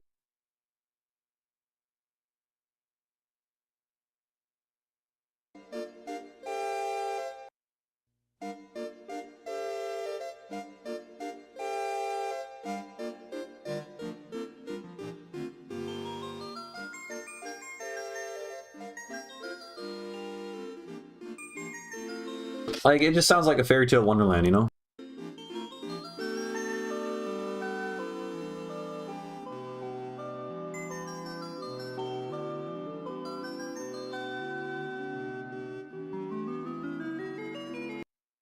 Anyways, so yeah, honestly, it doesn't sound zen at all to me. The only parts that feel weird at all are some of these chords, I think, are major chords. And the major chords are, the major third is super, super sharp. It's like a super major third. That's like the only time that I can tell it sounds a little bit off.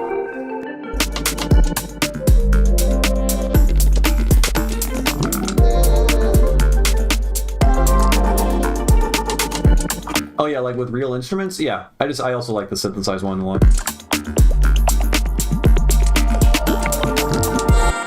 Sounds abrupt.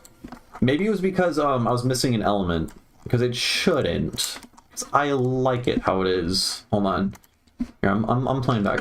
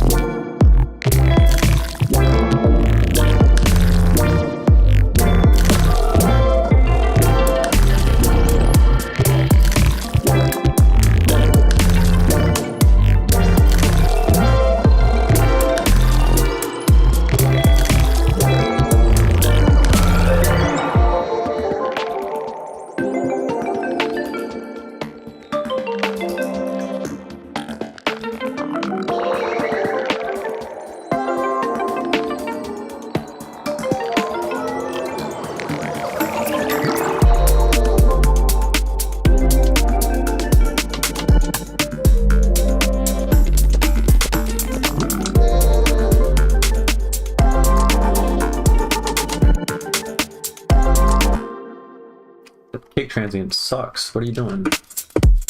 Oh. Oh, you just sound like that?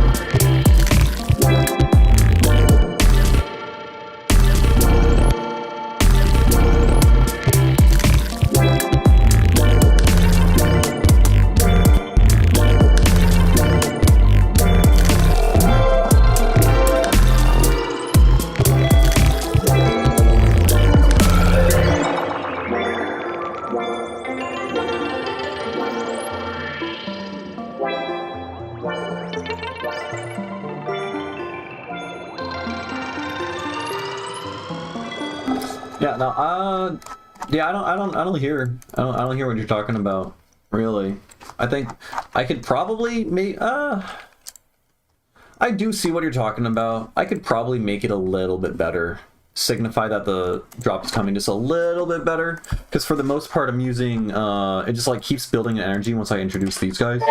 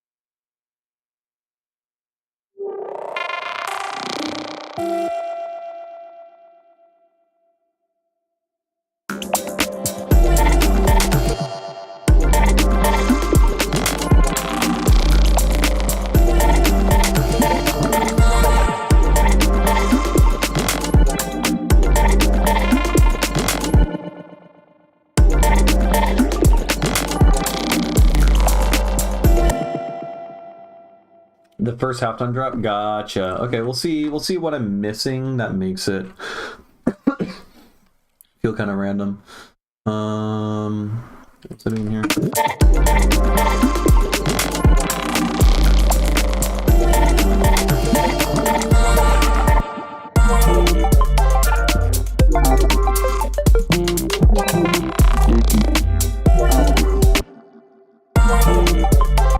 Oh, maybe mic was off.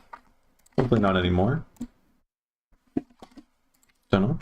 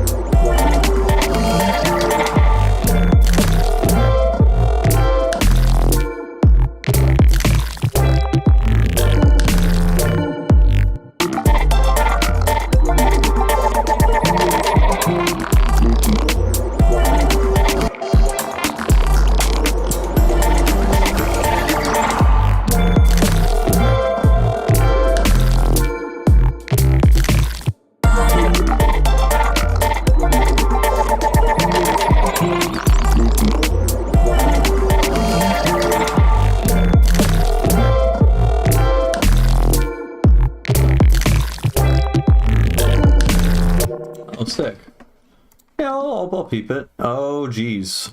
Oh, geez. There's 3 songs in there. I hope no one dropped a thing. Oh, they did drop a thing in there while I was streaming, I think. No, it was right before. Oh, well. Solex Tech House. Let's check it. I had a Tech House phase. Tech houses can be pretty good.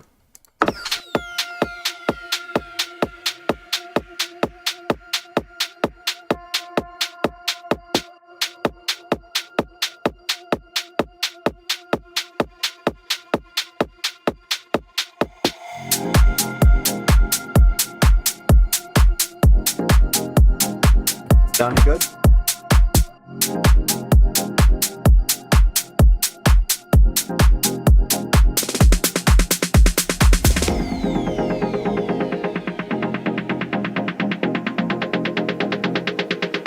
I think you might be able to turn down the highs or the ultra highs on the open hat by like a tiny bit, like 1 to 2 dB, 1.5 dB or something.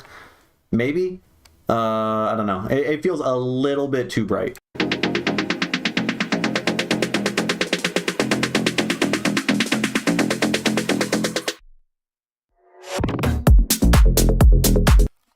Yeah, something. I don't know. Do a cheesy pre-drop vocal or some sound design or something. I think it needs a pre-drop thing for sure.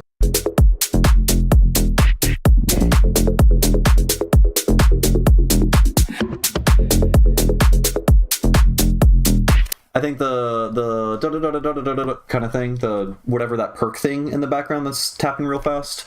I think it can be brought up in the mix, probably with an OTT or something to give it some highs, and then maybe transient shape it to make it sharper. Or here, let me go back.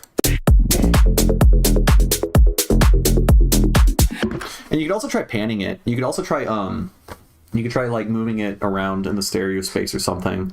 So like maybe it'll start in like the top right and and like go across. That could be cool. I don't know.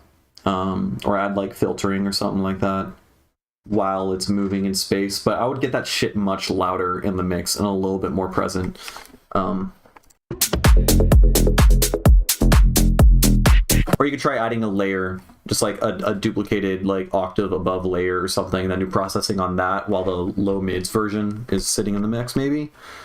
This all sounds good, by the way. Like these aren't really big critiques. It sounds pretty great as is, and I wouldn't give this a second thought if I heard this like in a club.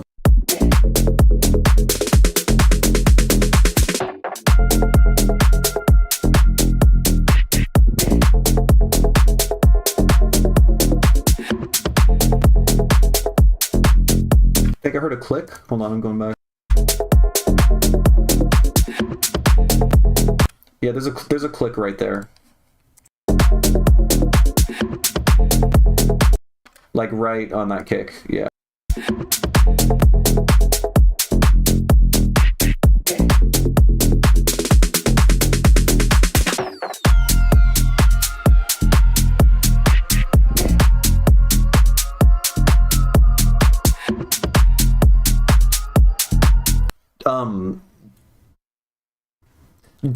Okay, you could do as you please, but putting cop sirens in your song is such a dick move. Such a dick move. Like, I would lose my mind if I was driving.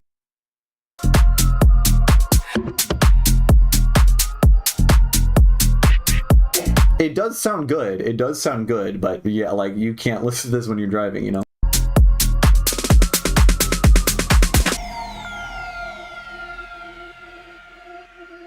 Yeah, you really just gotta work on a... Oh god, I'm still sick. It's so annoying. Your breakdown and your build-up. Like, for one, I think your build-up... I mean, it's tech house. It's a pretty rigidly defined genre, you know? So, like, I understand that you're, like, working within, like, a structure.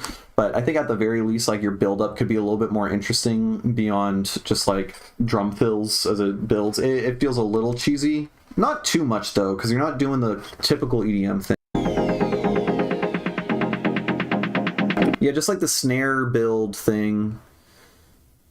I don't know, maybe you could do something more interesting with like evolving pads that gets louder and starts getting filtered and moved around in the stereo space or something like that. At the same time, it doesn't sound too bad.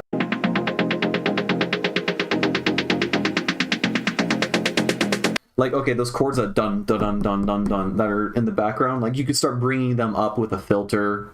You could start bringing in like accompanying layered chords that are like maybe what's the word for, why can't I, inversions or something. You can get like some inverted chords that are playing different synths at different octaves or something like that. You can have an arpeggiator, like, or an arp do some shit at the same time. I want to hear more things coming into focus rather than me just listening to only that snare drum just get a little bit louder, you know, if that makes sense. I don't know, I just think build-ups in general, it's very easy to slack a little bit on making your build-ups good.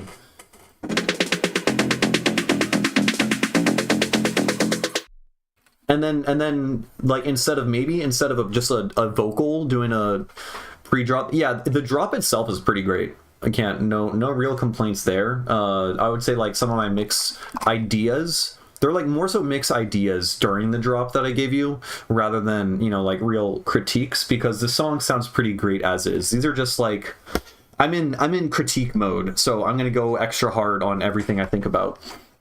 But yeah, like whatever ideas that you could build on, you can start introducing these chords and stuff like that.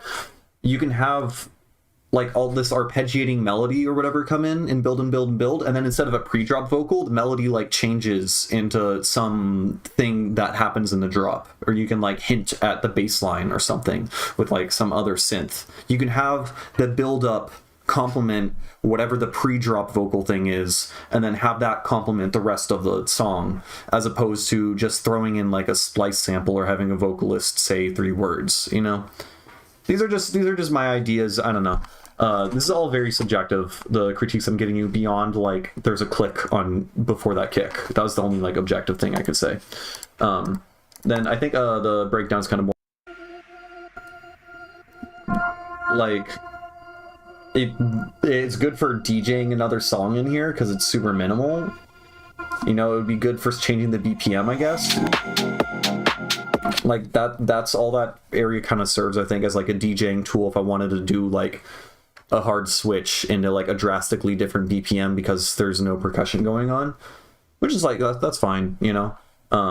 But maybe a little bit more interesting like sound design, have something filtered moving around perhaps that's in the background, as opposed to just like this one single like sustained note.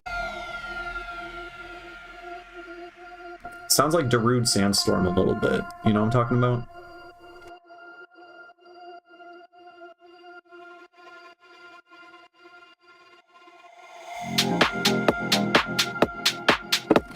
And then some like a riser or like some like reverse cymbal thing that goes into when the kick and snare come back in, because the kick and snare is just kind of random. If you aren't counting the beats, you know, it's completely random.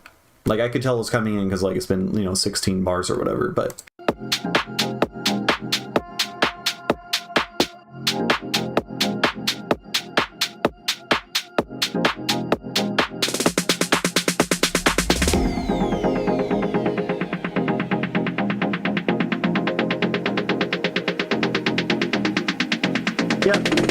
yeah, I don't know. I just want like a counter melody. I just want the chords to evolve a little bit more, I think, for the pre-drop.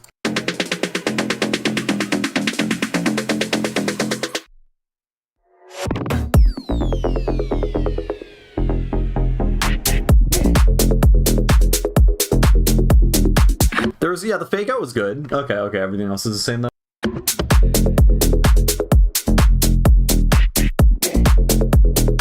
Reminds me of a Confession. Reminds me of Mala. Like the Confession music label. I used to be super into them.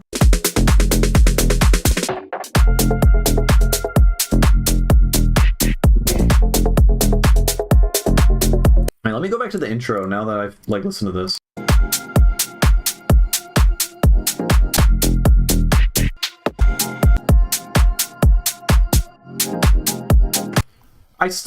Yeah, maybe not about the turning down the open hats. I think you could still...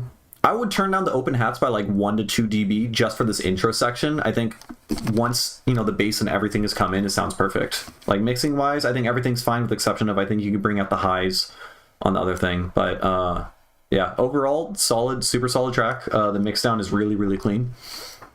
Yeah. Yeah, I used to be super into them and who was it? Dylan Nathaniel. It reminds me of Dylan Nathaniel a bit. And I don't know, there's a lot of similar stuff. Yeah, that was cool. That was very cool. Sounds very clean. Good stuff, man. Oh yeah. And here I'll give you a fire emoji. That means I react to it. And then I gotta give those other people. I'll write up feedback because they're not in the stream right now. Okay.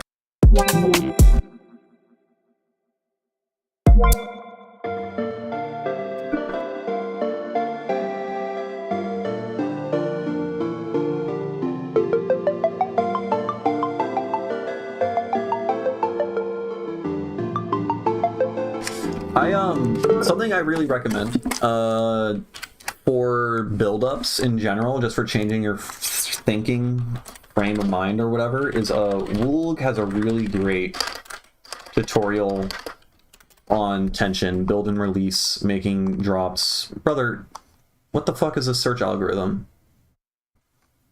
What is the search algorithm? Gib the thing I want, please. We'll find it. How to tension. That should pop up. Example. That is a terrible... Okay. This is a great tutorial. He talks about like building, like how to build like a drop, make a build entirely out of melody, you know, just by like chromatically altering or like adding, you know, extra little notes or whatever to your melody over time, and just a bunch of different ways to go about thinking about making your build-ups. And I think it's I found it useful for reframing how do I make build up beyond, you know, like half timing your kick and your snare every like 4 bars up until the drop, you know. But yeah, I found that helpful. I think you dig that, at least just for getting like inspiration perhaps on some of the build up stuff. Okay.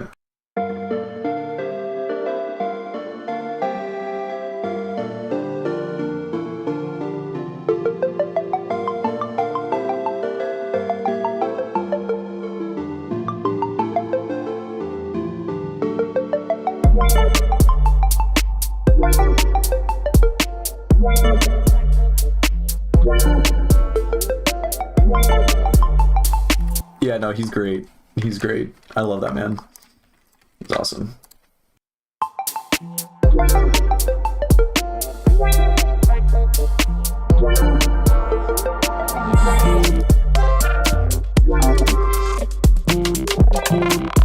I don't quite know how to interpret that question, Mr. Leaky.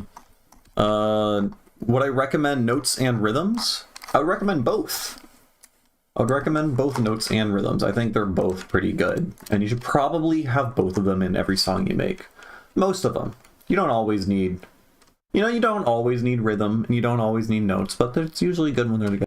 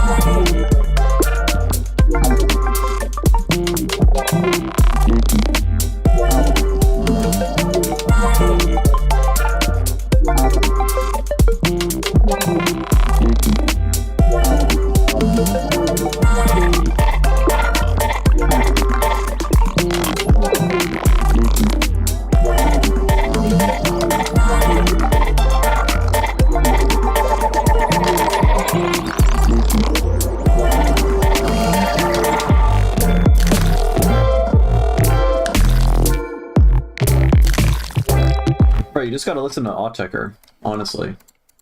And if you haven't listened to Autechre, you should listen to Autechre. Really good. They're spelled like that. They are good. Do recommend. Do recommend. 80 liked songs. Look at that. Anyway.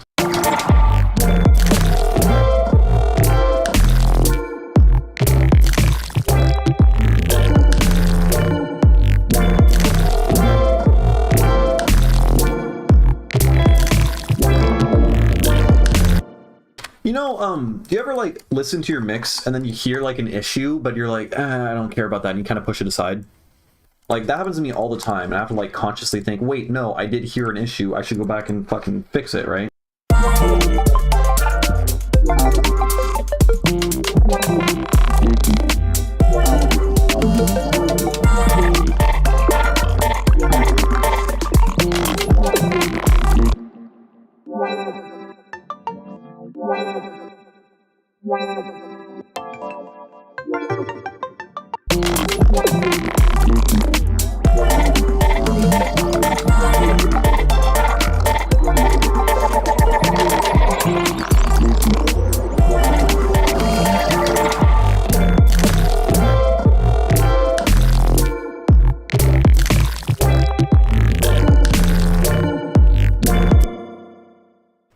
Opadon. Don't know who this is.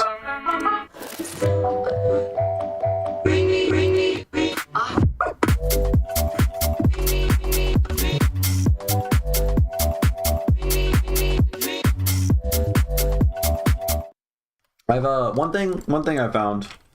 I found that verbalizing things has been very useful for me to fix issues. It's something that's like happened because I'm live streaming, so I'm like, you know, trying to remember. Remember by Opadon. Opadon. Remember. Like when I'm live streaming, I'm like kind of constantly always like talking out loud and having to formulate every thought I have or mixing thing that I want to do into words or think about and speak about what the thing I'm hearing is wrong is usually led me to like doing the right thing or like making insights on how to solve issues. You know, some decent thing to read about LUFS and what platforms? Oh, Uline loudness meter 2. Free! It even says free up here in a little exponent thing. It's 2 to the free power. It's good. It gives you all the things. I don't read anything except for the short-term LUFS and integrated LUFS. I know there's like true peak max. There's apparently some issue where, you know, if your true peak max is like above whatever, then like intersample peaks can theoretically cause some issue on very specific sound systems and certain like record formats or something. I've never heard it be an issue, and it sounds like effort to care about it, so I don't, because I've never heard I've never heard that be a thing, so I don't know. But otherwise, I just look at LUFS. I'm just like, I just shoot. I have a goal in mind, and my goal is somewhere between 6 and 8 LUFS. Oh, about text to gain understanding. Oh, Dan Worrell is good. Dan Worrell. He's probably the best. He's the best person on YouTube who teaches anything about audio engineering. Everyone else is pretty much a fucking scam. He has a series of videos on FabFilter. Basically, yeah, watch this little mini series. If I'm remembering correctly, this should be it. Yeah. This is basically all about loudness. Spoiler alert: the end result is make it as loud as it sounds good. Just like make it sound good, because we all have volume knobs. Yeah, this particular video series that's on the FabFilter channel is really good for just like basics of like mastering and what mastering is and loudness and all that jazz. And he has a bunch of little other videos. Like, it's the Dune the Voice or whatever it's called. I haven't seen Dune, so I think I'm missing that reference. Anyways, what was I doing? Oh, I was trying to make this pre-drop good. Want to add one more here. Let's take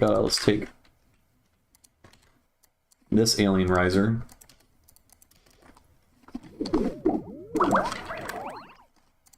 And let's add delays.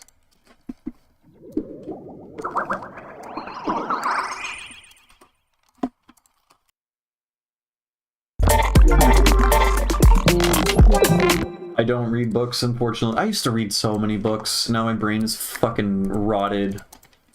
Social media and Reddit and fucking YouTube. It's really sad, honestly. Man.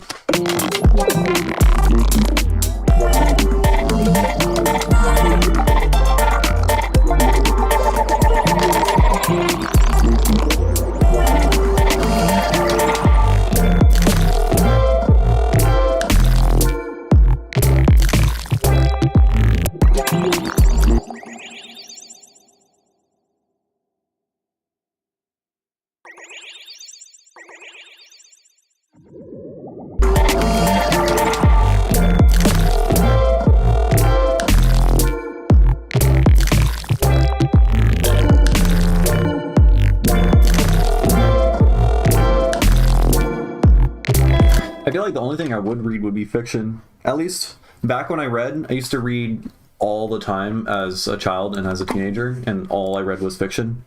So that's honestly like the only thing I like really have familiarity with, but I really like fiction. I like video game like worlds. I like stuff with cool world building, Elder Scrolls, all that stuff. I like fantasy. I'm a sucker for fantasy. I mean, like, all my music is very fantasy inspired. Honestly, sounds like I'm playing Terraria. Exactly. Yeah, I'm like usually kind of going for something like that. Okay, my body's starting to hurt. I've probably been streaming too long, but I have extra free time right now, so I'm taking advantage of it. So I think I did enough on this song. This song's we're getting there. We're getting there. Every day I open it up and I'm just like tweaking a couple drum hits. So that's cool. What do? We can do...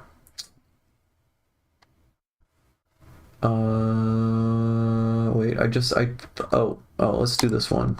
This one is, Lucas bro, I'm telling you, cut the drums after... Oh, I just changed the project file. After the kick at bar 63 and let it breathe for a second. Fuck, dude, I just killed it. I totally would try that. Oh, well, you know what? Here, let's, I'm copying your comment. I'm gonna open up my notes. Work in progress notes.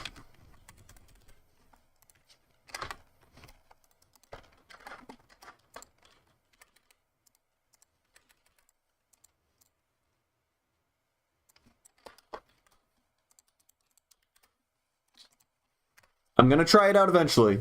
Promise. And do I do challenges, like force myself to make a genre of music? I have.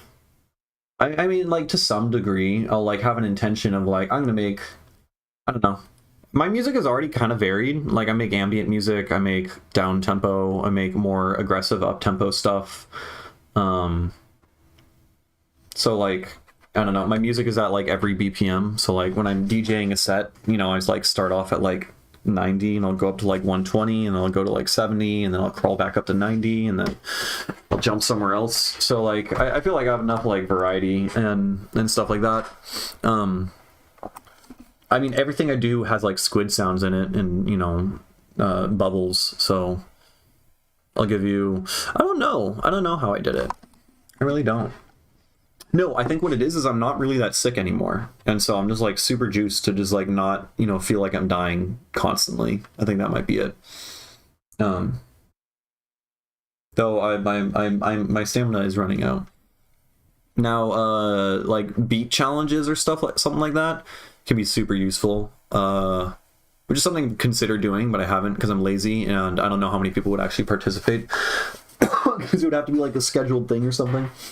But like just a time challenge. You're like, here's 5 samples. Make an entire beat out of only using these 5 samples and warping them. in 20 minutes, you know, stuff like that. I find super useful for like workflow and stuff like that. Okay, this song's pretty cool. I need to switch up and change the sound design in a couple sections though. Oh yeah, we're in 22 tone equal temperament because this one is bass.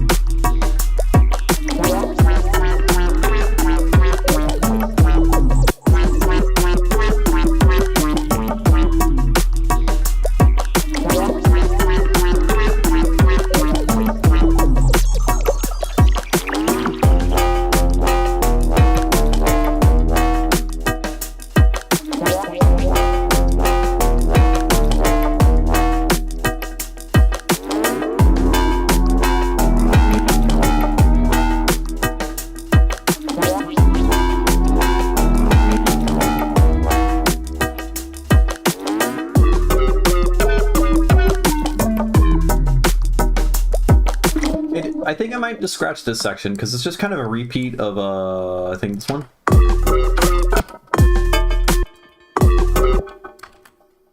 That's something I need to do more. I always have 4 sections. I always have a like 1.1, 1.2, 1.3, 1.4, right? Like 4 groups of 8 bars or whatever.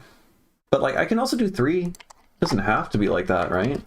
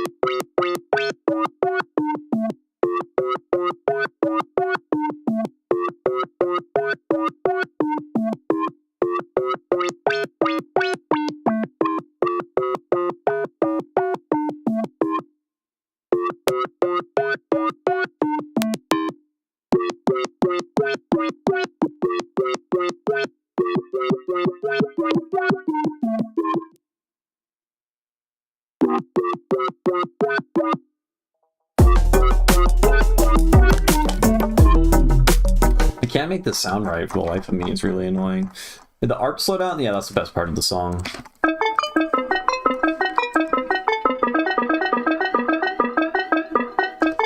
It's I'm changing it in tuplets, so we're triplets, and then or like, I guess, whatever, there's six notes per bar, and then make it so there's 5 notes, so pentuplets or whatever, and then quarter notes, and then big boy triplet. I don't know the words, but that's what's going on. So it's not actually like it's discretely changing tuplets, which is kind of interesting, as opposed to exponential rhythms.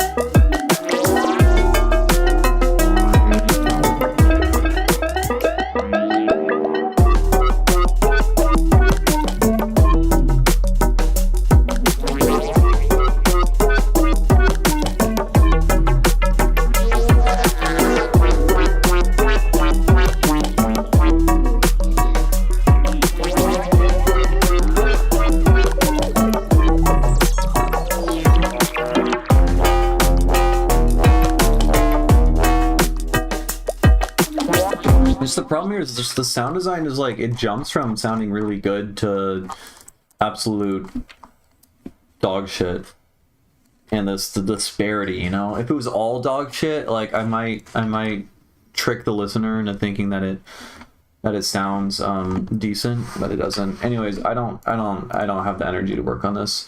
Let's here, you know what? Let's go to the very first song from the live stream. We'll listen to it. We'll make a couple tweaks, and then we'll call it a night.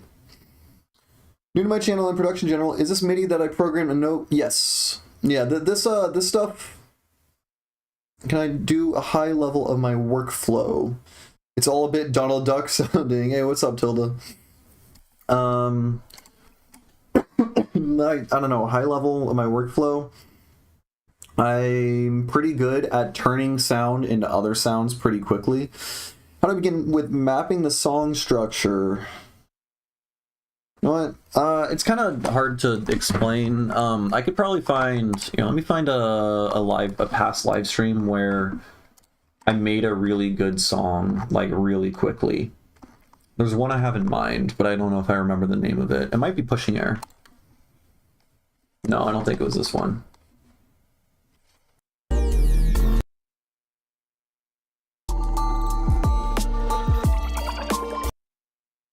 It was not that one. We'll get there. Searching for meaning via bubble sounds? No. No. I don't know. I'm not gonna find it. What's going on? Why are we playing vinyl static? Because I have one where I wrote like a whole ass really good song like really quickly. But okay, well, to summarize, what I do is I have, like, for drums, if you want to go quickly, I have most of my like really good drums that I've made saved. What the fuck is going on in Ableton? Stop it. What's going on with my keyboard? Can you not? Can I type? I can't. Everything's breaking. There we go. So I type drums in my user library, and then under tracks and drums, I've saved a bunch of different groups of drums. So like this song, I really like the drums here, so I titled it and then I saved it, right?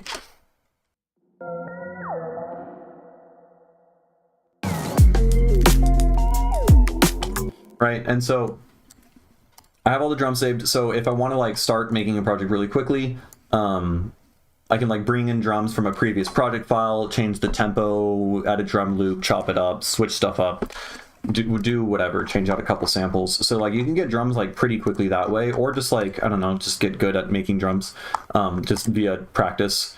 And then for the most part, I'll get some basic idea. So this song here, I did sound design and got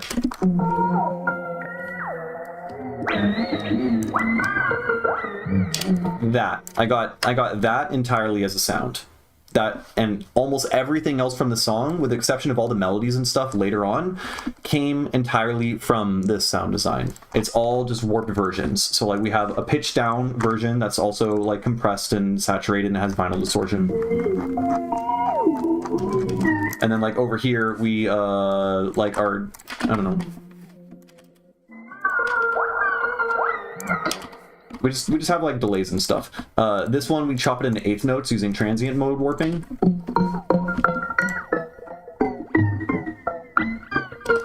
And we're just shifting it up and down octaves and stuff like that, right? And then over here, it's repitched, stretched out twice as long, so it's playing at an octave lower, and it's now playing different sounds because it's slower, right? And then like all the way down here, that's like a different sample from the same sound design patch that's like pitched up and transposed. And they're all on different warp modes and they're all fucked with, right?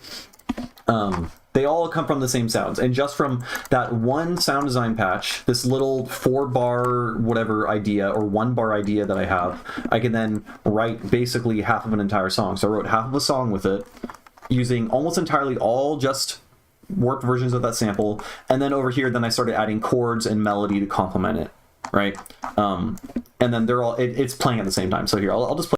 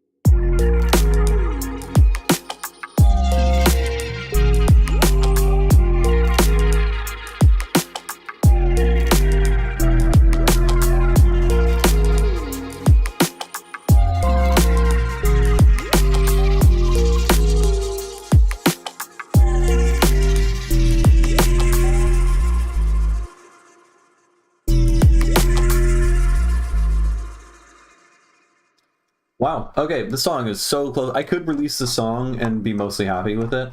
There is some, I think, like distortion happening from my limiter or something. Or it's probably just the samples still in the early on section.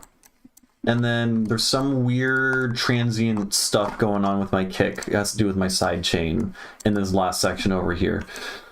But otherwise, I think this sounds great. I'm super happy with this. So that's cool. That's super cool. Jesus Christ, I've been streaming for 6 hours. My God. Yeah, let's see if we can maybe fix something here. Also, I've been streaming for 6 hours, so my ears are fucked, and I've kind of lost a lot of objectivity. So that also might be a thing. Maybe the mix is a piece of shit.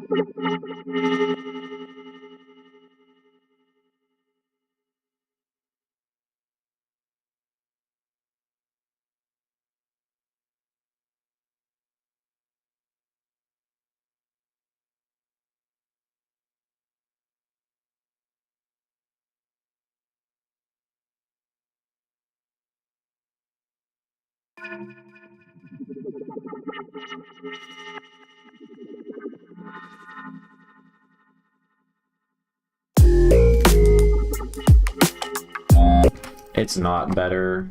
It's not. Is there a... Oh, there's a morph. We got a morph. Beautiful.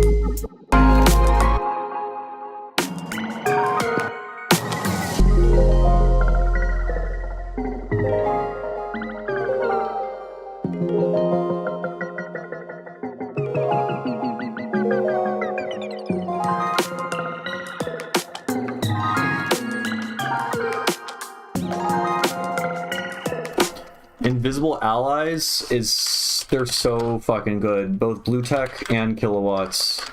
I was just thinking about Invisible Allies. Was it Invisible Allies? Yeah, Conversations with Bees, I think is the name. Yeah. Fucking 10 out of 10. Gapless, hour-long musical experience. So fucking good. What's up, Hoopla? And yeah, Tipper, Broke a Soul Jamboree is my favorite album of all time, and Tipper is undoubtedly like my biggest inspiration. So yeah, I know my body's hurting. I'm about to hang up the towel, I think. But we're very close to completely done with this song, which is pretty cool considering I started this 6 days ago. Yeah, I just have to make like a couple mixing tweaks. I think I have to dial back the limiter just a tiny bit. I'm gonna do some limiter automation. I haven't done this in a while. Maybe I'm overthinking it, but I think this might be worth it. All right, here, let's play it back here. We're gonna play this through, and then also wait, I don't know who Kaminanda is. They're probably good though, because the other things you listed are fantastic. I've liked one song. Which song is this? Oh, nice. Cool. 2012. You know what? I'm just adding. I have so many things in my likes. Okay. All right. Playing this one more time. Oh, my intro could be better. My intro for sure could be better. I'm just like fading in reverb drums.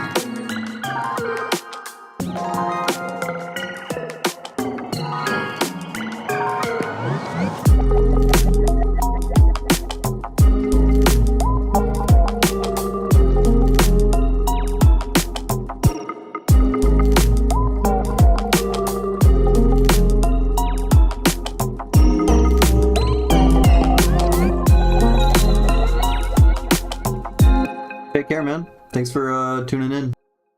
And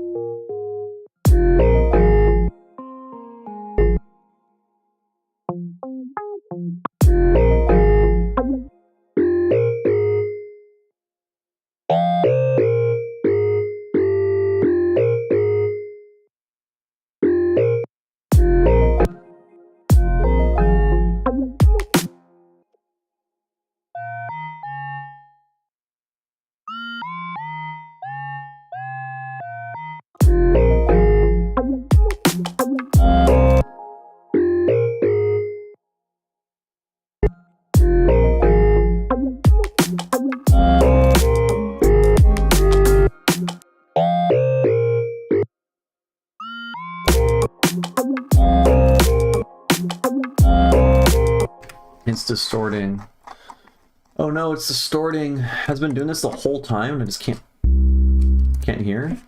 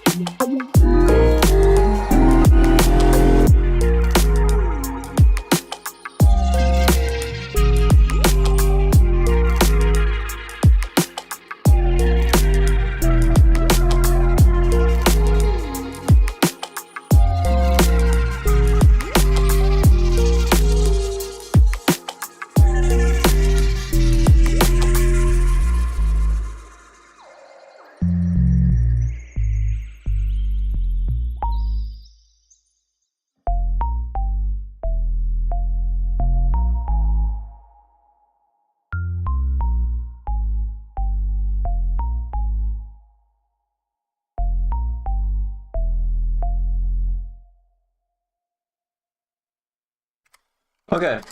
Alright. We're done. It needs to stop. My body hurts. Sheesh. I done did it. Man, I need to fucking exercise or something. This can't be good for you. How do some people stream like 10, 12 hours a day, like every day? That shit's crazy. That's insane. That's nuts. Yeah, no, this hurts. Okay, I'm done. Thanks for hanging out, everyone. Hope you enjoyed it and learned some shit. Yeah, thankfully late night Paleac has returned. Yeah, we're back, and I'm about to fuck my sleep schedule up so badly because I'm gonna eat some food and then end up probably staying up another like hour and a half. Probably watching Gordon stream or something. Yeah. Alright, thanks for hanging out, everyone. I'll probably stream again tomorrow. I'm probably gonna be super active in the near future. Should be fun. Okay. Take care, y'all. Have a good night.